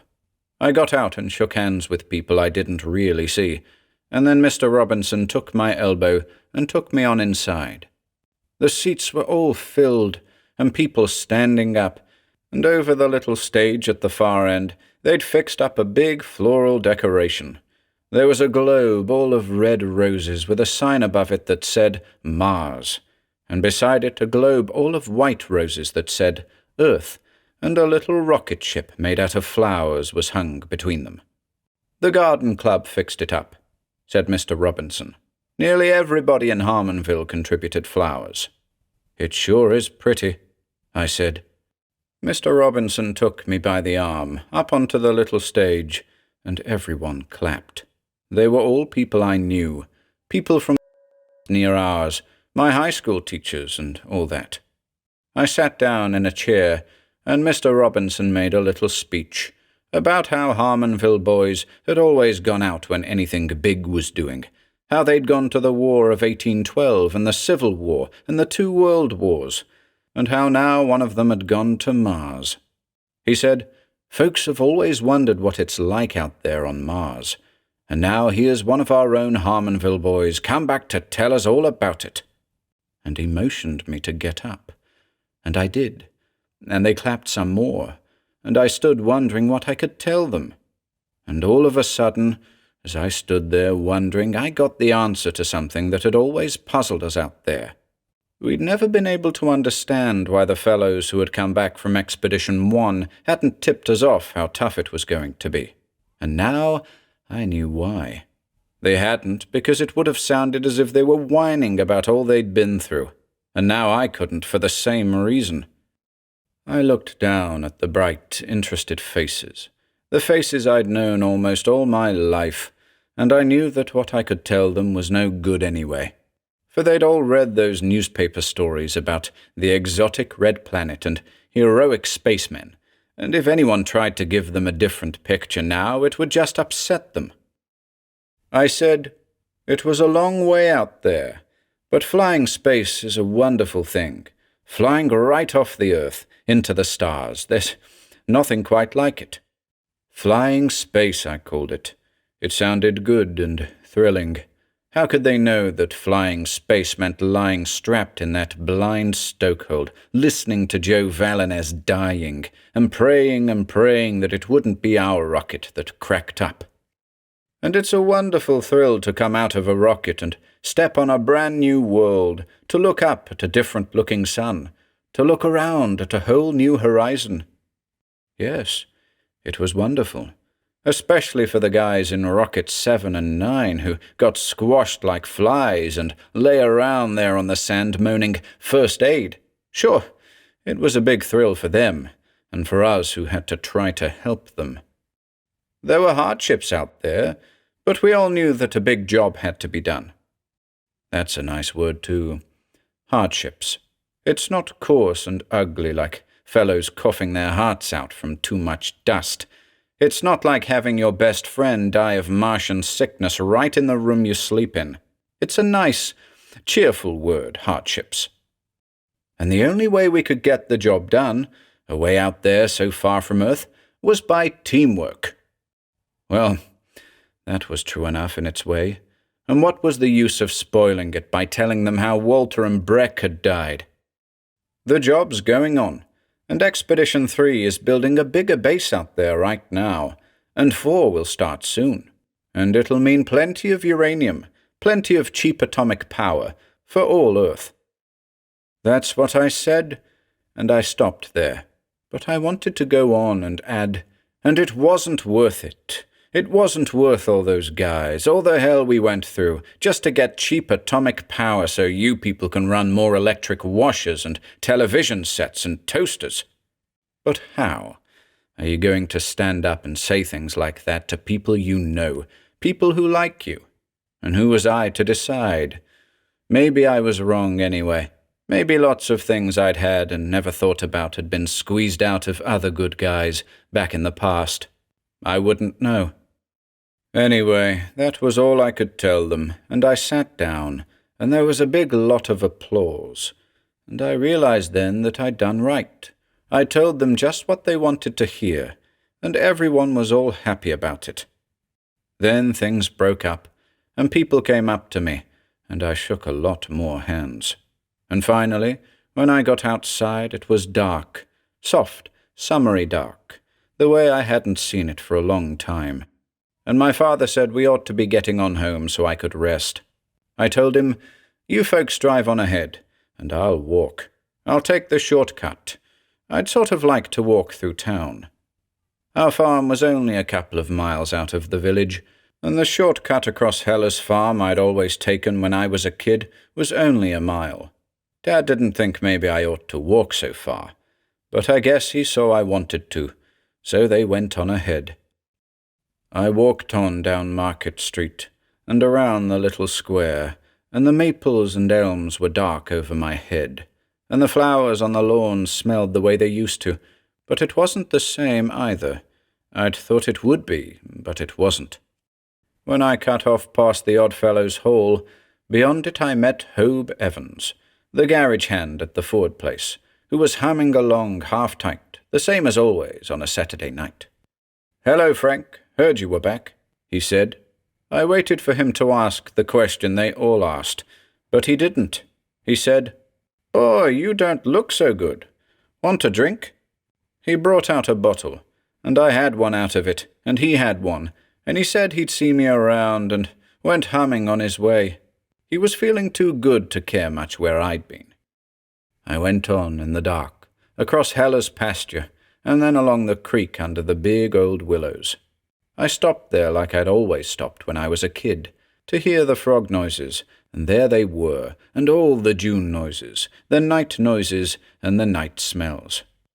I did something I hadn't done for a long time. I looked up at the starry sky, and there it was, the same little red dot I'd peered at when I was a kid and read those old stories, the same red dot that Breck and Jim and Walter and I had stared away at on nights at training base, wondering if we'd ever really get there. Well, they'd got there, and weren't ever going to leave it now, and there'd be others to stay with them, more and more of them as time went by. But it was the ones I knew that made the difference, as I looked up at the red dot. I wished I could explain to them somehow why I hadn't told the truth, not the whole truth. I tried, sort of, to explain. I didn't want to lie, I said, but I had to. At least, it seemed like I had to. I quit it. It was crazy, talking to guys who were dead and 40 million miles away. They were dead, and it was over, and that was that. I quit looking up at the red dot in the sky, and started on home again. But I felt as though something was over for me, too. It was being young. I didn't feel old, but I didn't feel young either, and I didn't think I ever would, not ever again.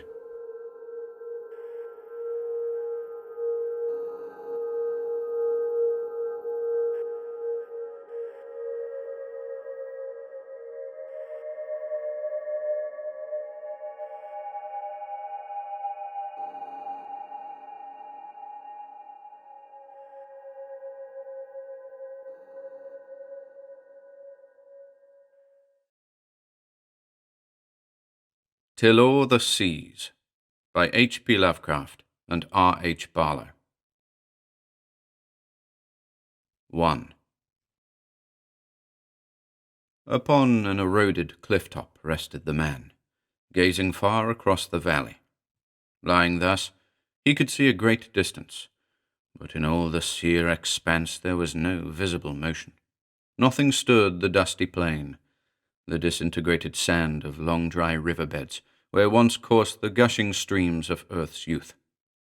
There was little greenery in this ultimate world, this final stage of mankind's prolonged presence upon the planet. For unnumbered eons the drought and sandstorms had ravaged all the lands.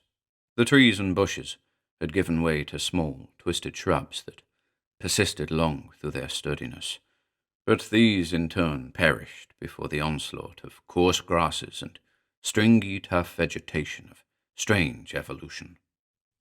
The ever-present heat, as Earth drew nearer to the sun, withered and killed with pitiless rays. It had not come at once. Long eons had gone before any could feel the change, and all through those first ages man's adaptable form had followed the slow mutation, and modelled itself to fit the more and more torrid air. Then the day had come when men could bear their hot cities but ill, and a gradual recession began, slow yet deliberate. Those towns and settlements closest to the equator had been first, of course, but later there were others. Man, softened and exhausted, could cope no longer with the ruthlessly mounting heat. It seared him as he was, and evolution was too slow to mold new resistances in him. Yet not at first were the great cities of the equator left to the spider and the scorpion. In the early years, there were many who stayed on, devising curious shields and armors against the heat and the deadly dryness. These fearless souls, screening certain buildings against the encroaching sun, made miniature worlds of refuge, wherein no protective armor was needed. They contrived marvelously ingenious things, so that for a while men persisted in the rusting towers, hoping thereby to cling to old lands till the searing should be over. For many would not believe what the astronomers said, and looked for a coming of the mild olden world again. But one day the men of death, from the new city of Nyara, made signals to Yanario, their immemorially ancient capital, and gained no answer from the few who remained therein. And when explorers reached that millennial city of bridge-linked towers, they found only silence. There was not even the horror of corruption, for the scavenger lizards had been swift. Only then did the people fully realize that these cities were lost to them, know that they must forever abandon them to nature. The other colonists in the hot lands fled from their brave posts, and total silence reigned within the high basalt walls of 1,000 empty towns. Of the dense throngs and multitudinous activities of the past, nothing finally remained. There now loomed against the rainless deserts only the blistered towers of vacant houses, factories, and structures of every sort, reflecting the sun's dazzling radiance and parching in the more and more intolerable heat. Many lands, however, had still escaped the scorching blight, so that the refugees were soon absorbed in the life of a newer world. During strangely prosperous centuries, the hoary, deserted cities of the equator grew half-forgotten and entwined with fantastic fables. Few thought of those spectral, rotting towers, those huddles of shabby walls and cactus-choked streets, darkly silent and abandoned. Wars came, sinful and prolonged, but the times of peace were greater. Yet always the swollen sun increased its radiance as Earth drew closer to its fiery parent. It was as if the planet meant to return to that source whence it was snatched, eons ago, through the accidents of cosmic growth. After a time, the blight crept outward from the central belt. Southern Urat burned as a tenantless desert, and then the north. In Parath and Balling, those ancient cities where brooding centuries dwelt, there moved only the scaly shapes of the serpent and the salamander, and at last Lowton echoed only to the fitful falling of tottering spires and crumbling domes. Steady, universal, and inexorable was the great eviction of man from the realms he had always known. No land within the widening stricken belt was spared, no people left unrooted. It was an epic, a Titan tragedy whose plot was unrevealed to the actors, this wholesale desertion of the cities of men. It took not years or even centuries, but millennia of ruthless change. And still it kept on, sullen, inevitable, savagely devastating. Agriculture was at a standstill. The world fast became too arid for crops. This was remedied by artificial substitutes, soon universally used. And as the old places that had known the great things of mortals were left, the loot salvaged by the fugitives grew smaller and smaller. Things of the greatest value and importance were left in dead museums, lost amid the centuries, and in the end the heritage of the immemorial past was abandoned. A degeneracy, both physical and cultural, set in with the insidious heat. For man had so long dwelt in comfort and security that this exodus from past scenes was difficult, nor were these events received phlegmatically. Their very slowness was terrifying. Degradation and debauchery were soon common. Government was disorganized, and the civilizations aimlessly slid back toward barbarism. When, 49 centuries after the blight from the equatorial belt, the whole Western Hemisphere was left unpeopled, chaos was complete. There was no trace of order or decency in the last scenes of this titanic, wildly impressive migration. Madness and frenzy stalked through them, and fanatics screamed of an Armageddon close at hand. Mankind was now a pitiful remnant of the elder races, a fugitive not only from the prevailing conditions, but from his own degeneracy. Into the Northland and the Antarctic went those who could. The rest lingered for years in an incredible saturnalia, vaguely doubting the forthcoming disasters. In the city of Borligo, a wholesale execution of the new prophets took place, after months of unfulfilled expectations. They thought the flight to the Northland unnecessary, and looked no longer for the threatened ending. How they perished must have been terrible indeed. those vain, foolish creatures who thought to defy the universe. But the blackened, scorched towns are mute. These events, however, must not be chronicled, for there are larger things to consider than this complex and unhastening downfall of a lost civilization. During a long period, morale was at lowest ebb among the courageous few who settled upon the alien Arctic and Antarctic shores, now mild as were those of southern Urat in the long-dead past. But here there was respite. The soil was fertile, and forgotten pastoral arts were called into use anew. There was, for a long time, a contented little epitome of the lost lands, though here were no vast throngs or great buildings. Only a sparse remnant of humanity survived the eons of change, and peopled those scattered villages of the later world. How many millennia this continued is not known. The sun was slow in invading this last retreat, and as the eras passed, there developed a sound, sturdy race, bearing no memories or legends of the old, lost lands. Little navigation was practiced by this new people, and the flying machine was wholly forgotten. Their devices were of the simplest type, and their culture was simple and primitive. Yet they were contented, and accepted the warm climate as something natural and accustomed. But unknown to these simple peasant folk, still further rigors of nature were slowly preparing themselves. As the generations passed, the waters of the vast and unplumbed ocean wasted slowly away, enriching the air and the desiccated soil, but sinking lower and lower each century. The splashing surf still glistened bright, and the swirling eddies were still there, but a doom of dryness hung over the whole watery expanse. However, the shrinkage could not have been detected save by instruments more delicate than any then known to the race. Even had the people realized the ocean's contraction, it is not likely that any vast alarm or great disturbance would have resulted, for the losses were so slight and the sea so great. Only a few inches during many centuries, but in many centuries increasing. So at last the oceans went, and water became a rarity on a globe of sun-baked drought.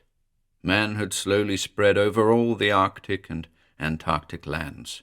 The equatorial cities, and many of later habitation, were forgotten even to legend.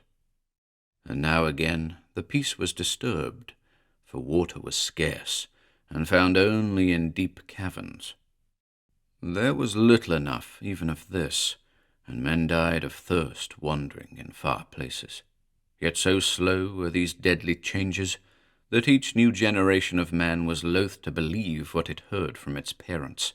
None would admit that the heat had been less or the water more plentiful in the old days, or take warning that days of bitterer burning and drought were to come.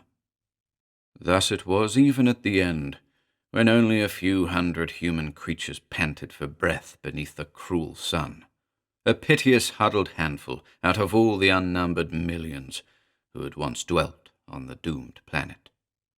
And the hundreds became small, till man was to be reckoned only in tens. These tens clung to the shrinking dampness of the caves, and knew at last that the end was near. So slight was their range that none had ever seen the tiny, fabled spots of ice left close to the planet's poles, if such indeed remained. Even had they existed and been known to man, none could have reached them across the trackless and formidable deserts, and so the last pathetic few dwindled. It cannot be described, this awesome chain of events that depopulated the whole earth. The range is too tremendous for any to picture or encompass. Of the people of Earth's fortunate ages, billions of years before, only a few prophets and madmen could have conceived that which was to come, could have grasped visions of the still, dead lands and long empty seabeds.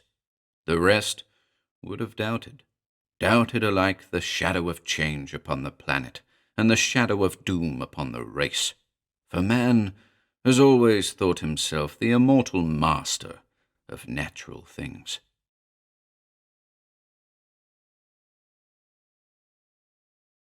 Two. When he had eased the dying pangs of the old woman, Ool wandered in a fearful daze out into the dazzling sands. She had been a fearsome thing, shriveled and so dry, like withered leaves. Her face had been the colour of the sickly yellow grasses that rustled in the hot wind, and she was loathsomely old. But she had been a companion, someone to stammer out vague fears to talk to about this incredible thing, a comrade to share one's hopes for succour from those silent other colonies beyond the mountains. He could not believe none lived elsewhere, for Ool was young, and not certain as are the old. For many years he had known none but the old woman. Her name was Maladna. She had come that day in his 11th year, when all the hunters went to seek food, and did not return. Ool had no mother that he could remember, and there were few women in the tiny group. When the men vanished, those 3 women, the young one and the 2 old, had screamed fearfully and moaned long. Then the young one had gone mad and killed herself with a sharp stick. The old ones buried her in a shallow hole dug with their nails, so Ool had been alone when the still older Maladna came. She walked with the aid of a knotty pole, a priceless relic of the old forests, hard and shiny with years of use. She did not say whence she came, but stumbled into the cabin while the young suicide was being buried. There she waited till the 2 returned, and they accepted her incuriously. That was the way it had been for many weeks, until the 2 fell sick, and Maladna could not cure them. Strange that those younger 2 should have been stricken, while she, infirm and ancient, lived on. Maladna had cared for them many days, and at length they died, so that Ool was left with only the stranger. He screamed all the night, so she became at length out of patience, and threatened to die too. Then, hearkening, he became quiet at once, for he was not desirous of complete solitude. After that, he lived with Maladna, and they gathered roots to eat. Maladna's rotten teeth were ill-suited to the food they gathered, but they contrived to chop it up till she could manage it. This weary routine of seeking and eating was Ool's childhood. Now he was strong and firm in his 19th year, and the old woman was dead. There was naught to stay for, so he determined at once to seek out those fabled huts beyond the mountains, and live with the people there. There was nothing to take on the journey. Ool closed the door of his cabin. Why, he could not have told, for no animals had been there for many years, and left the dead woman within. Half dazed and fearful at his own audacity, he walked long hours in the dry grasses, and at length reached the first of the foothills. The afternoon came, and he climbed until he was weary, and lay down on the grasses. Sprawled there, he thought of many things. He wondered at the strange life, passionately anxious to seek out the lost colony beyond the mountains. But at last he slept. When he awoke, there was starlight on his face, and he felt refreshed. Now that the sun was gone for a time, he travelled more quickly, eating little, and determining to hasten before the lack of water became difficult to bear. He had brought none, for the last people, dwelling in one place and never having occasion to bear their precious water away, made no vessels of any kind. Ool hoped to reach his goal within a day, and thus escape thirst. So he hurried on beneath the bright stars, running at times in the warm air, and at other times lapsing into a dog-trot. So he continued until the sun arose, yet still he was within the small hills, with 3 great peaks looming ahead. In their shade he rested again. Then he climbed all the morning, and at midday surmounted the first peak, where he lay for a time, surveying the space before the next range. Upon an eroded cliff-top rested the man, gazing far across the valley. Lying thus, he could see a great distance, but in all the sere expanse there was no visible motion. The second night came, and found Ool amid the rough peaks, the valley and the place where he had rested far behind. He was nearly out of the second range now, and hurrying still. Thirst had come upon him that day, and he regretted his folly. Yet he could not have stayed there with the corpse, alone in the grasslands. He sought to convince himself thus, and hastened ever on, tiredly straining. And now there were only a few steps before the cliff wall would part, and allow a view of the land beyond. Ool stumbled wearily down the stony way, tumbling and bruising himself even more. It was nearly before him, this land where men were rumoured to have dwelt, this land of which he had heard tales in his youth. The way was long, but the goal was great. A boulder of giant circumference cut off his view. Upon this he scrambled anxiously. Now, at last, he could behold by the sinking orb his long-sought destination, and his thirst and aching muscles were forgotten, as he saw joyfully that a small huddle of buildings clung to the base of the farther cliff. Ool rested not, but, spurred on by what he saw, ran and staggered and crawled the half-mile remaining. He fancied that he could detect forms among the rude cabins. The sun was nearly gone, the hateful, devastating sun that had slain humanity. He could not be sure of details, but soon the cabins were near. They were very old, for clay blocks lasted long in the still dryness of the dying world. Little indeed changed but the living things, the grasses and these last men. Before him an open door swung upon rude pegs. In the fading light, Ool entered, weary unto death, seeking painfully the expected faces. Then he fell upon the floor and wept, for at the table was propped a dry and ancient skeleton. He rose at last, crazed by thirst, aching unbearably, and suffering the greatest disappointment any mortal could know. He was, then, the last living thing upon the globe. His the heritage of the earth, all the lands and all to him equally useless. He staggered up, not looking at the dim white form in the reflected moonlight, and went through the door. About the empty village he wandered, searching for water and sadly inspecting this long empty place so spectrally preserved by the changeless air. Here there was a dwelling, there a rude place where things had been made, clay vessels holding only dust, and nowhere any liquid to quench his burning thirst. Then, in the centre of the little town, Ool saw a well-curb. He knew what it was, for he had heard tales of such things from Maladna. With pitiful joy, he reeled forward and leaned upon the edge. There, at last, was the end of his search. Water, slimy, stagnant, and shallow, but water before his sight. Ool cried out in the voice of a tortured animal, groping for the chain and bucket. His hand slipped on the slimy edge, and he fell upon his chest across the brink. For a moment he lay there. Then, soundlessly, his body was precipitated down the black shaft. There was a slight splash in the murky shallowness as he struck some long-sunken stone, dislodged eons ago from the massive coping. The disturbed water subsided into quietness, and now at last the earth was dead. The final, pitiful survivor had perished. All the teeming billions, the slow eons, the empires and civilizations of mankind were summed up in this poor, twisted form, and how titanically meaningless it had all been.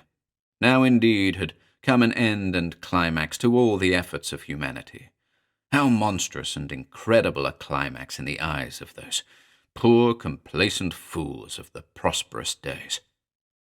Not ever again would the planet know the thunderous tramping of human millions, or even the crawling of lizards and the buzz of insects, for they too had gone.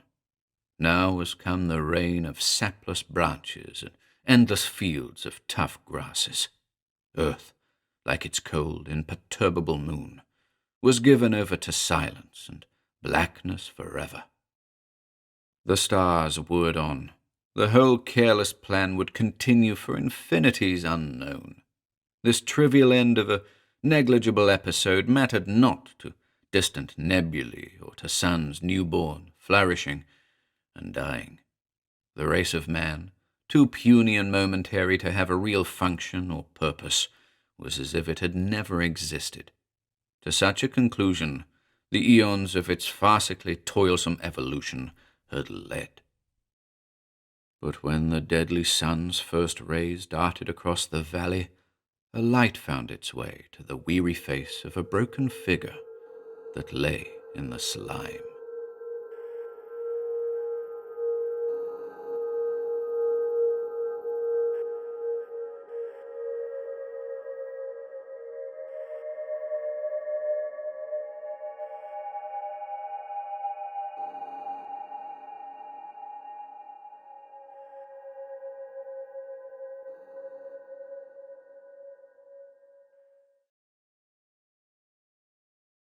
The Time Traveller by Ralph Milne Farley.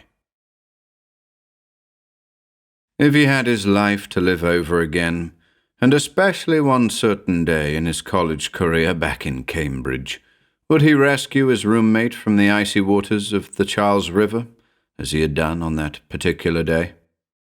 Professor John D. Smith turned this question bitterly over in his mind, for he had just received a blow, the crowning indignity of a long series of indignities at the hands of that ungrateful roommate.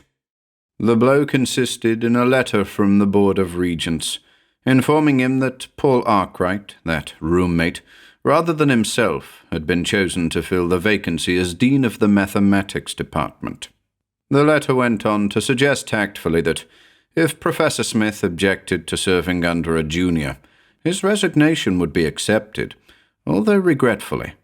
This last was too much. Smith exploded to his wife, "Mary, I can see Paul's hand in this, the dirty crook.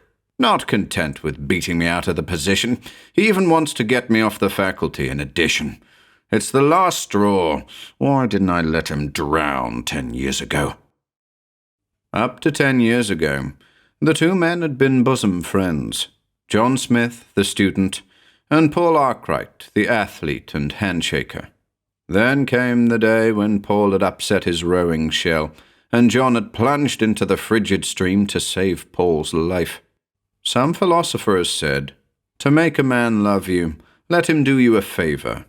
To make him hate you, do a favor for him." This had proved true in this instance.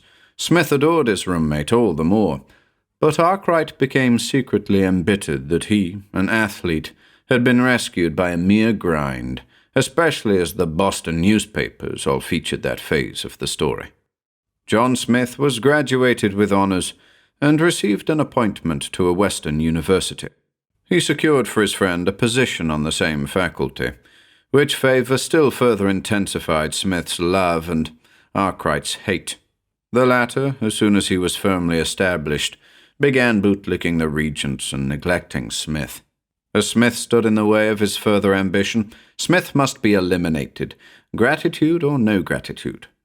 So when Smith published his first big bit of research, Arkwright supplied a footnote pointing out a fundamental flaw. When Smith published his second thesis, his ex-friend called attention to the fact that the theory was old, and hinted that Smith had deliberately plagiarized it. Yet, even so, Smith was merely grieved, rather than resentful. But now came the last straw, and his long-suffering love for his old chum turned to hate. Mrs. Smith was desolated by the situation. Said she, "Of course you will have no difficulty getting a good position in some other college, but I love this town. We have many friends here, and we shall have to sell our beautiful house. Oh, the ungrateful wretch! He who expects gratitude hath not conferred a favour," quoted Smith, adding bitterly, "but Paul might at least have given me a square deal." That evening, his colleague, Dr. Willis, called to condole with him, and to take his mind off his troubles by staging one of their periodic quarrels about relativity. Assuming a gaiety which he did not feel, Smith recited the following limerick. There was a young lady named Bright, who could travel much faster than light. She set out one day in a relative way, and arrived on the preceding night.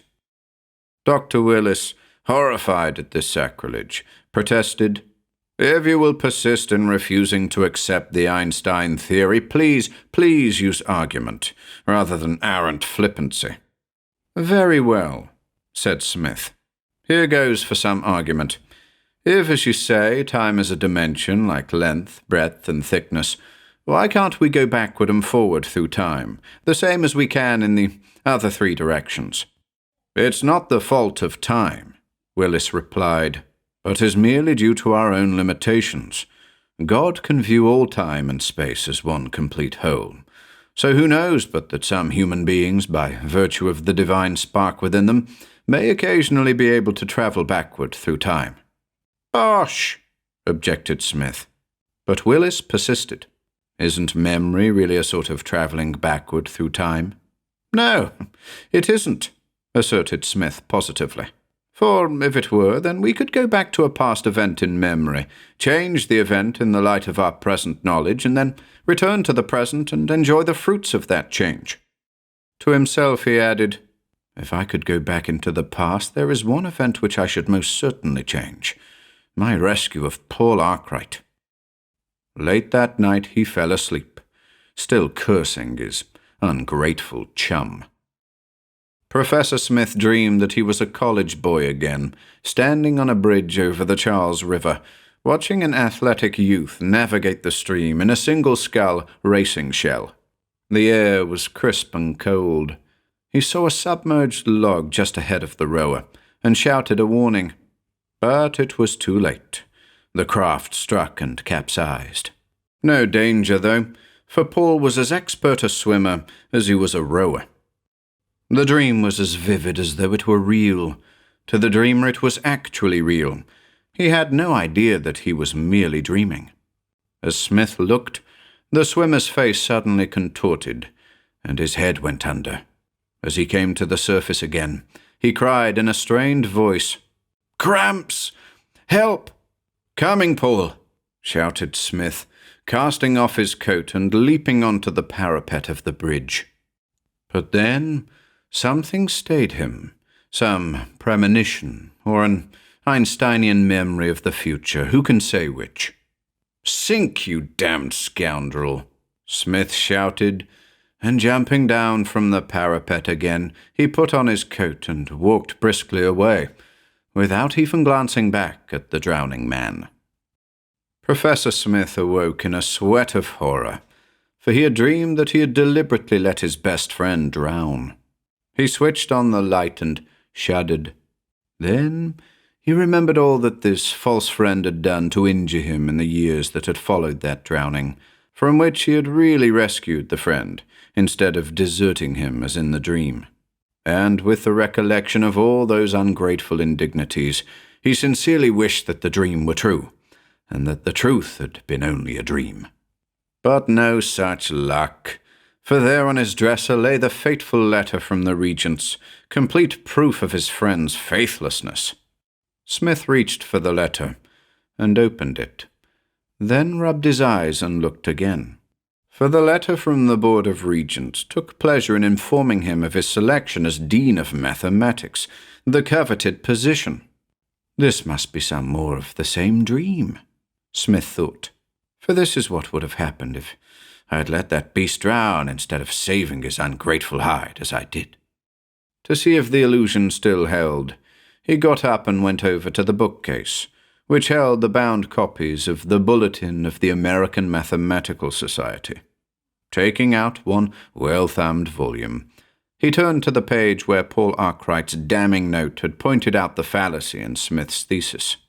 There stood the thesis and the note, but the note was very mild, and was by the editor instead of by Arkwright. Professor Smith turned to his second article in another volume. Sure enough, there was the note about the German anticipation of his ideas, but this note too was by the editor, and it contained no veiled accusation of intentional plagiarism. Professor Smith smiled. The dream was going good. So he looked up Arkwright's name in the college catalogue, only to find no such person among the faculty. Even Paul's mathematics courses were all listed as given by others. Smith's smile became a grin. The grey light of morning was beginning to show. He dressed quickly, then sneaked downstairs, and, getting into his car, drove out to the new subdivision, where Paul Arkwright's house was being built. But the lot stood vacant, and still held a "for sale" sign. About the time that Professor Smith reached home again, he began to realize that he was awake and not dreaming. And then he began to worry. Things like this just don't happen in real life. Yesterday, Paul had blocked his promotion. Today, all trace of Paul had been wiped from the face of the earth. Or else he himself was losing his mind.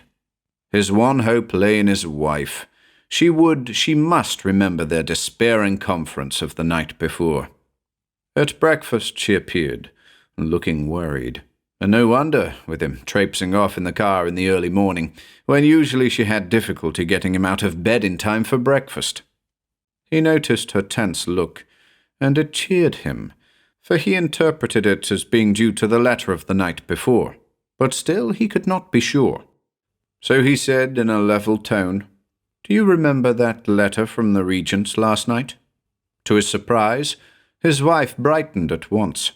"Indeed I do," she said. "Isn't it splendid? You acted like a kid when you read it to me. And didn't we have a wonderful celebration party together downtown? A regular second honeymoon. To you, the promotion means the fulfillment of your ambitions, and to me it means that we shall soon be able to pay off the mortgage on our home. Oh, John, isn't it glorious?" "But how about Paul Arkwright?" he asked, bewildered. "You poor dear," she sympathized. "It's just like you to grieve over your old roommate in your hour of triumph. I wish that I had known him. He must have been quite a fellow, to judge from the way you have always praised him.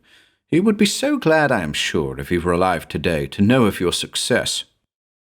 Professor Smith gave it up. He passed a bewildered hand across his brow. He would accept the gift of the gods without question. Paul's death would never be on his conscience, for he knew in his heart of hearts that he had actually saved Paul 10 years ago, and that letting Paul drown had been only a figment of last night's dream. And yet, had it been merely a dream?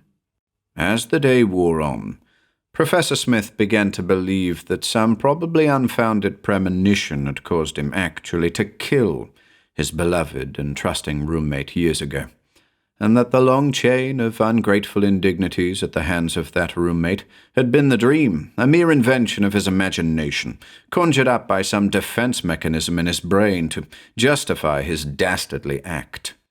In spite of the congratulations which were showered upon him because of his promotion, he became more and more morose and harassed during the day.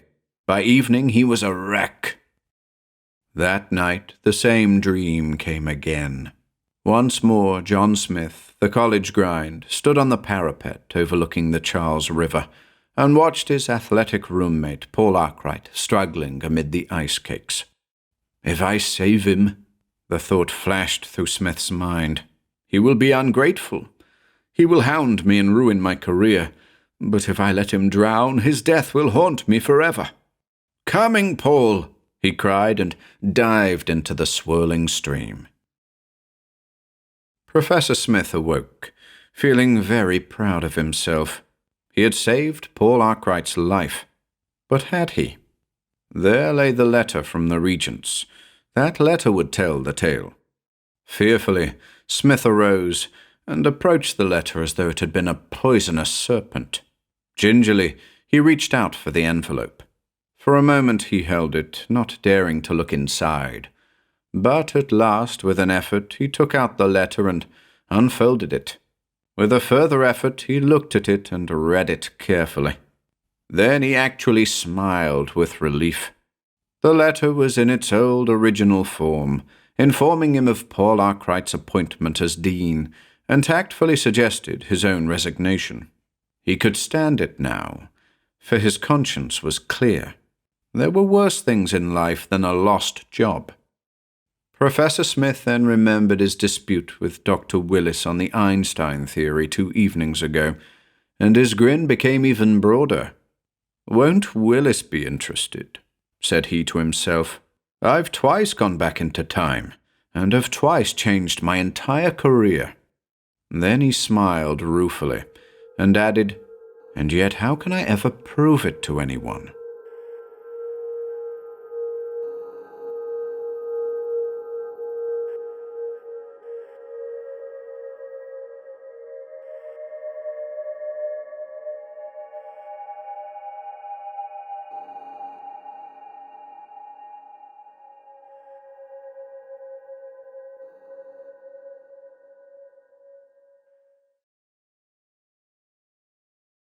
The Drum by Ian Gordon.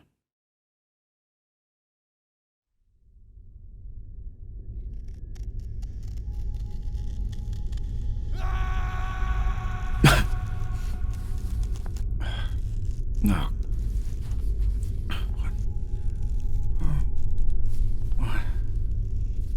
Where am I? What the... Hello, David. Huh? What the hell? It's me, David. Don't worry, it'll all come back to you in time. What's happening here? Who are you? Patience, David. You've got a little while yet. What do you mean? Think, David. Think hard. Why, I don't know what you mean. About what? Yourself. Who are you? Well, now that you're asking, I'm not sure. Aren't you? Well, I'm David. You've made that clear enough. And that's a start, isn't it? Where am I? I can't see anything. You aren't blindfolded, I can tell you that much. And what's that sound? What sound? That creaking sound. Back and forth, and... What was that scream I heard? You like to ask questions, don't you, David? Well, I don't know. You tell me, do I? Think, David. Think hard. You've said that already. It was necessary to say it again. Jesus. My God, what is going on? Look. Wait. Something's coming back to me. I think I remember you now. Yes?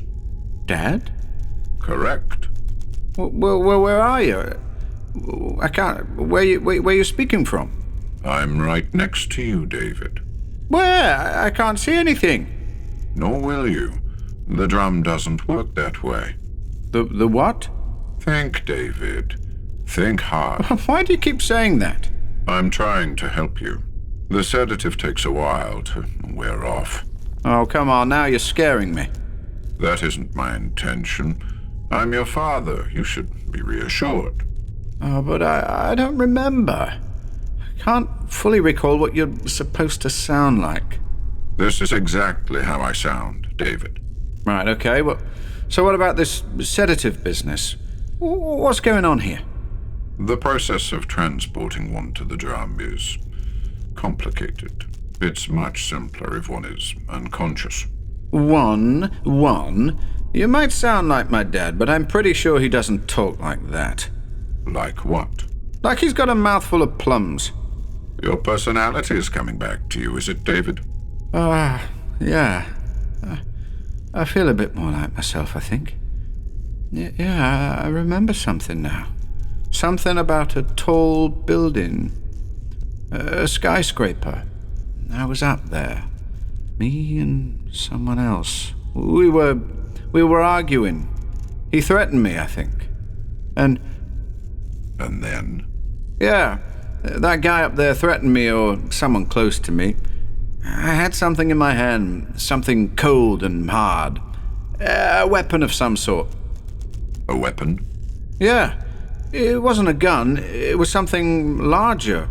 I don't know, a crowbar or something. God, I was angry. Yeah, I was mad with it.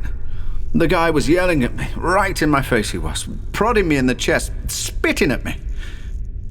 What happened next, David? Oh, I don't know. Red. The red mist.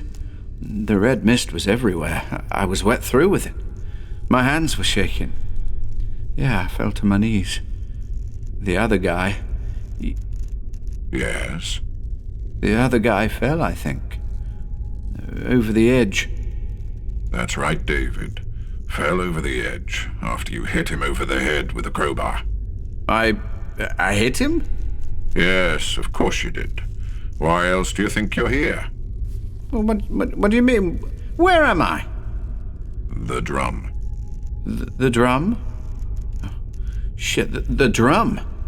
Yes, David. Huh. That noise, that creaking, it's the rope? Yes, David. And that scream I heard? Yes, David. But I haven't been to trial or anything. What about a fair hearing? You can't just bring it... It doesn't work that way, David. And you? You're just the comforter, aren't you? Yes, David. Oh, my God. When will it happen? That, as I'm sure you know, is up to you, David. Well, what if I refuse? No, I won't do it. She can't make me do it. There's no way I'm going to do it. Then it's a long time in the drum for you, David. I don't believe you. Unfortunately, there's only one way out of here for you. How far down is it? Please tell me. How deep does it go? It can't be like they say. It can't be as deep as they say, can it? You like to ask questions, don't you, David? God. I'll climb up. I'll climb out of here. Just need to get a grip on... On what, David? Oh, Jesus, it's sharp. Yes, David. There's no climbing out of here, I'm afraid. Unfortunately, there's only one way out of here for you, David. But it isn't fair. What about... that's it. Mitigating circumstances. Yeah, what about those? Mitigating circumstances involving a crowbar? Oh, come on. There must be some... I'm sorry, David. You made your decision, be it in the grip of hysteria or otherwise. The world has suffered long enough at the hands of people like you. The drum is here to cleanse it of your kind. Cleanse it? But that isn't fair. Fair? This isn't about the scales of justice, David. It's a process of purification. You will join the others at the bottom. Stop it. Where, if you're lucky, you'll die upon impact. Stop it. Imagine the horror of surviving such a plunge. Stop it! Stop it! I will, David. And I'm sorry to punish you further, but I am your father, after all. I must act in kind. Are you ready, David? No.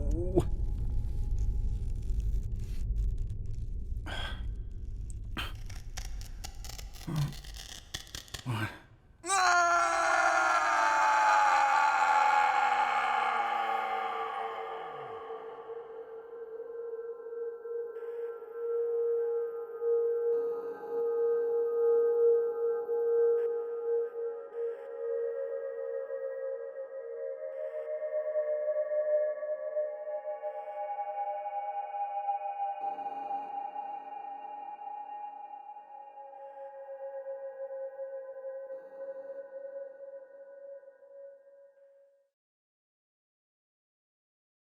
The Seeds from Outside by Edmond Hamilton.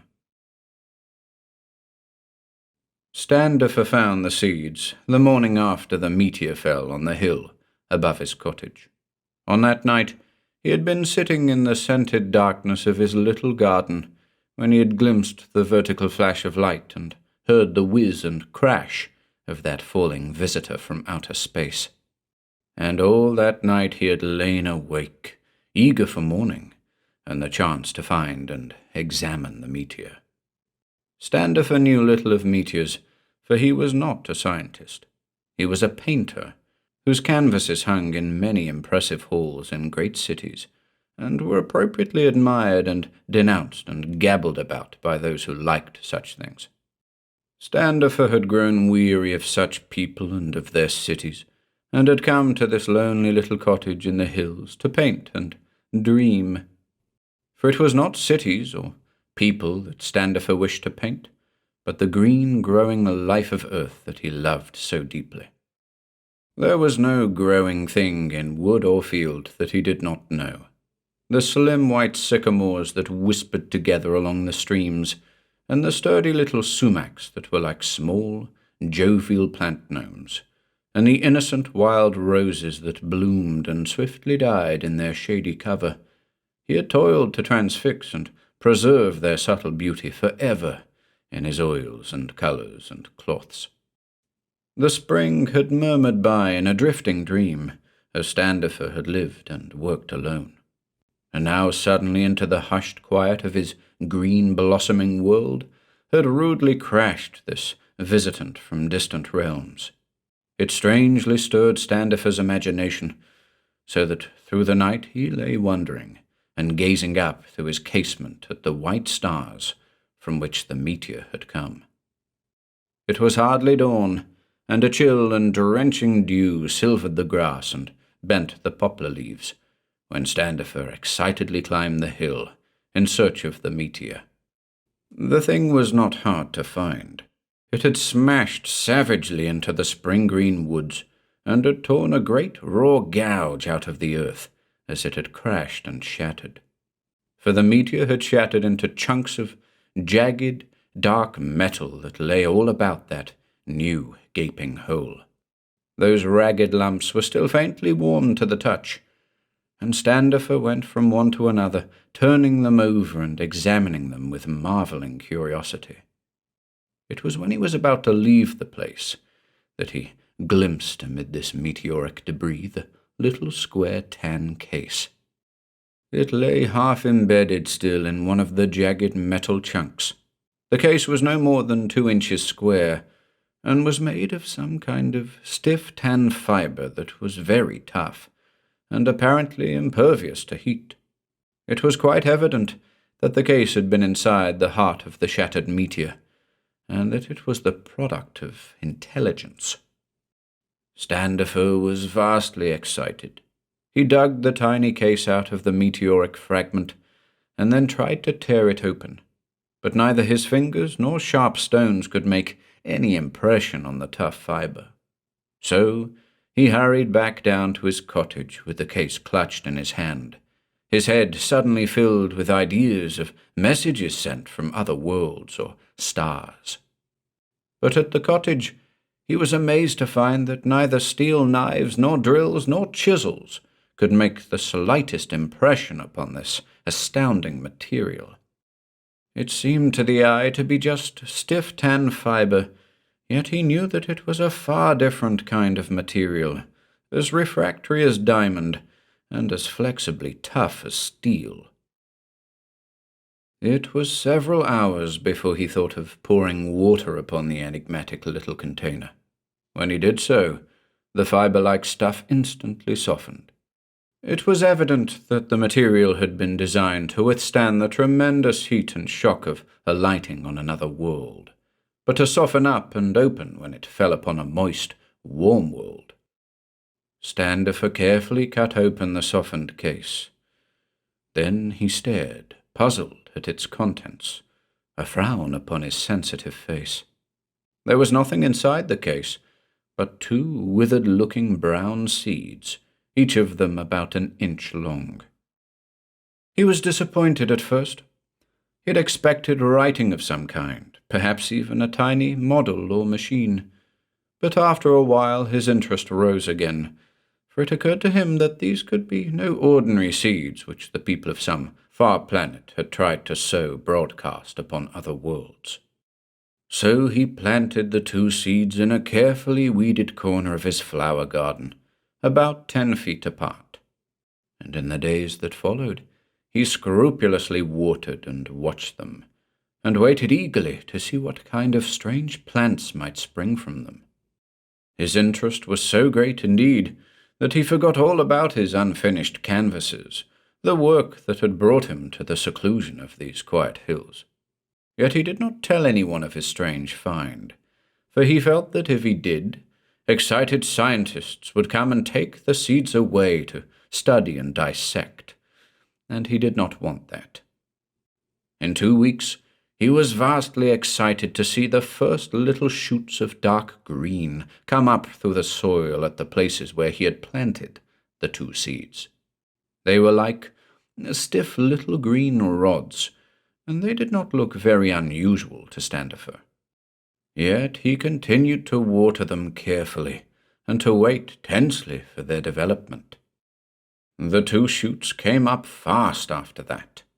Within a month, they had become green pillars almost 6 feet tall, each of them covered with a tight-wrapped sheath of green sepals. They were a little thicker at the middle than at the top or bottom, and one of them was a little slenderer than the other, and its colour a lighter green. Altogether, they looked like no plants ever before seen on earth. Standifer saw that the sheathing sepals were now beginning to unfold, to curl back from the tops of the plants.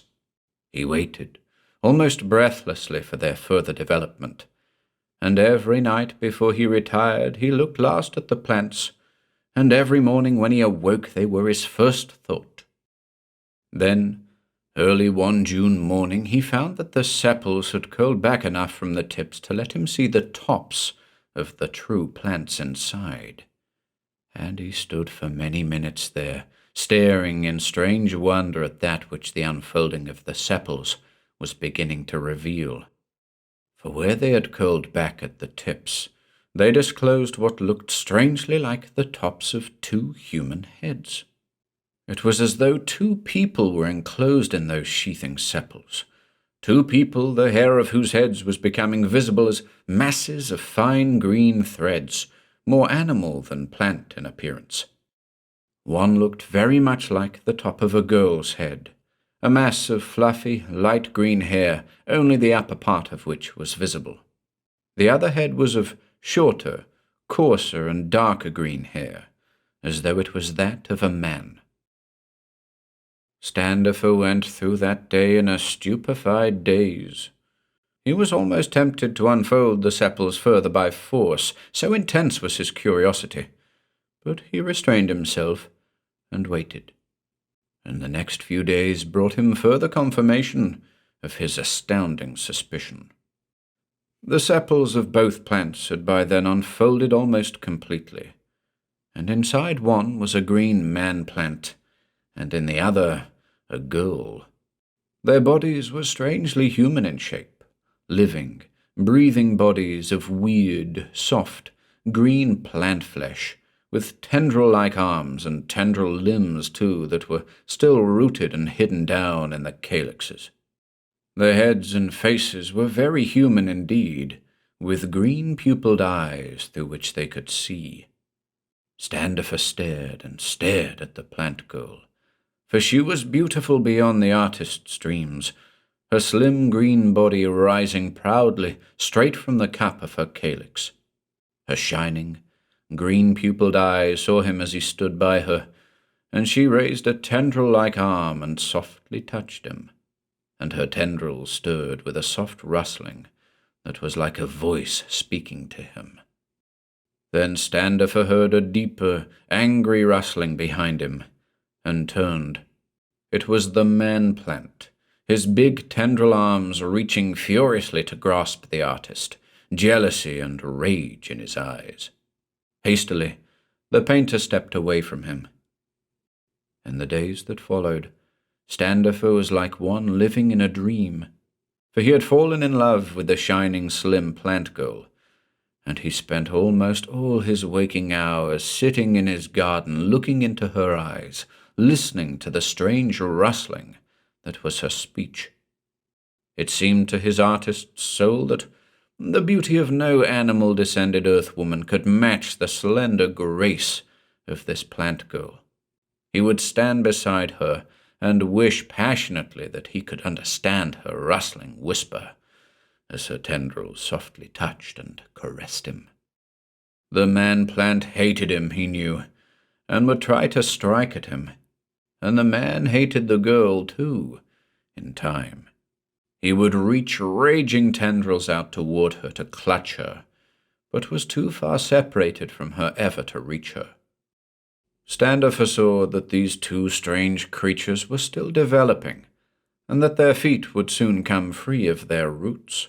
He knew that these were beings of a kind of life utterly unlike anything terrestrial, that they began their life cycle as seeds and rooted plants, and that they developed then into free and moving plant people such as were unknown on this world.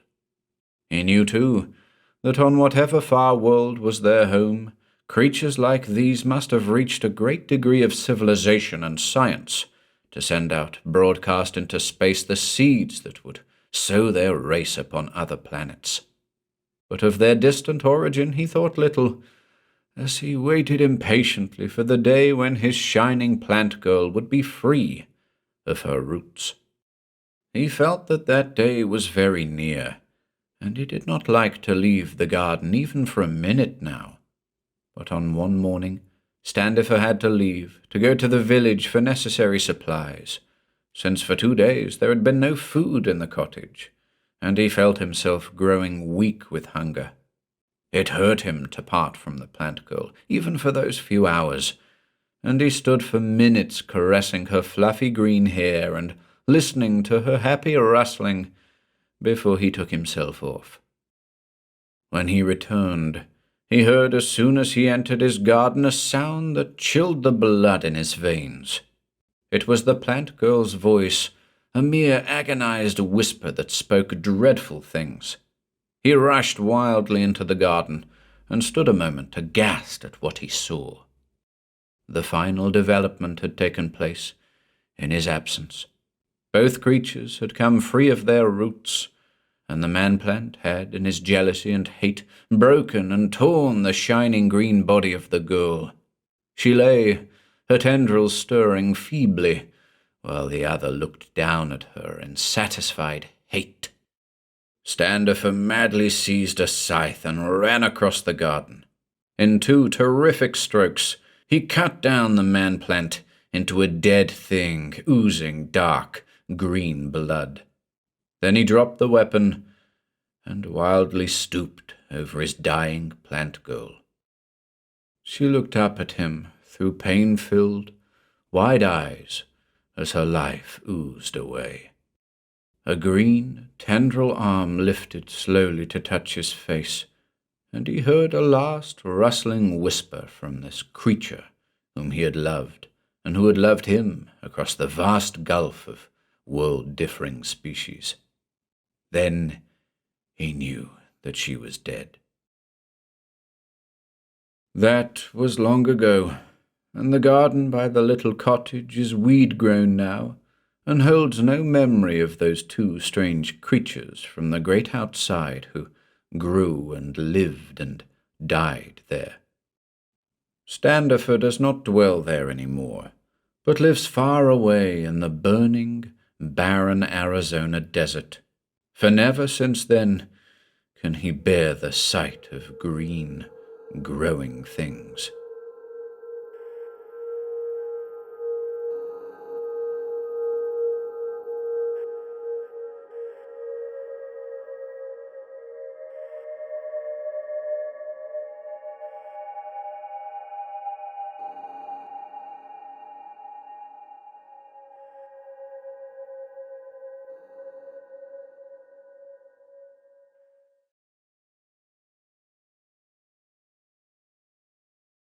Tony and the Beetles, by Philip K. Dick.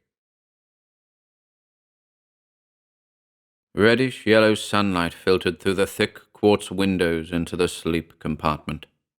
Tony Rossi yawned, stirred a little, then opened his black eyes and sat up quickly. With one motion, he tossed the covers back and slid to the warm metal floor.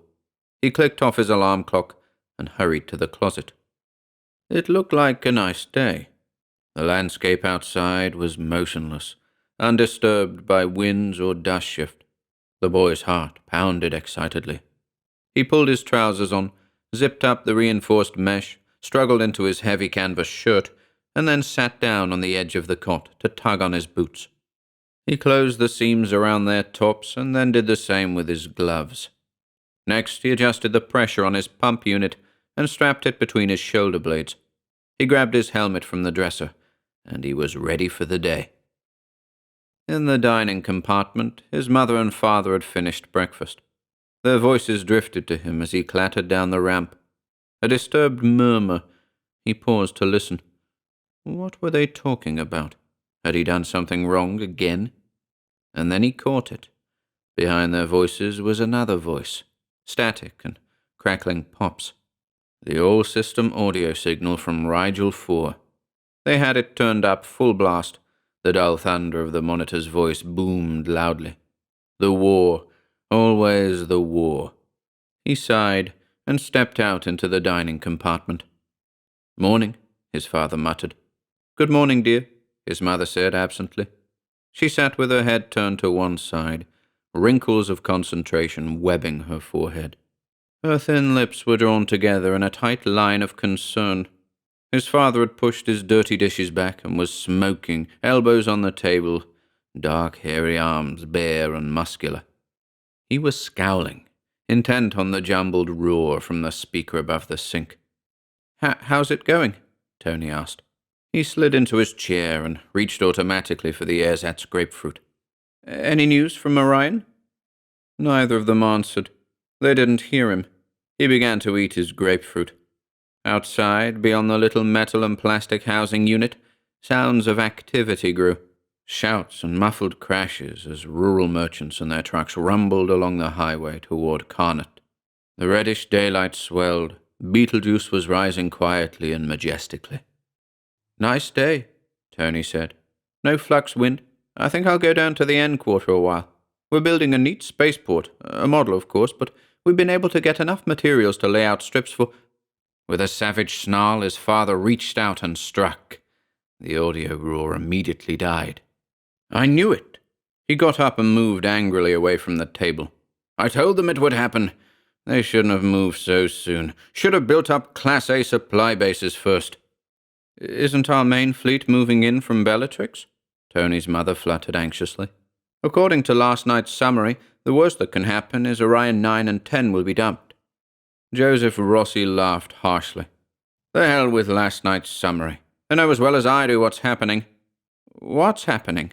Tony echoed, as he pushed aside his grapefruit and began to ladle out dry cereal. Are we losing the battle? Yes. His father's lips twisted. Earthmen losing to Beetles. I told them, but they couldn't wait. My God, there's 10 good years left in the system.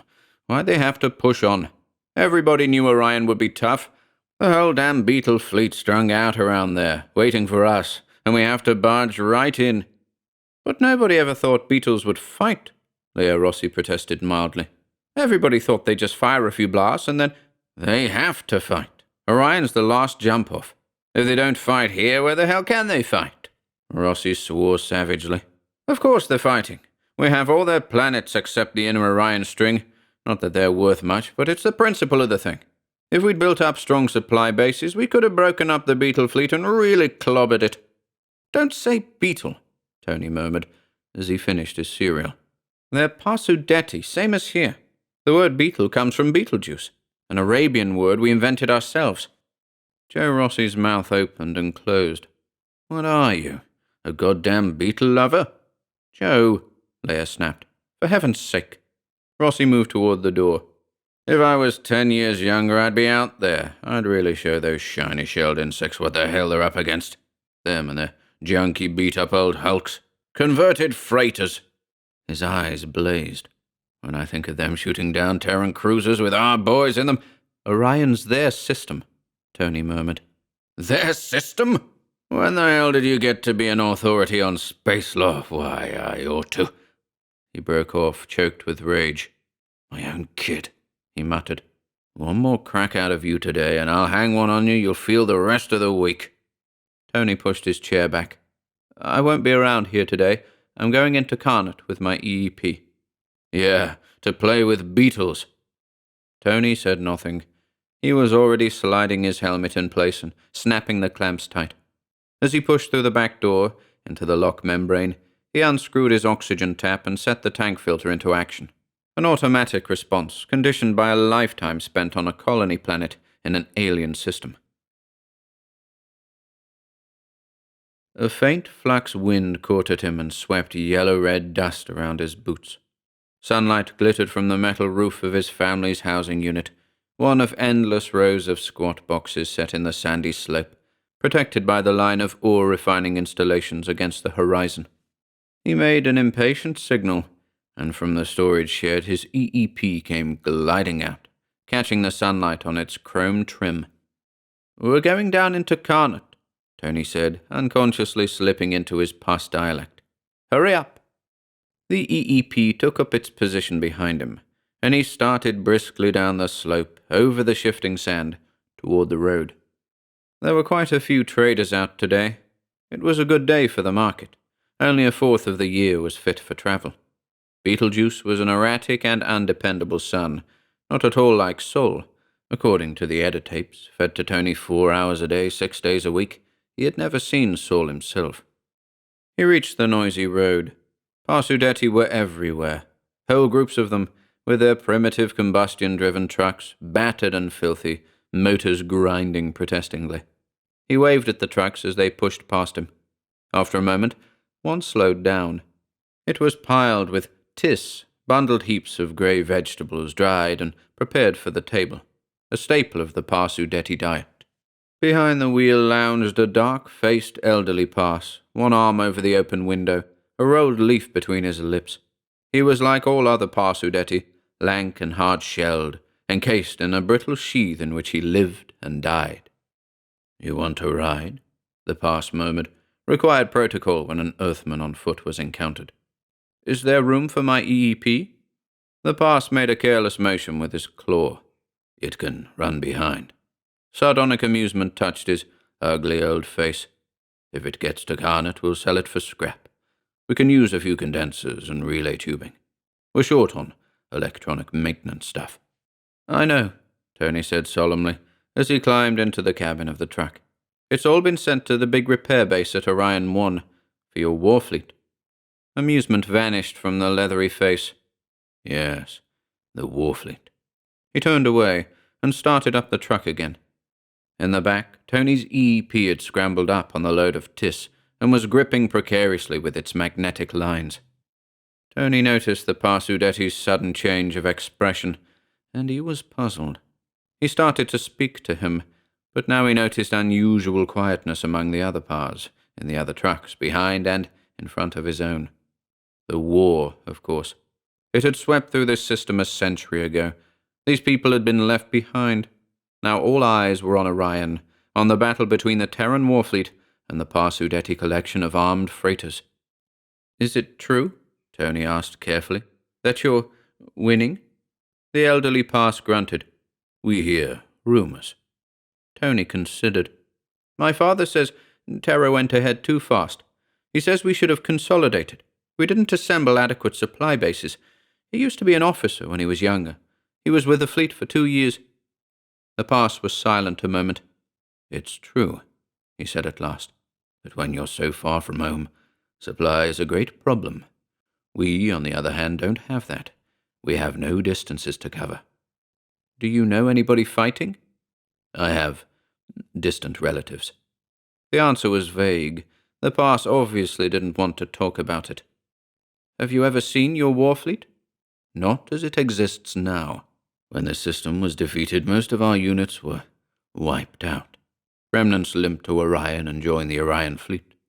Your relatives were with the remnants? That's right. Then you were alive when this planet was taken? Why do you ask? The old pars quivered violently. What business is it of yours?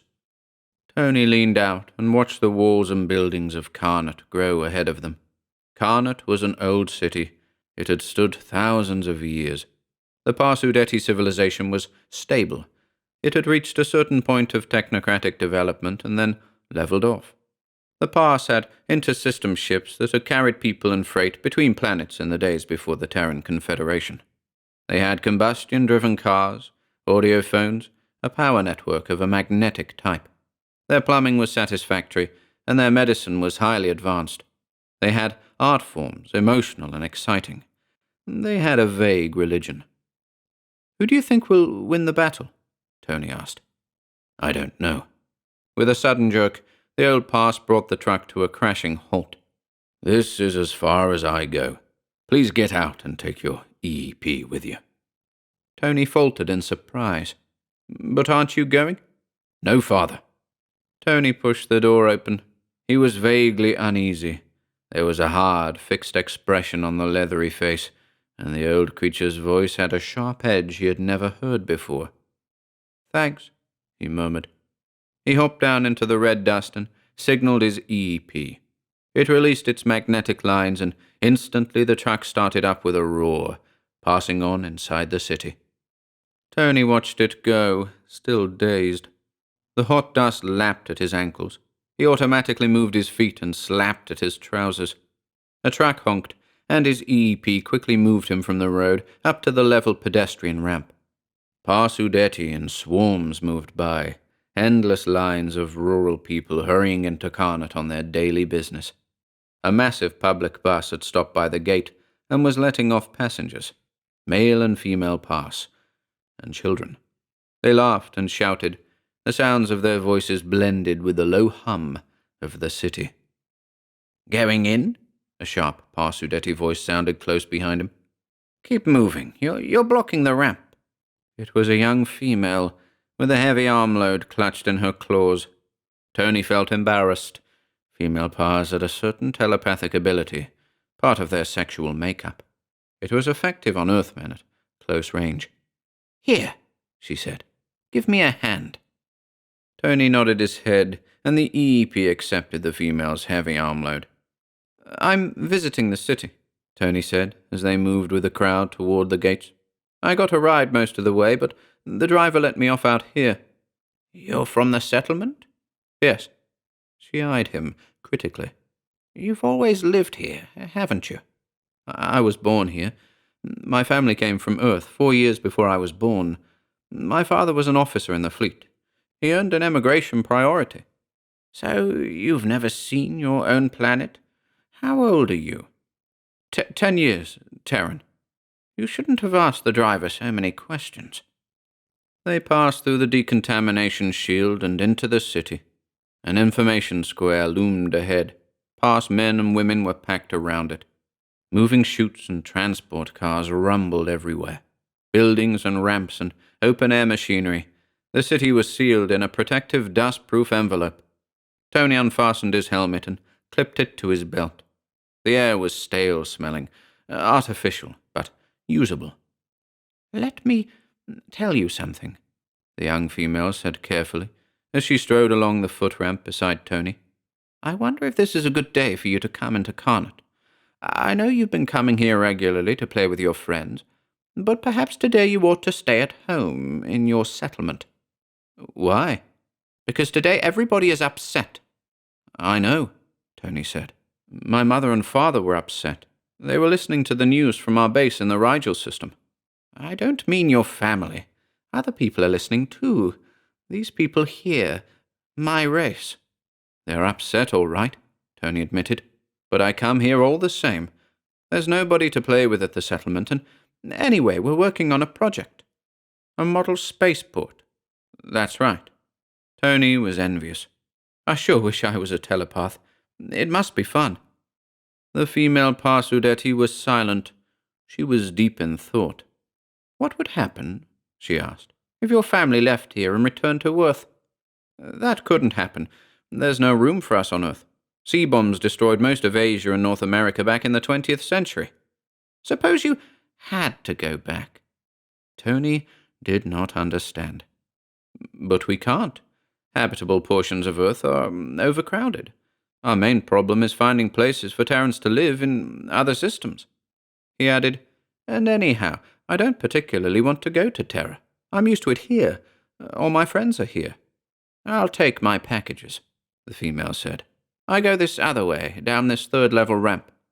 Tony nodded to his EEP, and it lowered the bundles into the female's claws. She lingered a moment, trying to find the right words. Good luck, she said. With what? She smiled faintly, ironically. With your model spaceport. I hope you and your friends get to finish it. Of course we'll finish it, Tony said, surprised. It's almost done. What did she mean? The Parsudetti woman hurried off before he could ask her.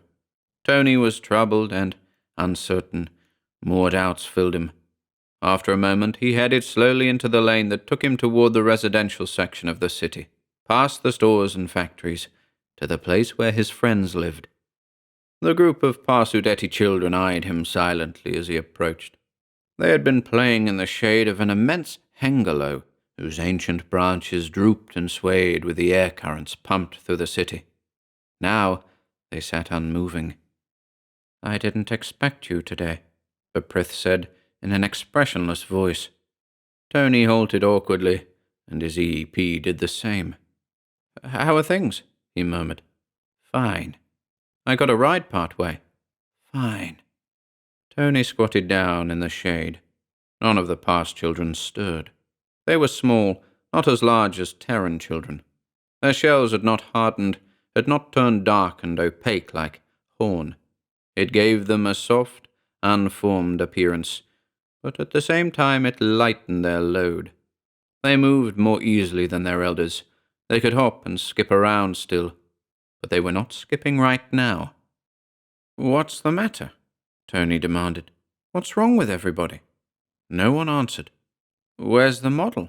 He asked. Have you fellows been working on it? After a moment, Liar nodded slightly. Tony felt dull anger rise up inside him. Say something. What's the matter? What are you all mad about? Mad? Beprith echoed. We're not mad. Tony scratched aimlessly in the dust. He knew what it was. The war again.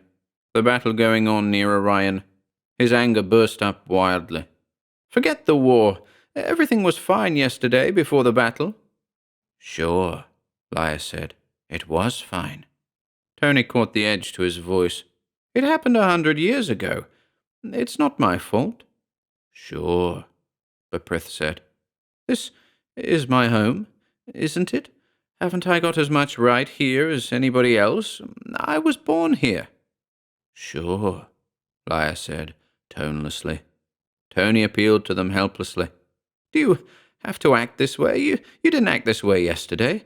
I was here yesterday. All of us were here yesterday. What's happened since yesterday? The battle, Beprith said. What difference does that make? Why does that change everything? There's always war.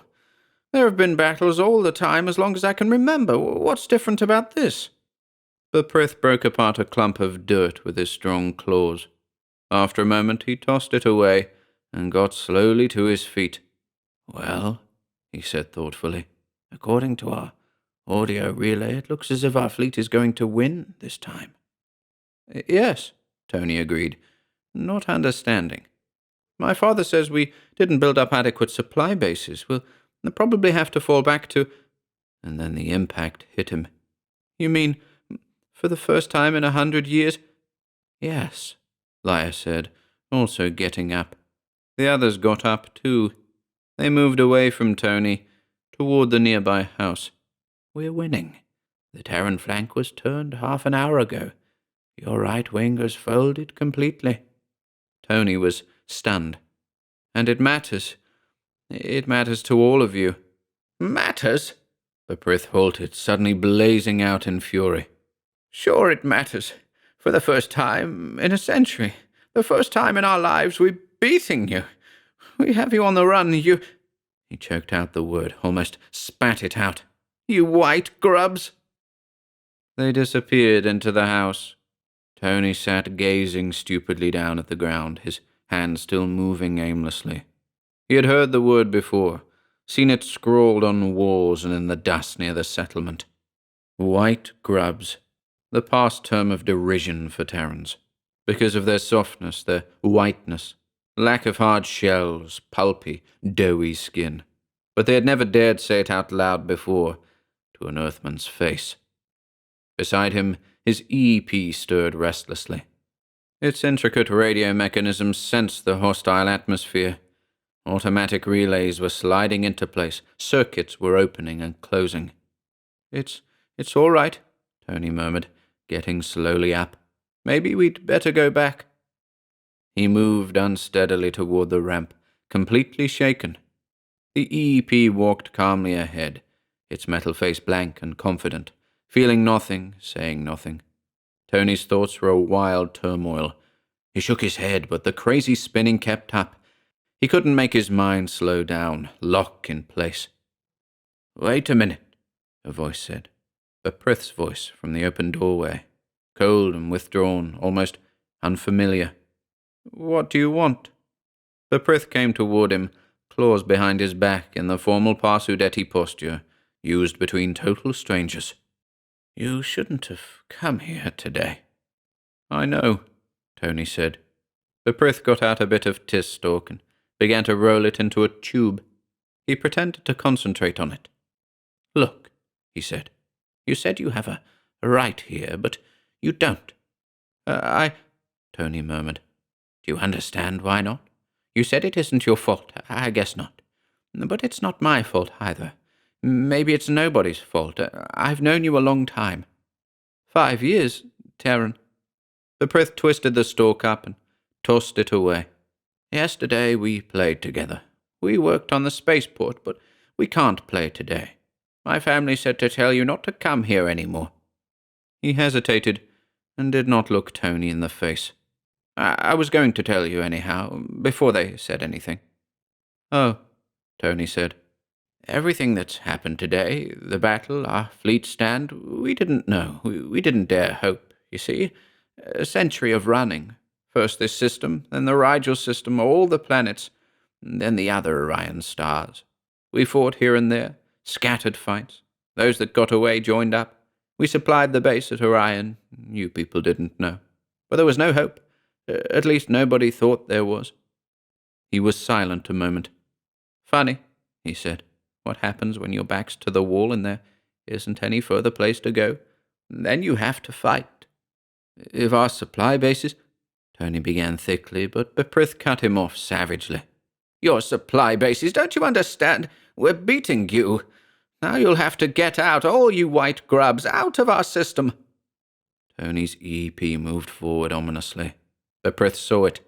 He bent down, snatched up a rock, and hurled it straight at the EEP. The rock clanged off the metal hull and bounced harmlessly away. Beprith snatched up another rock. Liar and the others came quickly out of the house. An adult pass loomed up behind them. Everything was happening too fast. More rocks crashed against the EEP. One struck Tony on the arm. "Get out!" Beprith screamed. "Don't come back! This is our planet!" His claws snatched at Tony. "We'll tear you to pieces if you—" Tony smashed him in the chest. The soft shell gave like rubber, and the pass stumbled back. He wobbled and fell over, gasping and screeching. "Beetle!" Tony breathed hoarsely. Suddenly he was terrified. A crowd of Parsudeti was forming rapidly. They surged on all sides, hostile faces, dark and angry, a rising thunder of rage. More stones showered. Some struck the EEP. Others fell around Tony, near his boots. One whizzed past his face. Quickly, he slid his helmet in place. He was scared. He knew his EEP's E-signal had already gone out, but it would be minutes before a ship could come. Besides, there were other Earthmen in the city to be taken care of. There were Earthmen all over the planet, in all the cities, on all the 23 Beetlejuice planets, on the 14 Rigel planets, on the other Orion planets. "We have to get out of here," he muttered to the EEP. "Do something!" A stone hit him on the helmet. The plastic cracked, air leaked out, and then the auto-seal filmed over. More stones were falling. The pass swarmed close, a yelling, seething mass of black-sheathed creatures. He could smell them, the acrid body odor of insects, hear their claws snap, feel their weight. The EEP threw its heat beam on. The beam shifted in a wide band toward the crowd of Parsudetti. Crude hand weapons appeared.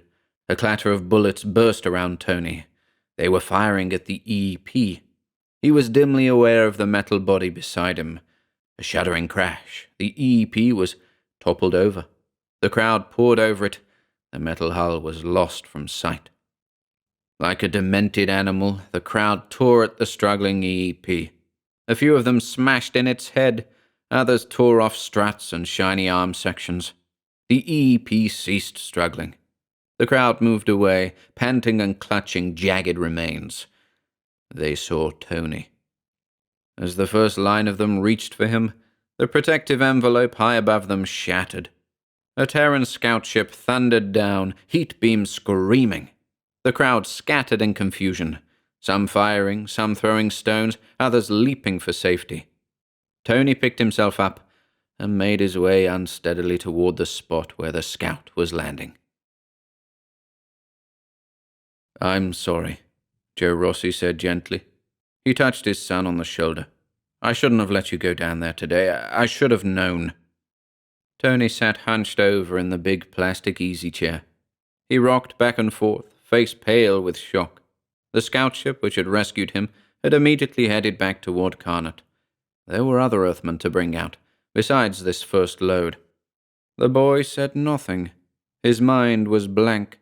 He still heard the roar of the crowd, felt its hate, a century of pent-up fury and resentment. The memory drove out everything else. It was all around him even now, and the sight of the floundering EEP, the metallic ripping sound as its arms and legs were torn off and carried away. His mother dabbed at his cuts and scratches with antiseptic. Joe Rossi shakily lit a cigarette and said, "If your EEP hadn't been along, they'd have killed you, Beetles." He shuddered. "I never should have let you go down there. All this time. They might have done it at any time, any day, knifed you, cut you open with their filthy goddamn claws." Below the settlement, the reddish-yellow sunlight glinted on gun barrels. Already, dull booms echoed against the crumbling hills. The defense ring was going into action. Black shapes darted and scurried up the side of the slope. Black patches moved out from Karnat toward the Terran settlement. Across the dividing line the Confederation surveyors had set up a century ago. Karnat was a bubbling pot of activity. The whole city rumbled with feverish excitement. Tony raised his head. They turned our flank." "Yeah." Joe Rossi stubbed out his cigarette. "They sure did. That was at 1 o'clock. At 2 they drove a wedge right through the center of our line, split the fleet in half, broke it up, sent it running, picked us off one by one as we fell back. Christ, they're like maniacs. Now that they've got the scent, the taste of our blood." "But it's getting better," Leia fluttered. "Our main fleet units are beginning to appear." "We'll get them," Joe muttered. "It'll take a while, but by God we'll wipe them out, every last one of them. If it takes 1,000 years, we'll follow every last ship down. We'll get them all. Beetles, goddamn insects, when I think of them trying to hurt my kid with their filthy black claws." "If you were younger, you'd be in the line," Leia said. "It's not your fault you're too old. The heart strain's too great. You did your job. They can't let an older person take chances. It's not your fault." Joe clenched his fists. "I feel so futile. If there was only something I could do." "The fleet will take care of them," Leia said soothingly. "You said so yourself. They'll hunt every one of them down, destroy them all. There's nothing to worry about." Joe sagged miserably. "It's no use. Let's cut it out. Let's stop kidding ourselves." "What do you mean?" "Face it, we're not going to win. Not this time. We went too far. Our time's come." There was silence. Tony sat up a little. "When did you know?" "I've known a long time." I found out today. I didn't understand at first. This is stolen ground. I was born here, but it's stolen ground. Yes, it's stolen. It doesn't belong to us. We're here because we're stronger. But now we're not stronger. We're being beaten. They know Terrans can be licked like anybody else. Joe Rossi's face was grey and flabby. We took their planets away from them. Now they're taking them back. It'll be a while, of course. We'll retreat slowly. It'll be another 5 centuries going back. There are a lot of systems between here and Sol. Tony shook his head, still uncomprehending.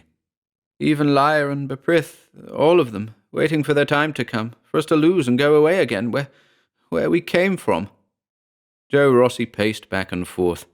Yeah, we'll be retreating from now on, giving ground instead of taking it.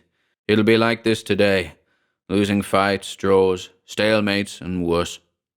He raised his feverish eyes toward the ceiling of the little metal housing unit, face wild with passion and misery. But by God, we'll give them a run for their money, all the way back, every inch.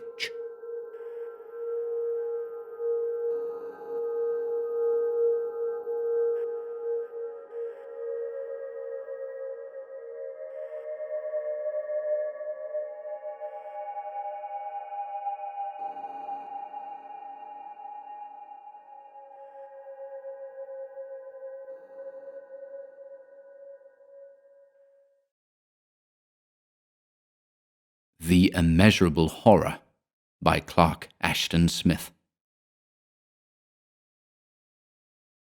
I do not mean to boast when I say that cowardice has never been among my failings. It would be needless to boast, in view of my honorable record as an ether ace in 6 interplanetary expeditions.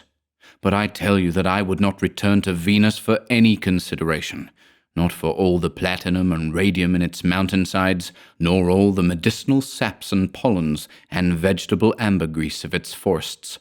There will always be men to imperil their lives and their sanity in the Venusian trading posts, and fools who will still try to circumnavigate a world of unearthly dangers.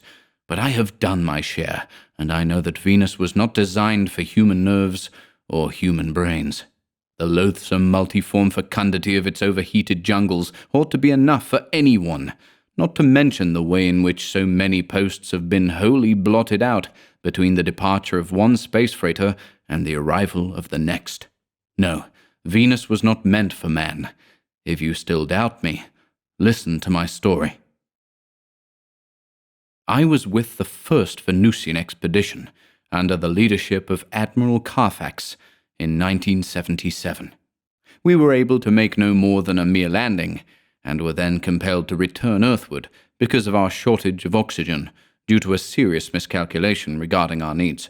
It was unsafe, we found, to breathe the thick, vapor-laden air of Venus for more than short intervals, and we couldn't afford to make an overdraft on our tanks.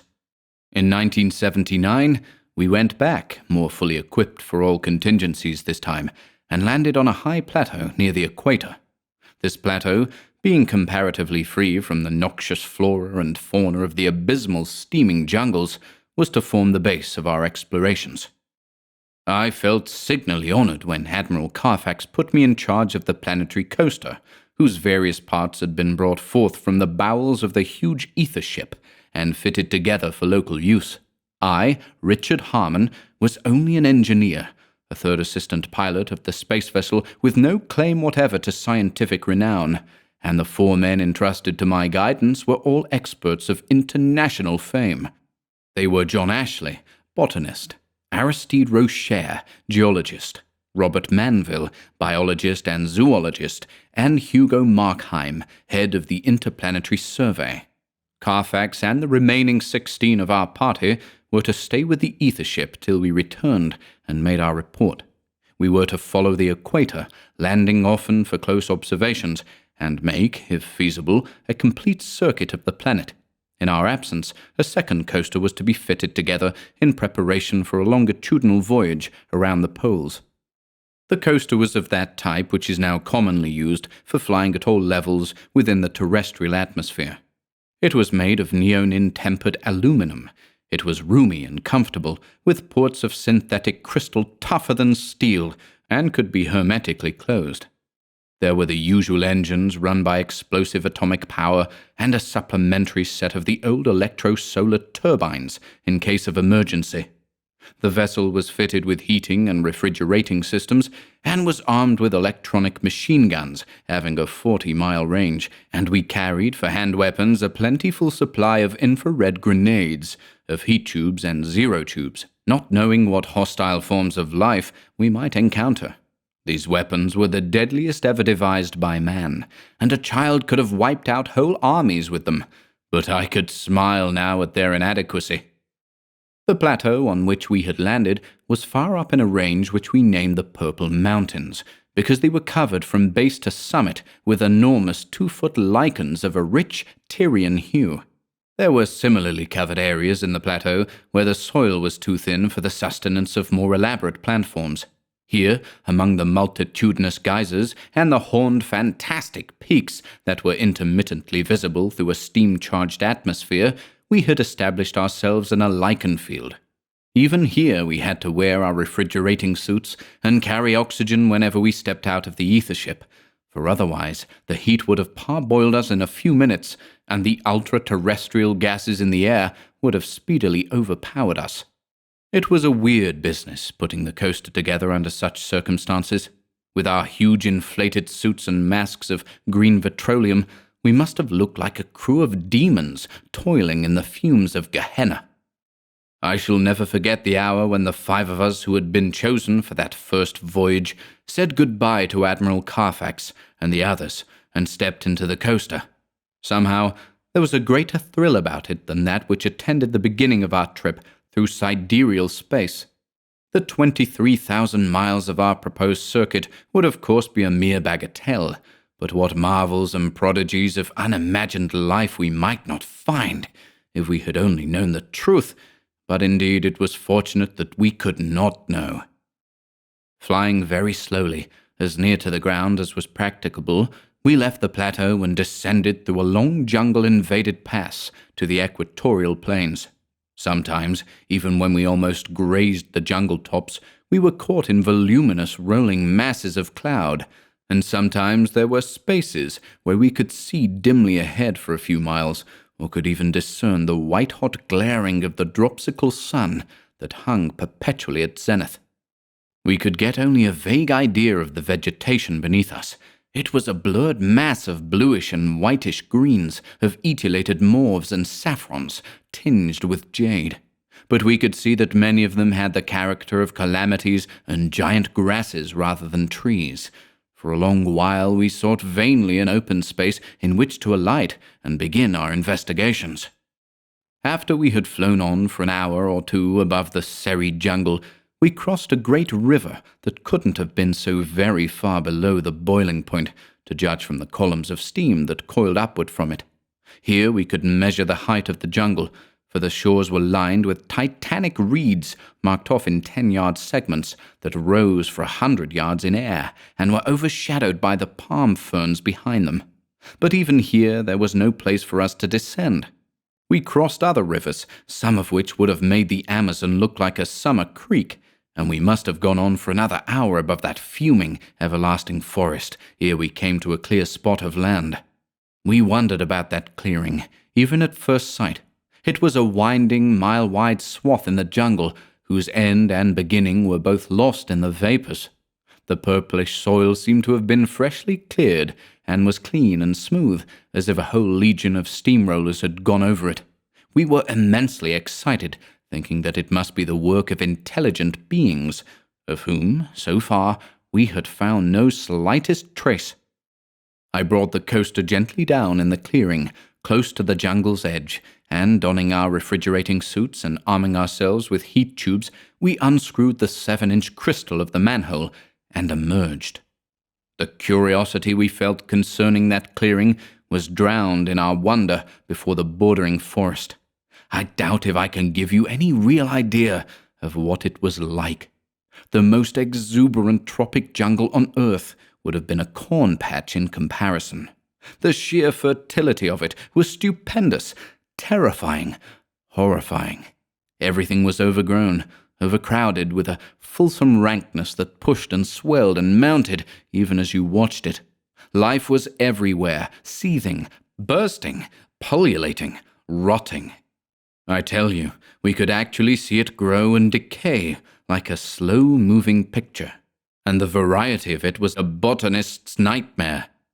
Ashley cursed like a longshoreman when he tried to classify some of the things we found, and Manville had his problems too, for all sorts of novel insects and animals were flopping, crawling, crashing and flying through the monstrous woods. I'm almost afraid to describe some of those plants. The overlooming palm ferns with their poddy fronds of unwholesome mauve were bad enough, but the smaller things that grew beneath them, or sprouted from their boles and joints, half of them were unspeakably parasitic, and many were plainly sarcophagus. There were bell-shaped flowers the size of wine barrels that dripped a paralyzing fluid on anything that passed beneath them, and the carcasses of flying lizards and strange legless mammals were rotting in a circle about each of them, with the tips of new flowers starting from the putrefaction in which they had been seeded. There were vegetable webs in which squirming things had been caught, webs that were like a tangle of green, hairy ropes. There were broad, low-lying masses of fungoid white and yellow that yielded like a bog to suck in the unwary creatures that had trodden upon them. And there were orchids of madly grotesque types that rooted themselves only in the bodies of living animals, so that many of the fauna we saw were adorned with floral parasites. Even though we were all armed with heat tubes, we didn't care to go very far in those woods. New plants were shooting up all around us, and nearly everything, both animal and vegetable, seemed to have alimentary designs upon us. We had to turn our heat tubes on the various tendrils and branches that coiled about us, and our suits were heavily dusted with the white pollen of carnivorous flowers, a pollen that was anesthetic to the helpless monsters on which it fell. Once, a veritable behemoth with a dinosaur-like head and forelegs loomed above us suddenly from the ferns it had trampled down, but fled with screams of deafening thunder when we levelled our heat rays upon it until its armoured hide began to sizzle. Long-legged serpents larger than anacondas were stalking about, and they were so vicious and came in such increasing numbers that we found it hard to discourage them. So we retreated to the coaster. When we came again to the clearing, where the soil had been perfectly bare a few minutes before, we saw that the tips of new trees and plants were already beginning to cover it. At their rate of growth, the coaster would have been lost to sight among them in an hour or two. We had almost forgotten the enigma of that clearing, but now the problem presented itself with renewed force. "Harmon, that swath must have been made within the last hour," exclaimed Manville to me as we climbed back into the vessel behind the others. "If we follow it," I rejoined, "we'll soon find who or what is making it. Are you fellows game for a little side trip?" I had closed the manhole and was now addressing all four of my companions. There was no demur from anyone, though the following of the swath would mean a diagonal divagation from our set course. All of us were tense with excitement and curiosity. No one could venture a surmise that seemed at all credible concerning the agency that had left a mile-wide trail, and also we were undecided as to the direction of its progress.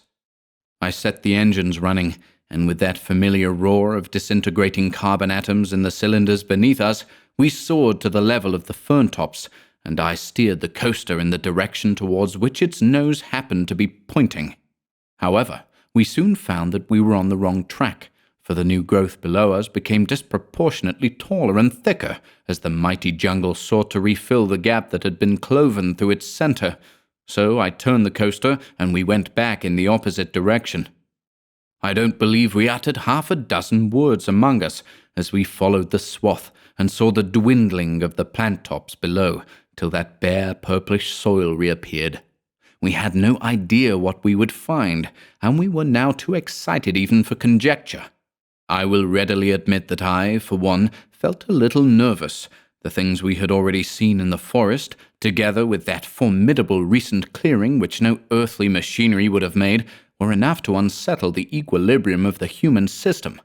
As I have said before, I am no coward, and I have faced a variety of ultra-terrene perils without flinching. but already I began to suspect that we were among things which no Earth being was ever meant to face or even imagine. The hideous fertility of that jungle had almost sickened me. What, then, could be the agency that had cleared that jungle away more cleanly than a harvester running through a grain field? I watched the vapor-laden scene ahead in the reflector beside me, and the others all had their faces glued to the crystalline ports. Nothing untoward could be seen as yet, but I began to notice a slight, unaccountable increase of our speed. I had not increased the power. We had been running slowly, at no more than 150 miles per hour, and now we were gaining, as if we were borne in the sweep of some tremendous air current, or the pull of a magnetic force. The vapors had closed in before us. Now they eddied to each side, leaving the landscape visible for many miles. I think we all saw the thing simultaneously, but no one spoke for a full 30 seconds. Then Manville muttered, very softly, "My God." In front, no more than a half-mile distant, the swath was filled from side to side with a moving mass of livid angleworm pink that rose above the jungle tops. It was like a sheer cliff before us as we flew toward it. We could see that it was moving away from us, was creeping onward through the forest. The mass gave the impression of a jellyfish consistency. It rose and fell, expanding and contracting in a slow, rhythmic manner, with a noticeable deepening of color at each contraction. "Life," murmured Manville. "Life in an unknown form on a scale that would not be possible in our world." The coaster was now rushing toward the worm-colored mass at more than 200 miles an hour. A moment more, and we would have plunged into that palpitating wall. I turned the wheel sharply, and we veered to the left and rose with an odd sluggishness above the jungle, where we could look down. That sluggishness worried me, after our former headlong speed. It was as if we were fighting some new gravitational force of unexpected potency. We all had a feeling of actual nausea as we gazed down. There were leagues and leagues of that living substance, and the farther end was lost in the fuming vapors. It was moving faster than a man could run, with that horribly regular expansion and contraction, as if it were breathing. There were no visible limbs or appendages, no organs of any distinguishable kind, but we knew that the thing was alive and aware. "Fly closer," whispered Manville, horror and scientific fascination contented in his voice. I steered diagonally downward and felt an increase of the strange pull against which we were fighting. I had to reverse the gears and turn on more power to prevent the vessel from plunging headlong. We hung above the pink mass at 100-yard elevation and watched it. It flowed beneath us like an unnatural river in a flat, glistening tide. "Voyez!" cried Rocher, who preferred to speak in his native tongue, though he knew English as well as any of us. Two flying monsters, large as pterodactyls, were now circling above the mass not far below us. It seemed as if they, like the vessel, were struggling against a powerful downward attraction. Through the airtight sound valves we could hear the thunderous beating of their immense wings as they strove to rise and were drawn gradually toward the pink surface.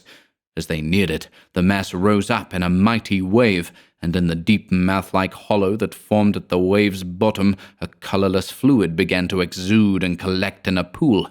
Then the wave curved over, caught the struggling monsters, and lapsed again to a level, slowly palpitating surface above its prey. We waited a little, and I realized that the onward flowing of the mass had ceased. Except for that queer throbbing, it was now entirely quiescent.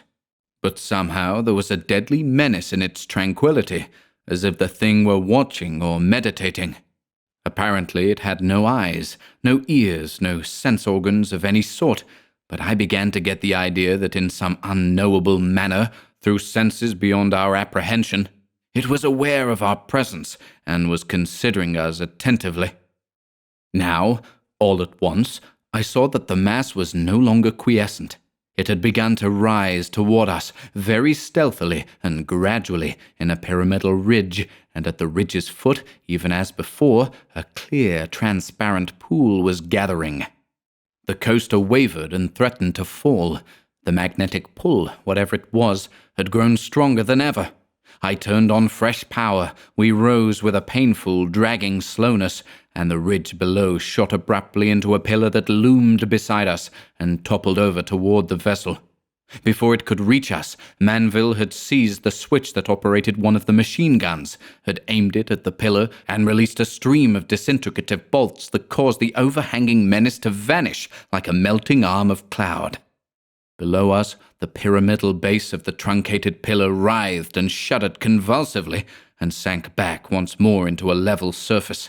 The coaster soared dizzily, as if freed from a retarding weight, and reaching what I thought would be a safe elevation, we flew along the rim of the mass in an effort to determine its extent.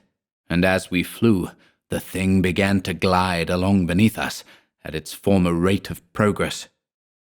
I don't know how many miles of it there were, winding on through the monstrous jungle like a glacier of angleworm flesh. I tell you, the thing made me feel as if my solar plexus had gone wrong. There was neither head nor tail to that damnable mass, and nothing anywhere that we could identify as special organs. It was a weltering sea of protoplasmic cells, organized on a scale that staggered all preconceptions of biology. Manville was nearly out of his senses with excitement, and the rest of us were so profoundly shocked and overwhelmed that we began to wonder if the thing were real or were merely an hallucination of nerves disordered by novel and terrific planetary forces. Well, we came to the end of it at last, where the pink wave was eating its way through the jungle. Everything in its path was being crushed down and absorbed. The 400-foot ferns, the giant grasses, the grotesque carnivorous plants and their victims, the flying, waddling, creeping, and striding monsters of all types. And the thing made so little sound. There was a low murmur like that of gently moving water, and the snap or swish of trees as they went down, but nothing more. "I guess we might as well go on," observed Manville regretfully. "I'd like to analyze a section of that stuff, but we've seen what it can do. I can't ask you to take any chances with the coaster." "No," I agreed. "There's nothing to be done about it. So, if you gentlemen are all willing, we might as well resume our course." I set the vessel back toward the equator at a goodly speed. "Christ, that stuff is following us!" cried Manville a minute later. He had been watching from a rear port. Intent on steering forthrightly, it had not occurred to me to keep an eye on the thing. Now I looked into the rear reflector. The pink mass had changed its course and was crawling along behind us, evidently at an increased rate of progression, for otherwise we would have been out of sight by now. We all felt pretty creepy, I assure you.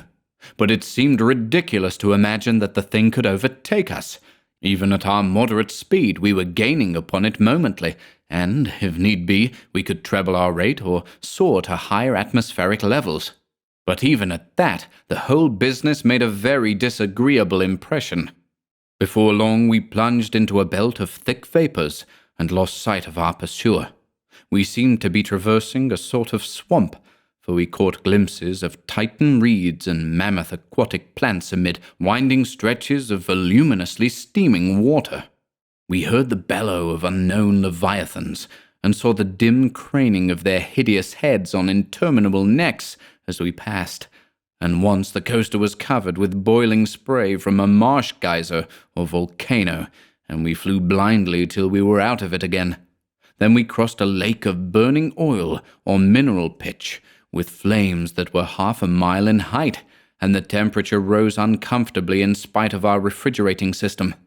Then there were more marshes involved in rolling steam, and after an hour or two we emerged from the vapors, and another zone of prodigiously luxuriant jungle began to reveal its fronded tops below us. Flying over that jungle was like moving in a hashish eternity. There was no end to it and no change. It simply went on and on through a world without limits or horizons. And the white vaporous glare of the swollen sun, even at zenith, became a corroding torture to nerves and brain. We all felt a terrific fatigue, more from the nervous tax than anything else. Manville and Rocher went to sleep. Markheim nodded at his post, and I began to watch for a place where I could bring the coaster safely down and take a nap myself.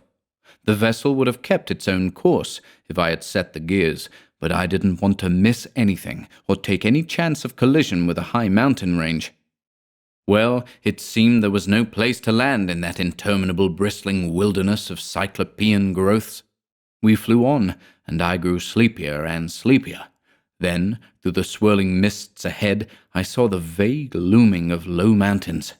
There were bare, needle-sharp peaks and long gentle scores of a blackish stone, almost entirely covered with red and yellow lichens taller than heather. It all looked very peaceful and desolate. I brought the coaster down on a level shelf of one of the scores and fell asleep almost before the heavy thudding of the engines had died. I don't know what it was that awakened me, but I sat up with a start, with a preternaturally distinct awareness that something was wrong. I glanced around at my companions, who were all slumbering quietly, and then I peered into the reflectors where the entire landscape about us was depicted. I was unable to believe it for a moment. That worm-colored glacier that had crawled up the scarp beneath us and was now hanging over the vessel like a sheer, immeasurable flowing precipice. It had reached out in mighty arms on either side, as if to surround us. It seemed to blot out the misty heavens as it hung there, pulsing and darkening and all aslaver with rills of a hueless liquid from the mouths that had formed in its front. I lost a few precious seconds ere I could start the atomic engines, and as the vessel rose, the top of that loathsome cliff lengthened out and fell over like the crest of a breaking billow. It caught us with a buffeting shock. It enveloped us. We went down, tossing and pitching as into a sea trough, and our interior grew dark and blind till I switched on the lights. The vessel was now lurching nose downward as that unbelievable wave sucked it in. My companions were awake, and I shouted half-incoherent orders to them as I turned on the full power of our cylinders and also set the electro-solar turbines going. The sides and ceiling of the coaster seemed to bend inward with the pressure as we sought to wrench ourselves free. My companions had flown to the machine guns. They pumped them incessantly, and bolts of electronic force tore like a broadside of lightning into the mass that had engulfed us. We tried literally to blast ourselves out, with each gun revolving at the widest possible radius. I don't know how it was ever done, but at last the pressure above us began to give. There was a glimmering of light through our rear ports, and pitching dizzily, we broke loose. But even as the light returned, something dripped on my bare arms from the ceiling, a thin rill of water-clear fluid that seared like vitriol and almost laid me out with the sheer agony as it ate into my flesh. I heard someone scream and fall, and turning my head, saw Manville writhing on the floor beneath a steady drip of the same fluid. The roof and walls of the coaster were rent in several places, and some of the rifts were widening momently. That execrable liquid, which doubtless served as both saliva and digestive juice, had been eating the adamantine-tempered metal like acid, and we had not escaped any too soon. The next few minutes were worse than a whole herd of nightmares. Even with our double engine power, even with the machine gun still tearing at the mass beside us, it was a struggle to get away, to combat the malign extra-gravitational magnetism of that hellish life substance. And all the while, Venusian air was pouring in through the rents and our atmosphere was becoming unbreathable. Also, the refrigerating system was half useless now, and we sweltered in a steaming inferno till each of us donned his airtight insulative suit in turn while the others held to the guns and the steering. Manville had ceased to writhe, and we saw that he was dead. We would not have dared to look at him overlong, even if there had been time, for half his face and body were eaten away by the corroding liquid. We soared gradually till we could look down on the horror that had so nearly devoured us. There it was, mile on mile of it stretching up the mountainside, with the farther end somewhere in the jungle below. It seemed impossible, in view of the distance we had traversed, that the thing was the same life mass we had met earlier in the day.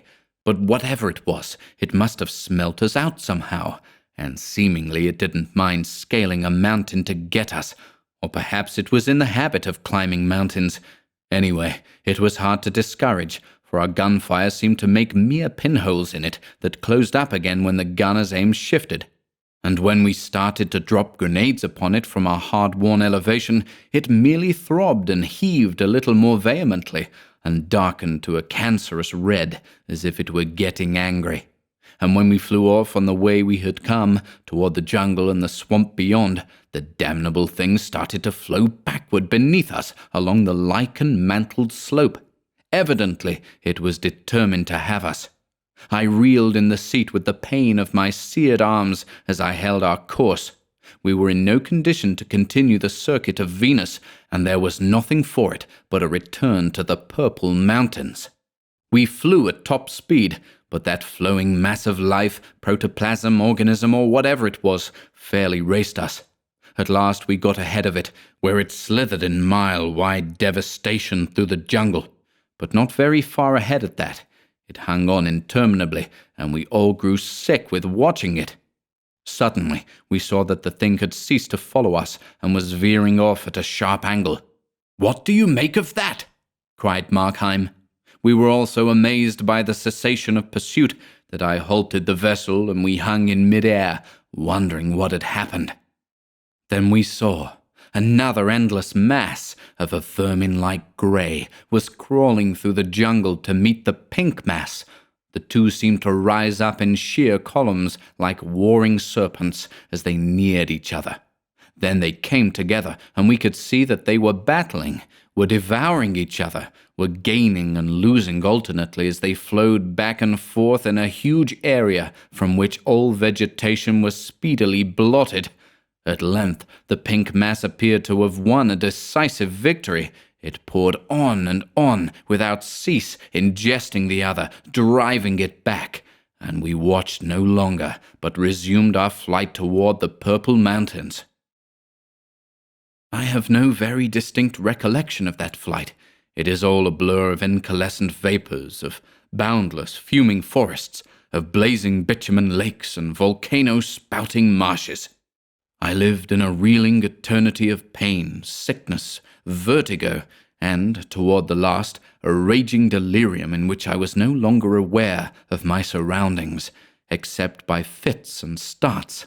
I don't know how I held on, how I kept course. My subliminal mind must have done it, I suppose. The others were all pretty sick too, and could not have helped me. I seemed to be fighting an immeasurable, formless monster in that delirium, and after a dozen eons of inconclusive combat, I came out of it long enough to see that the Purple Mountains were jutting their horns from the vapors just ahead. Dimly I steered along the jungle-taken pass and across the plateau, and the glaring heavens turned to a sea of blackness, a sea that fell and bore me down to oblivion as I landed the coaster beside the glimmering bulk of the ether ship. Somehow, very tortuously and vaguely, I floated out of that sea of blackness. I seemed to take hours in regaining full awareness, and the process was painful and confusing, as if my brain were unwilling to function. When I finally came to myself, I was lying in my bunk on the ether ship, and Admiral Carfax and the two doctors of the expedition were beside me, together with Markheim and Rocher. They told me I had been unconscious for 50 hours. My collapse, they thought, had been partly due to unnatural nerve strain and shock. But my arms were both in a terrible state from the ravages of the vitriolic animal fluid that had dripped upon them.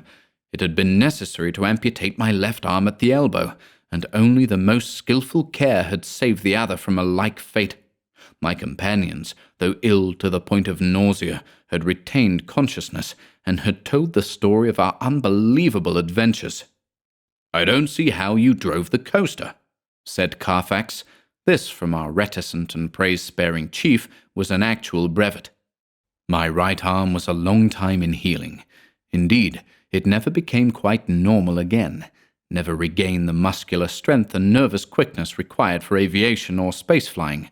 And I wasn't so sorry either. My nerves were badly shaken, and I was content to let others do their share, when the holes in the acid-eaten coaster had been corked with metal melted by our heat tubes, and another exploring party was sent out along the equator. We waited for 100 hours on the plateau in the Purple Mountains, but the coaster didn't return. Radio communications with it had ceased after the first 9 hours. The second coaster was put together and went out with Admiral Carfax himself in charge. Markheim and Rocher also insisted on going along. We kept in touch with the vessel till it began to approach the enormous tundras in which the sunlit hemisphere of Venus terminates, and beyond which are the frozen realms of perpetual twilight and darkness.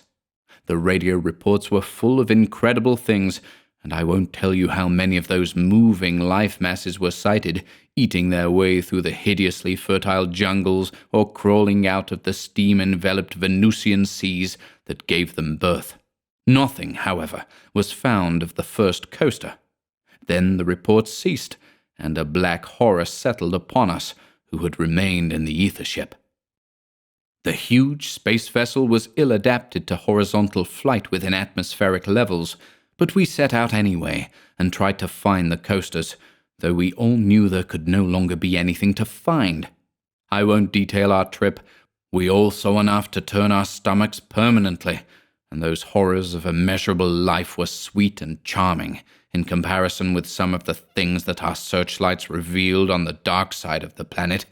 Anyhow, we gave it up at last and came back to Earth, and I, for one, have been well satisfied to remain on terra firma. Others can do the exploring and work the Venusian mines and plantations.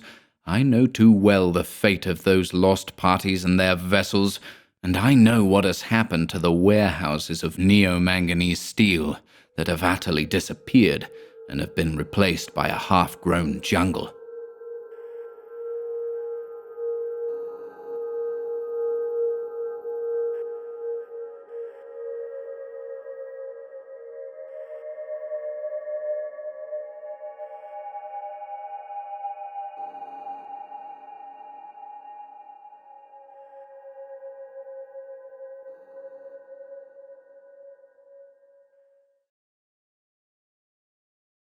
From Beyond by H.P. Lovecraft. Horrible beyond conception was the change which had taken place in my best friend, Crawford Tillinghast. I had not seen him since that day, 2 months and a half before, when he had told me toward what goal his physical and metaphysical researches were leading, when he had answered my awed and almost frightened remonstrances by driving me from his laboratory in his house in a burst of fanatical rage. I had known that he now remained mostly shut in the attic laboratory with that accursed electrical machine, eating little and excluding even the servants, but I had not thought that a brief period of 10 weeks could so alter and disfigure any human creature. It is not pleasant to see a stout man suddenly grown thin, and it is even worse when the baggy skin becomes yellowed or greyed, the eyes sunken, circled, and uncannily glowing, the forehead veined and corrugated, and the hands tremulous and twitching. And if added to this there be a repellent unkemptness, a wild disorder of dress, a bushiness of dark hair, white at the roots, and an unchecked growth of pure white beard on a face once clean-shaven, the cumulative effect is quite shocking. But such was the aspect of Crawford Tillinghast on the night his half-coherent message brought me to his door after my weeks of exile.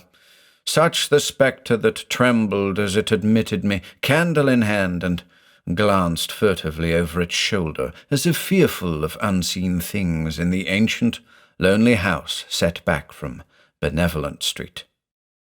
That Crawford Tillinghast should ever have studied science and philosophy was a mistake.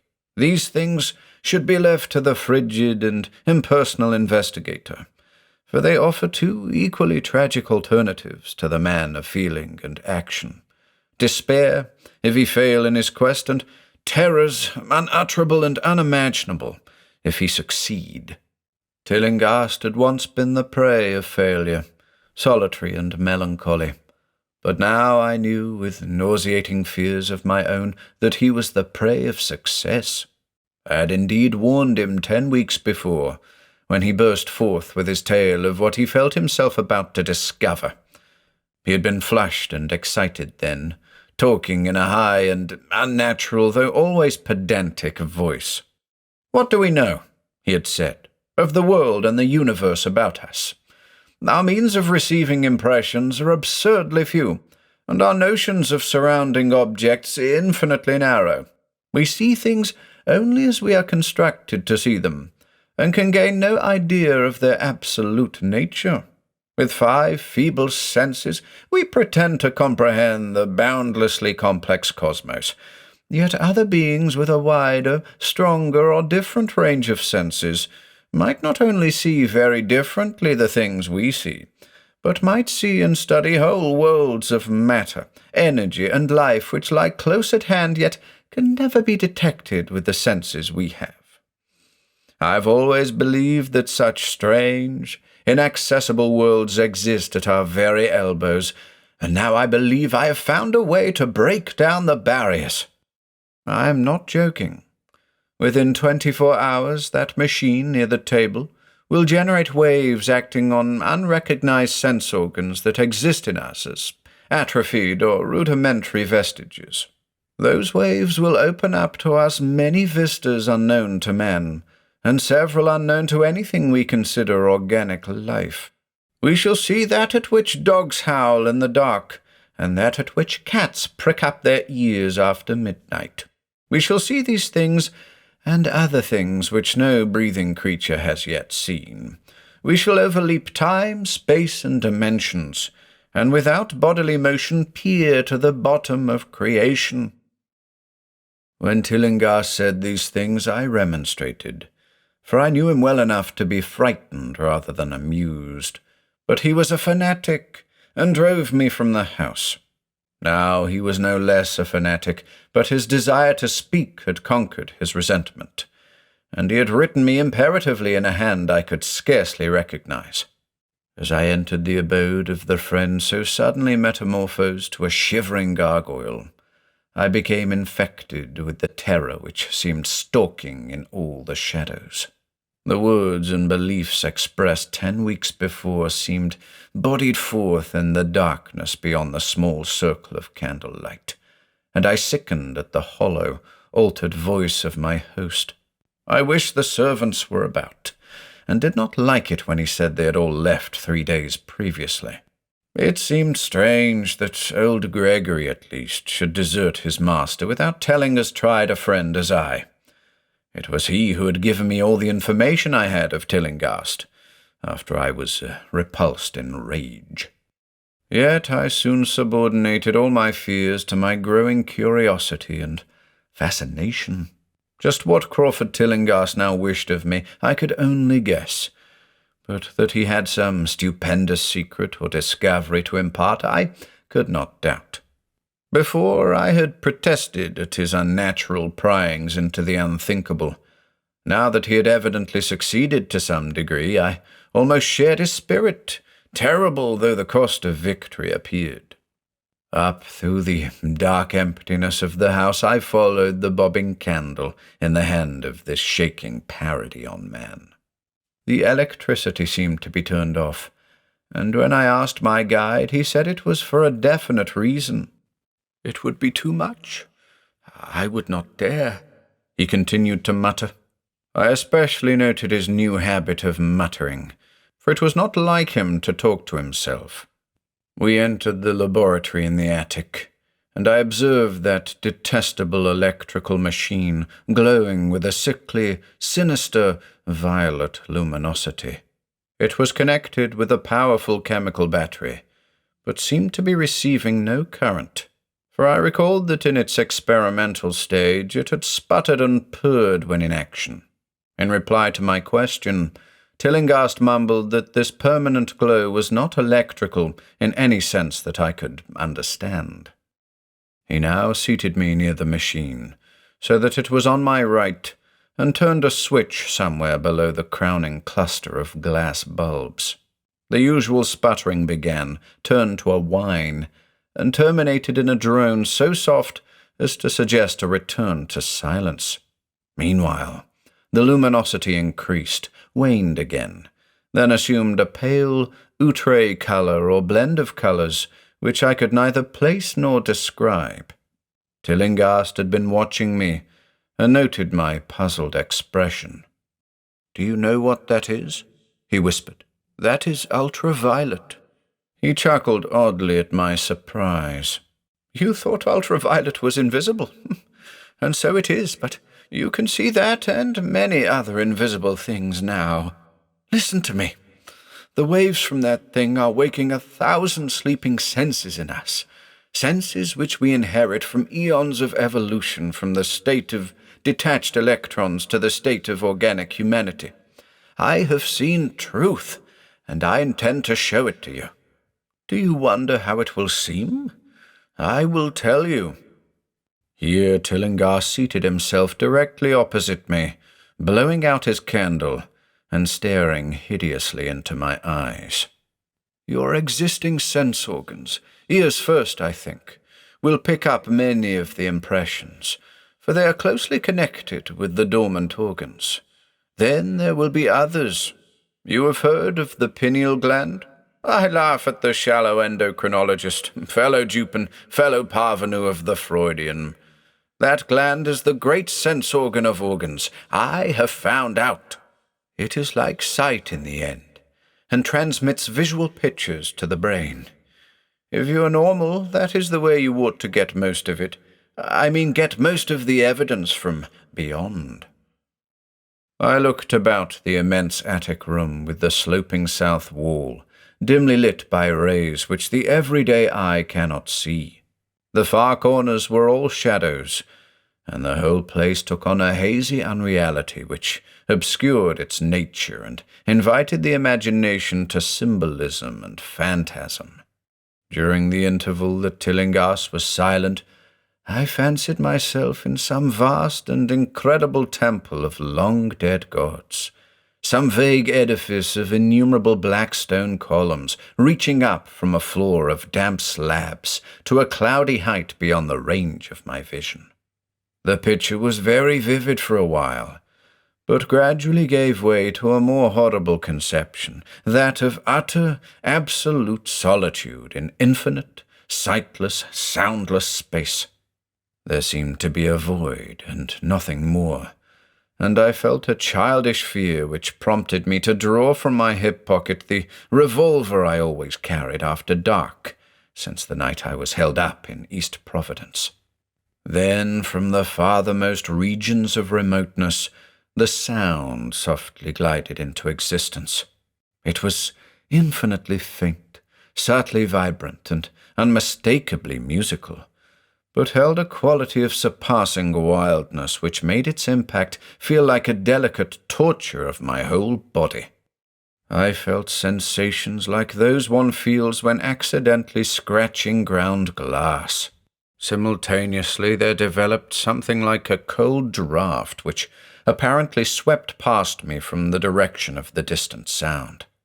As I waited breathlessly, I perceived that both sound and wind were increasing, the effect being to give me an odd notion of myself as tied to a pair of rails in the path of a gigantic approaching locomotive. I began to speak to Tillinghast, and as I did so all the unusual impressions abruptly vanished. I saw only the man, the glowing machine, and the dim apartment. Tillinghast was grinning repulsively at the revolver which I had almost unconsciously drawn, but from his expression I was sure he had seen and heard as much as I, if not a great deal more. I whispered what I had experienced, and he bade me to remain as quiet and receptive as possible. "Don't move," he cautioned, "for in these rays we are able to be seen as well as to see. I told you the servants left, but I didn't tell you how. It was that thick-witted housekeeper. She turned on the lights downstairs after I had warned her not to, and the wires picked up sympathetic vibrations. It must have been frightful, I could hear the screams up here in spite of all I was seeing and hearing from another direction. And later it was rather awful to find those empty heaps of clothes around the house. Mrs. Updike's clothes were close to the front hall switch. That's how I know she did it. It got them all. But so long as we don't move, we're fairly safe. Remember, we're dealing with a hideous world in which we are practically helpless. Keep still." The combined shock of the revelation and of the abrupt command gave me a kind of paralysis, and in my terror my mind again opened to the impressions coming from what Tillinghast called beyond. I was now in a vortex of sound and motion, with confused pictures before my eyes. I saw the blurred outlines of the room, but from some point in space there seemed to be pouring a seething column of unrecognizable shapes or clouds, penetrating the solid roof at a point ahead and to the right of me.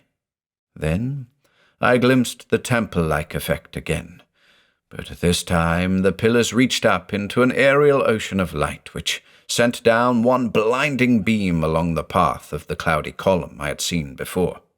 After that the scene was almost wholly kaleidoscopic, and in the jumble of sights, sounds, and unidentified sense impressions I felt that I was about to dissolve, or in some way lose the solid form. One definite flash I shall always remember.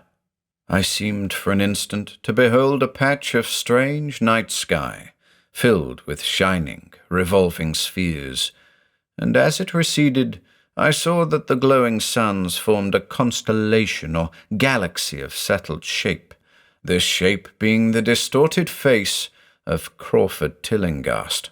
At another time, I felt the huge animate things brushing past me and occasionally walking or drifting through my supposedly solid body, and thought I saw Tillinghast look at them as though his better-trained senses could catch them visually.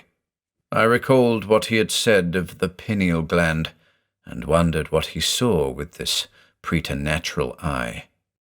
Suddenly I myself became possessed of a kind of augmented sight. Over and above the luminous and shadowy chaos arose a picture which, though vague, held the elements of consistency and permanence.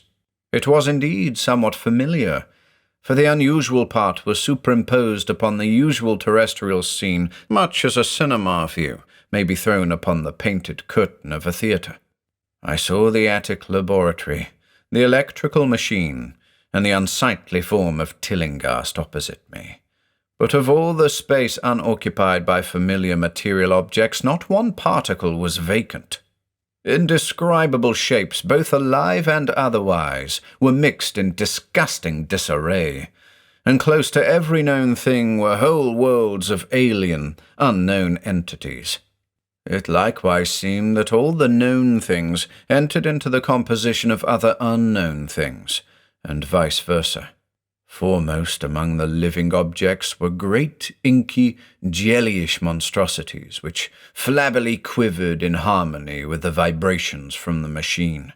They were present in loathsome profusion, and I saw to my horror that they overlapped, that they were semi-fluid and capable of passing through one another and through what we know as solids.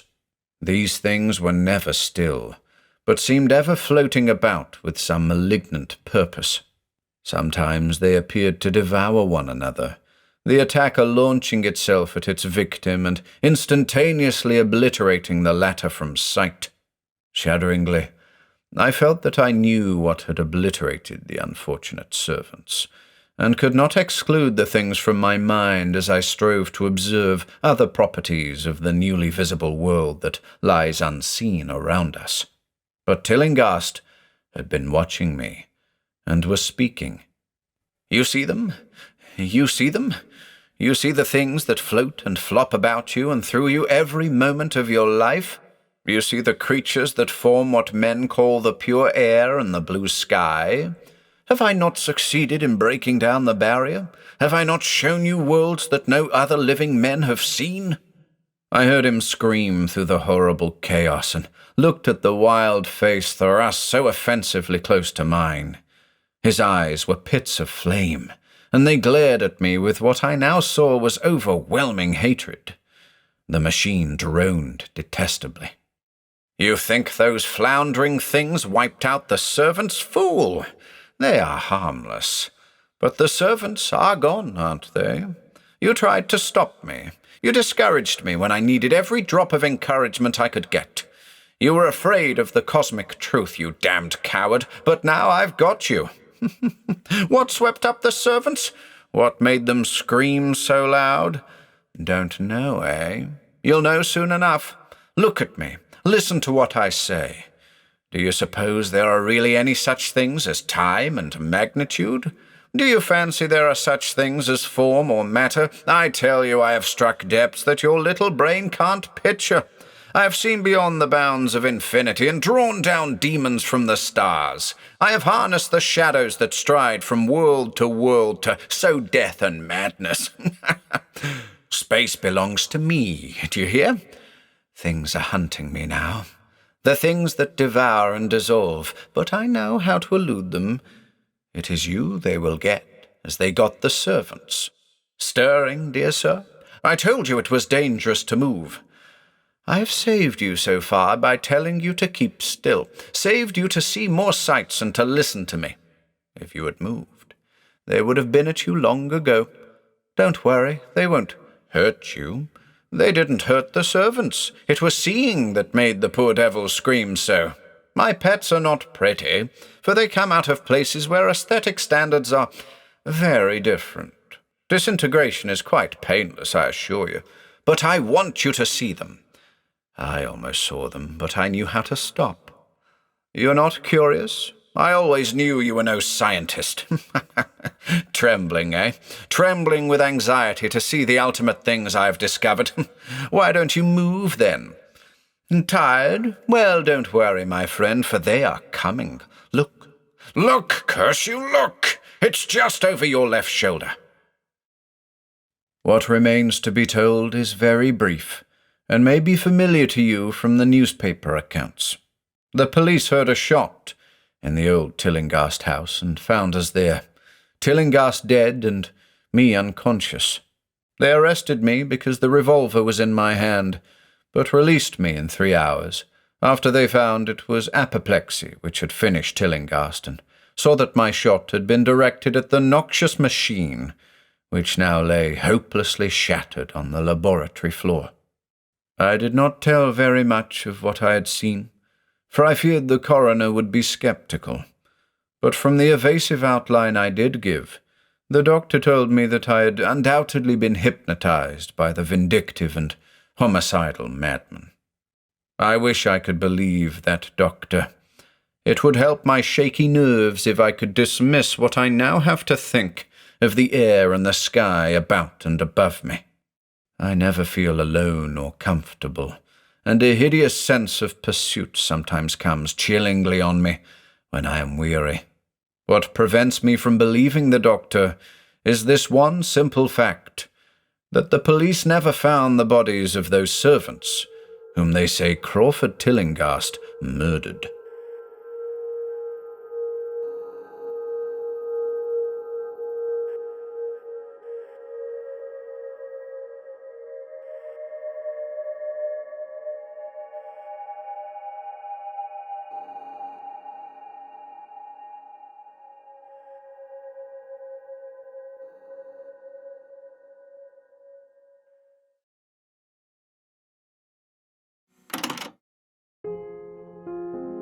If you enjoyed listening today, be sure to subscribe to the channel by hitting the red subscribe button below. After doing so, click the bell icon next to the subscribe button to receive new content notifications. If you'd like to support our work and receive exclusive perks, consider becoming a channel member by clicking the join button below. To support us in other ways, see the video description for links to our Bandcamp and Patreon pages, our merch store over at Teespring, and further information relating to our releases on Audible, iTunes, and Spotify. And until next time,